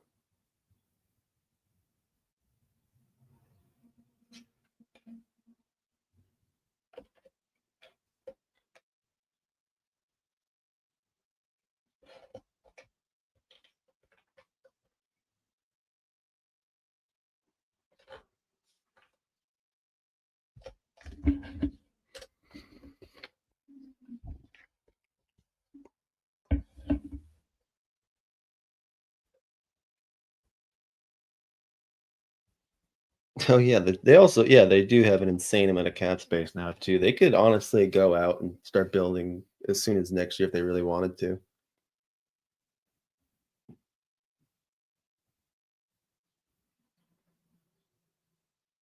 Why is this big? Yeah, Sharks, Ducks, and Utah are all trending to be very dangerous. We'll see if the Ducks can finally put it together. They've had that fucking ridiculous prospect pool for so long, but now they've got a couple guys coming that are good. I'm actually significantly more confident in. William Bell, Toronto.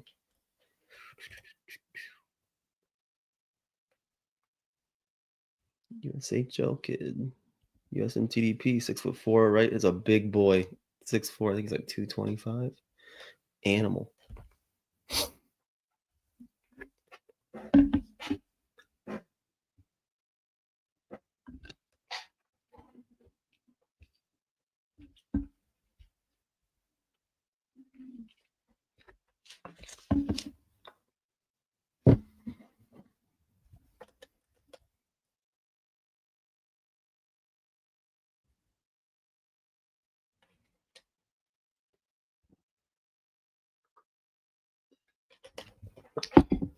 Just missed my face. I just missed my mouth with the water.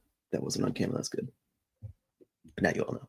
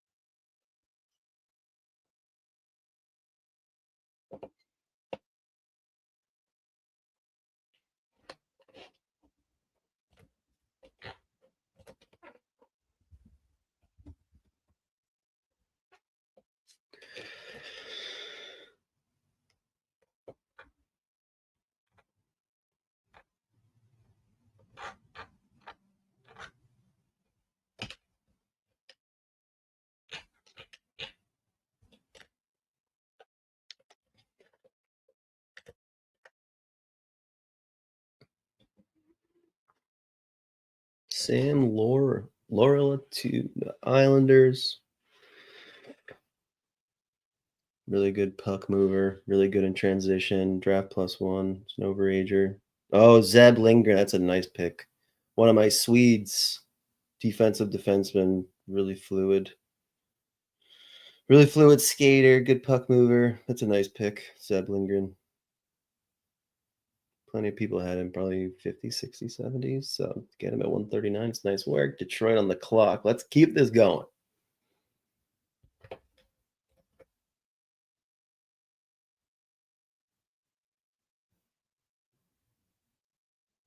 Nikita, oh, they went back to Russia. Nikita Cherin from Spartak. I think he's Spartak.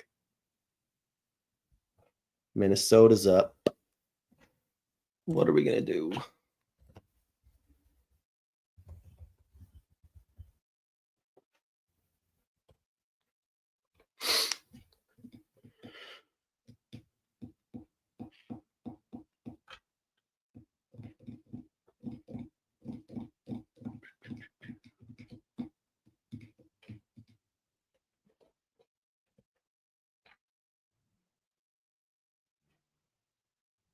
Justin Kipke to Minnesota. All right. Again, I don't know why Dakota Rummelin has not been taken yet.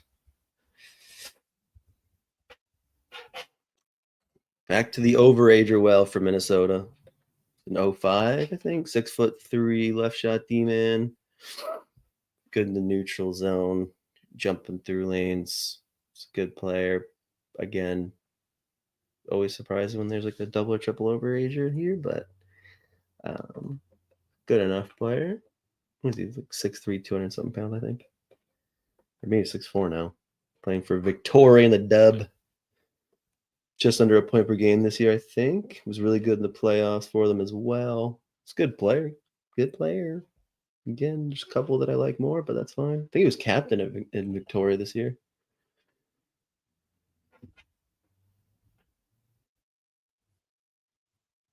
That's a great name. Utah takes Ivan Kochkachenko. Brute Flyers, what up, dude?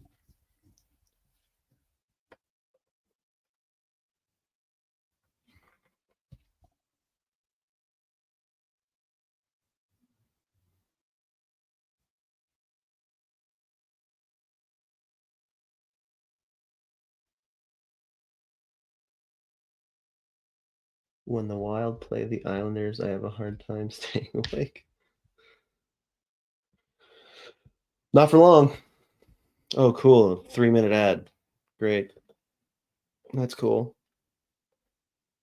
Wilson Bjork to Vancouver. Another one of my Swedes. Another kid at Ugarden. His brother is a guy that'll be challenging for top 5 next year, Vigo Bjork. Just ripped apart the J20 this year as a draft -1. Got a couple games in the Allsvenskan. Scored a ridiculous goal for his first Allsvenskan goal, too. Some nice pick for Van. Love the player a lot.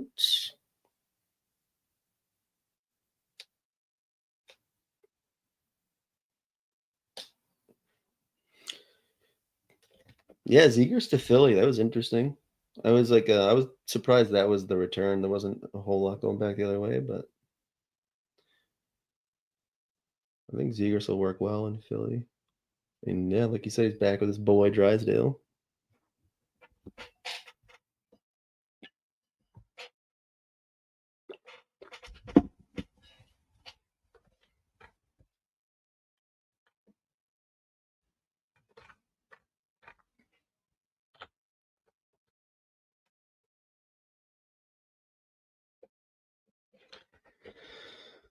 Speed it up, Calgary.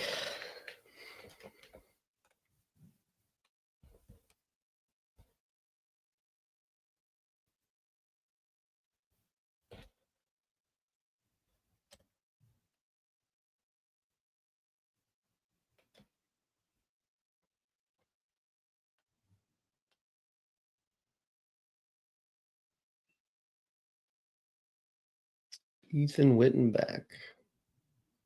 Left wing from Sioux Falls. Sioux Falls, I think.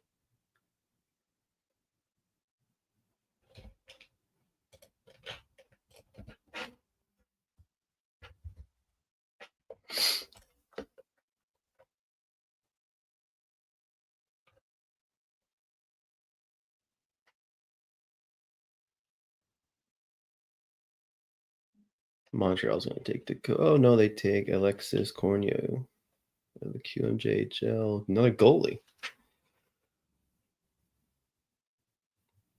Dallas is going to do something cool, probably.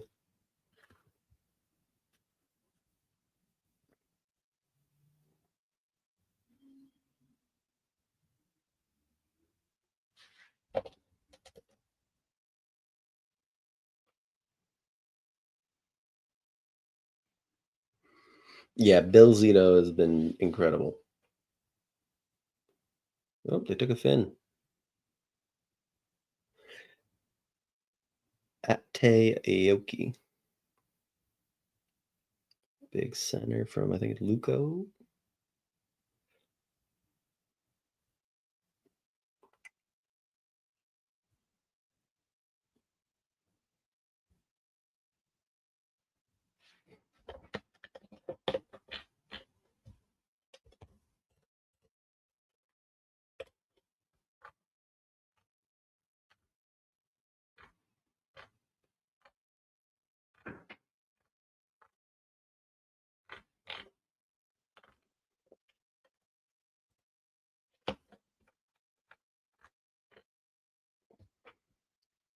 There goes another Russian, Mikhail Fyodorov from Magnitogorsk, or Stalny Lisi, I guess.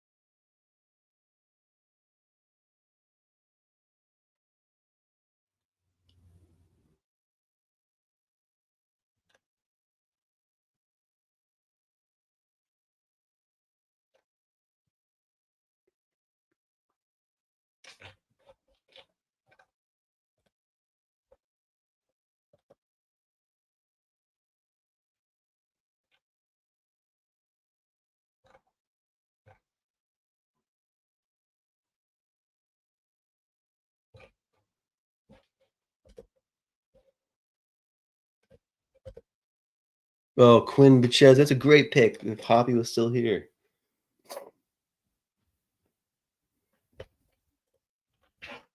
Where did we rank him?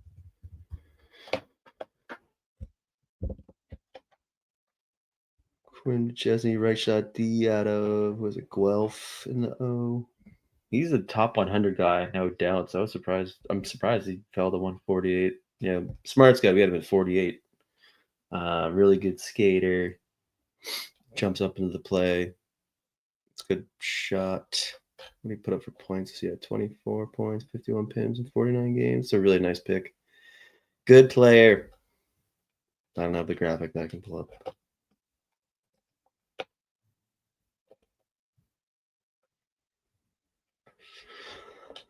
Thanks for stopping by, Cole.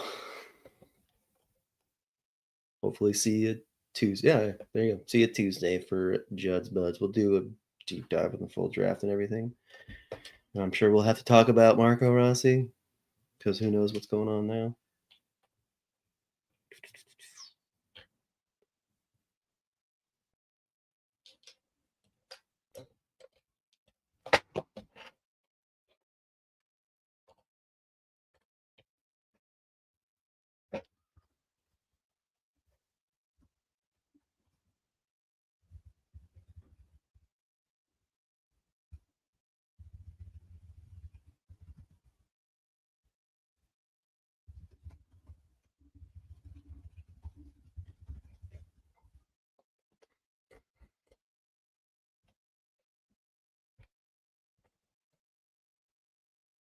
Dmitry Isiev.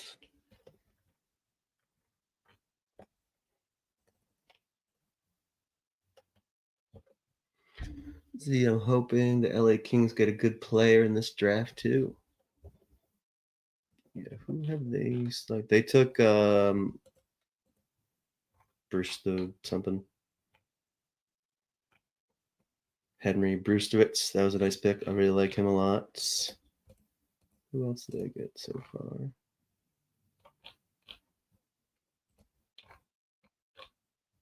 already forget like half the picks. Oh yeah, they took Vocek Shihar at 59. Like that gamble on the upside there. He's a really good player. Played a lot of pro hockey this year. Christian Epperson was a good pick. A lot of people had him going late 30s, early 40s. You get him in the third round at 88th. That's a nice piece of business. Jimmy Lombardi was a really nice pick in the fourth round too.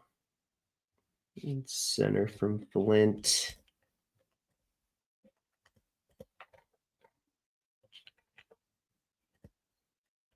And then they are up in a couple picks. 152. Garen made any other nothing burger trays today?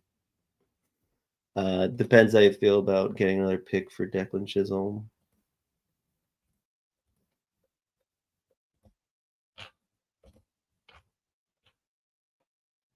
San Jose. Max Heiss from Penticton. I think Penticton, 6'3" center. I think he's like 160 something pounds though. Rail. Is that right?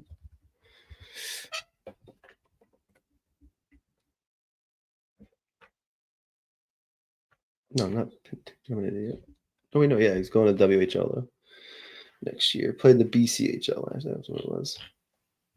He's an overager. Yeah, he was eligible last year.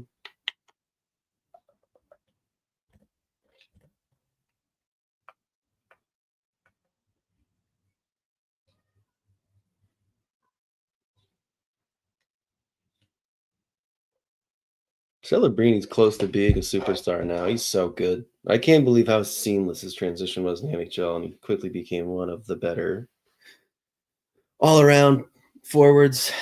Everett Baldwin to Tampa Bay. That's a nice pick. St. George's, I think, yeah. LA on the clock.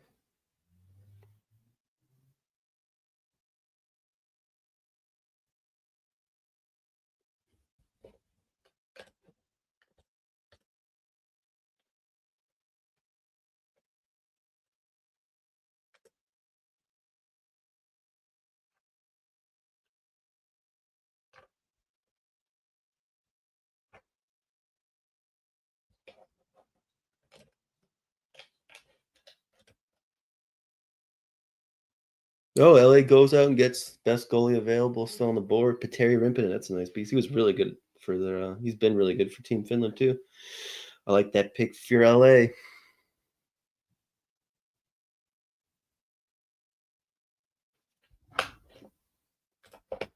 Is this Marner trade actually going to happen?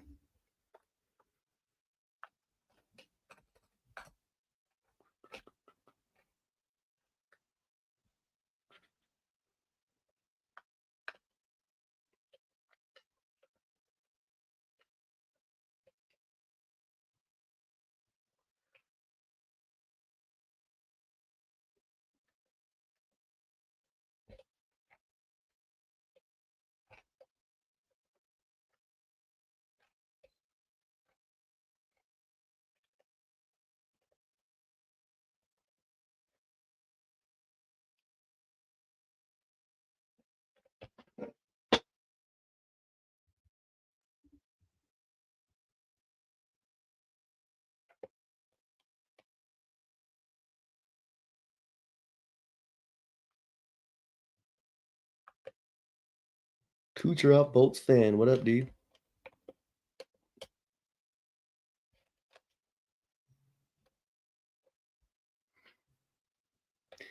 I feel like the fifth round has taken 7 years. Ooh, Harry Nancy. Was he from Owen Sound?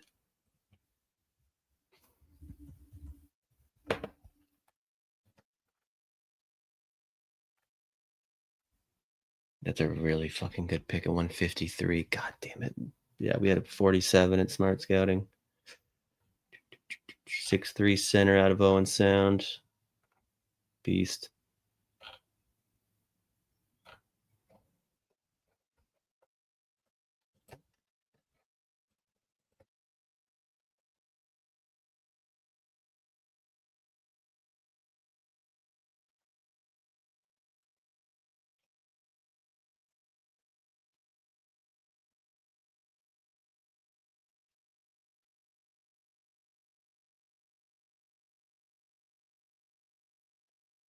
Much chilling, seeing what Lightning are doing this offseason.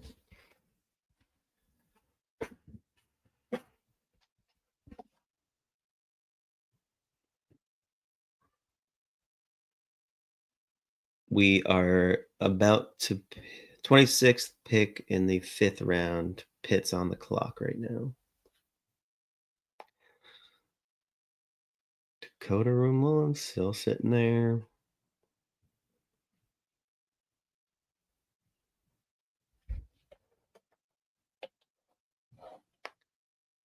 Arvid Drott would be a good pick. One of my Swedes.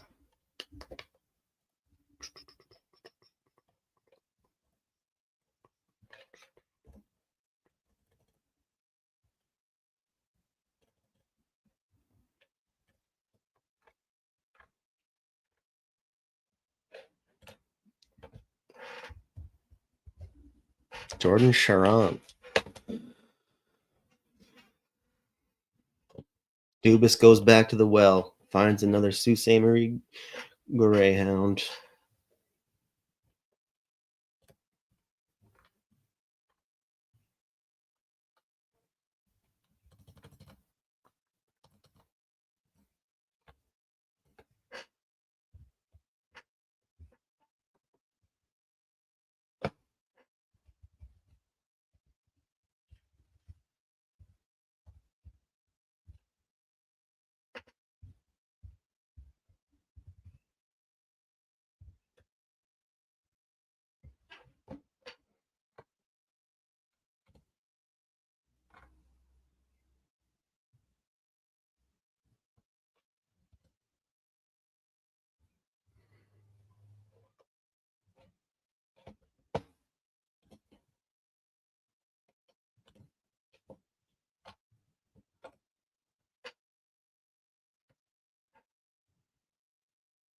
Which Swiss do you think will be drafted besides Neuenschwander? Has Jan Dorth been drafted yet? I think he's an overager, but that wouldn't surprise me. He's a good player. Yeah, Jan Dorth. Ludwig Janssen, another overager. He's really, really, really good. I wouldn't be shocked if someone took a late round flyer on him. He probably should have got drafted last year, to be honest with you. We actually ended up putting him in our 2nd round at Smart Scouting. He's an excellent player. Yamiro Raybear, another overager. He's excellent. I think we put him in our 2nd round again. Some people have him late or like early 2nd. Oh, no, we put him 77. Yeah, Tony Ferrari put him 38. Raybear would be a really, really good pick playing out of Sweden. Put up legit numbers in the SHL this year as a draft +1. That would be really good.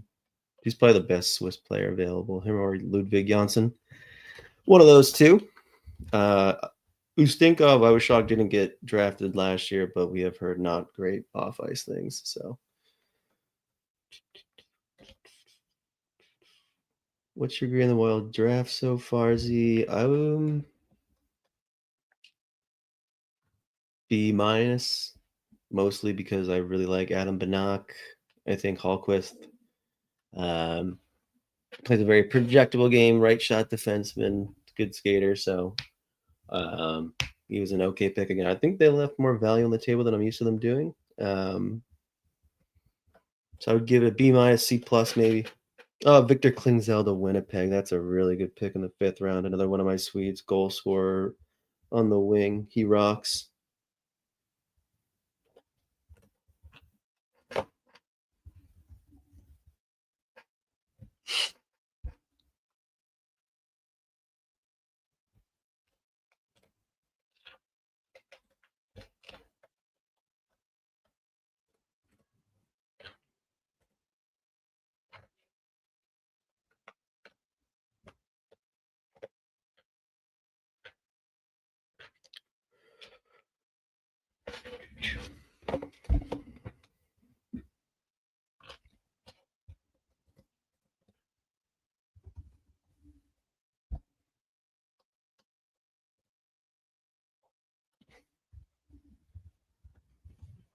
There he goes, Mons Goose, the goaltender, all name team.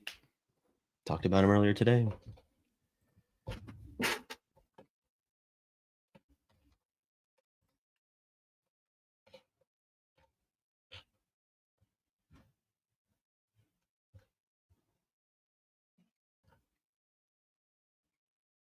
Emil Guite, he was looked at as a potential first-round pick before the season started during the Hlinka, and then his play completely fell off this year. Barely put up any points after. I think he put up like less than half of the points put up last year. But there's a player in there. Definitely worked in his defensive game, so there is a potential bottom 6 role for him. That's a nice pick for Anaheim at 159.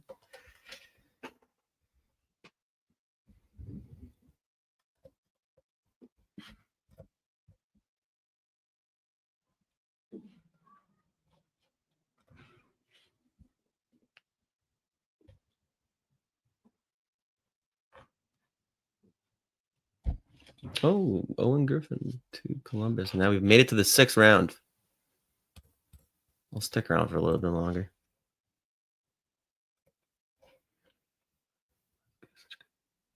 Monskus is a very good name.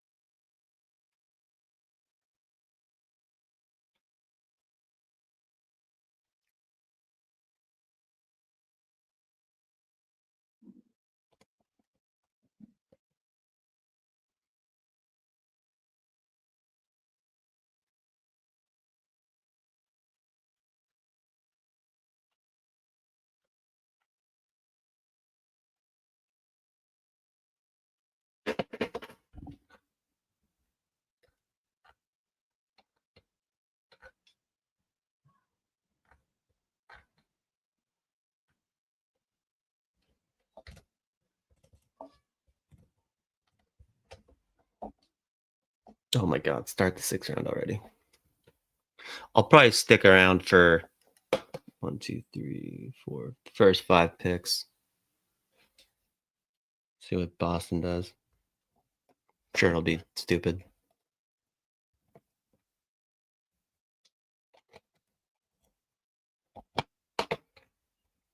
Oh, Zachary Moran's still available.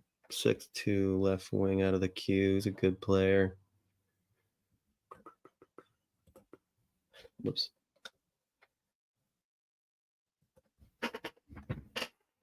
Fireborn Knights EO. Oh my God, make the pick, New Jersey.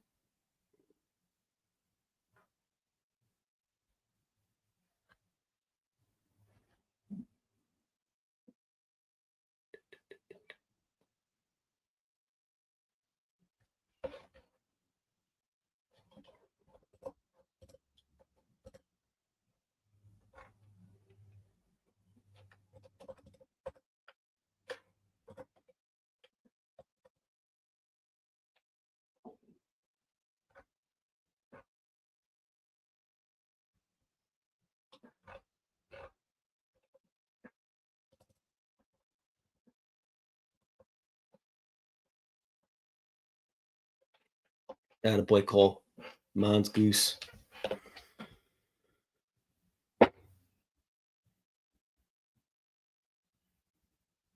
Easy first team, all name team.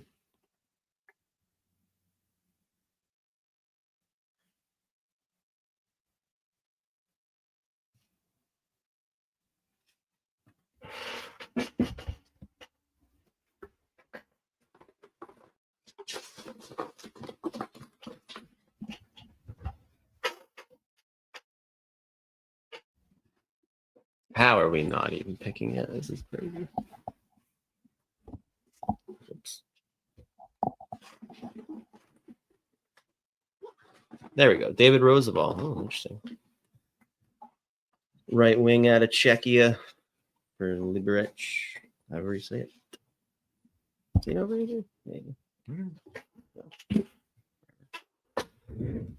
All right, now let's speed it up. You can do it, Chicago.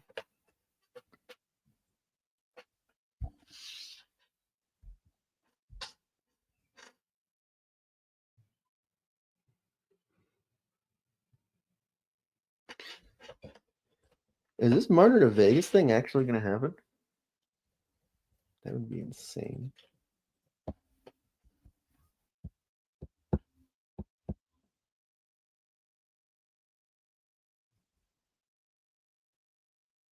Ashton Cumby to Chicago's. Another 6'5" defenseman out of Seattle. I forgot they had him and MRTKA. Just two giant motherfuckers. 3 more picks, then I'm out of here. It's very awkward just sitting here by myself.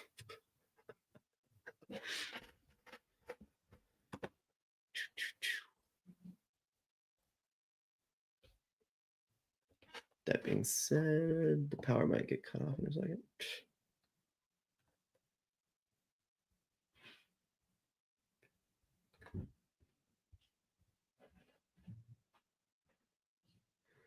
I want someone to take a big home run swing and take Vigo Northern. Oh, Daniel Nieminen. I was shocked he didn't get drafted last year. Another right shot defenseman for Pelicans in Finland.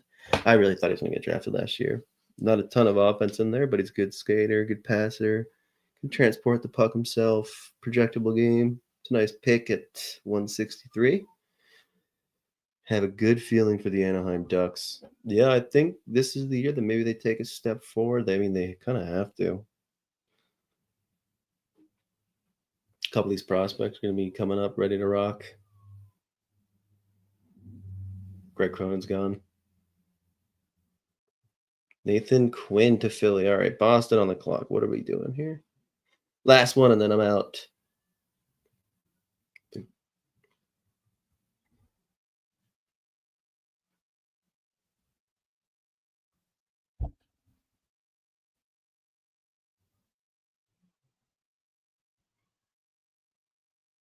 Take a home run swing on like Vigo Nordland. Or take Dakota Room Millen.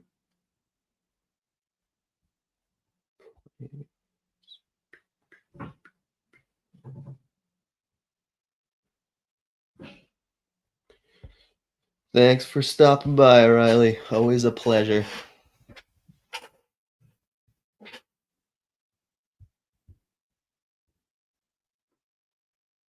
Please don't trade this pick. Please make this pick. Oh my god.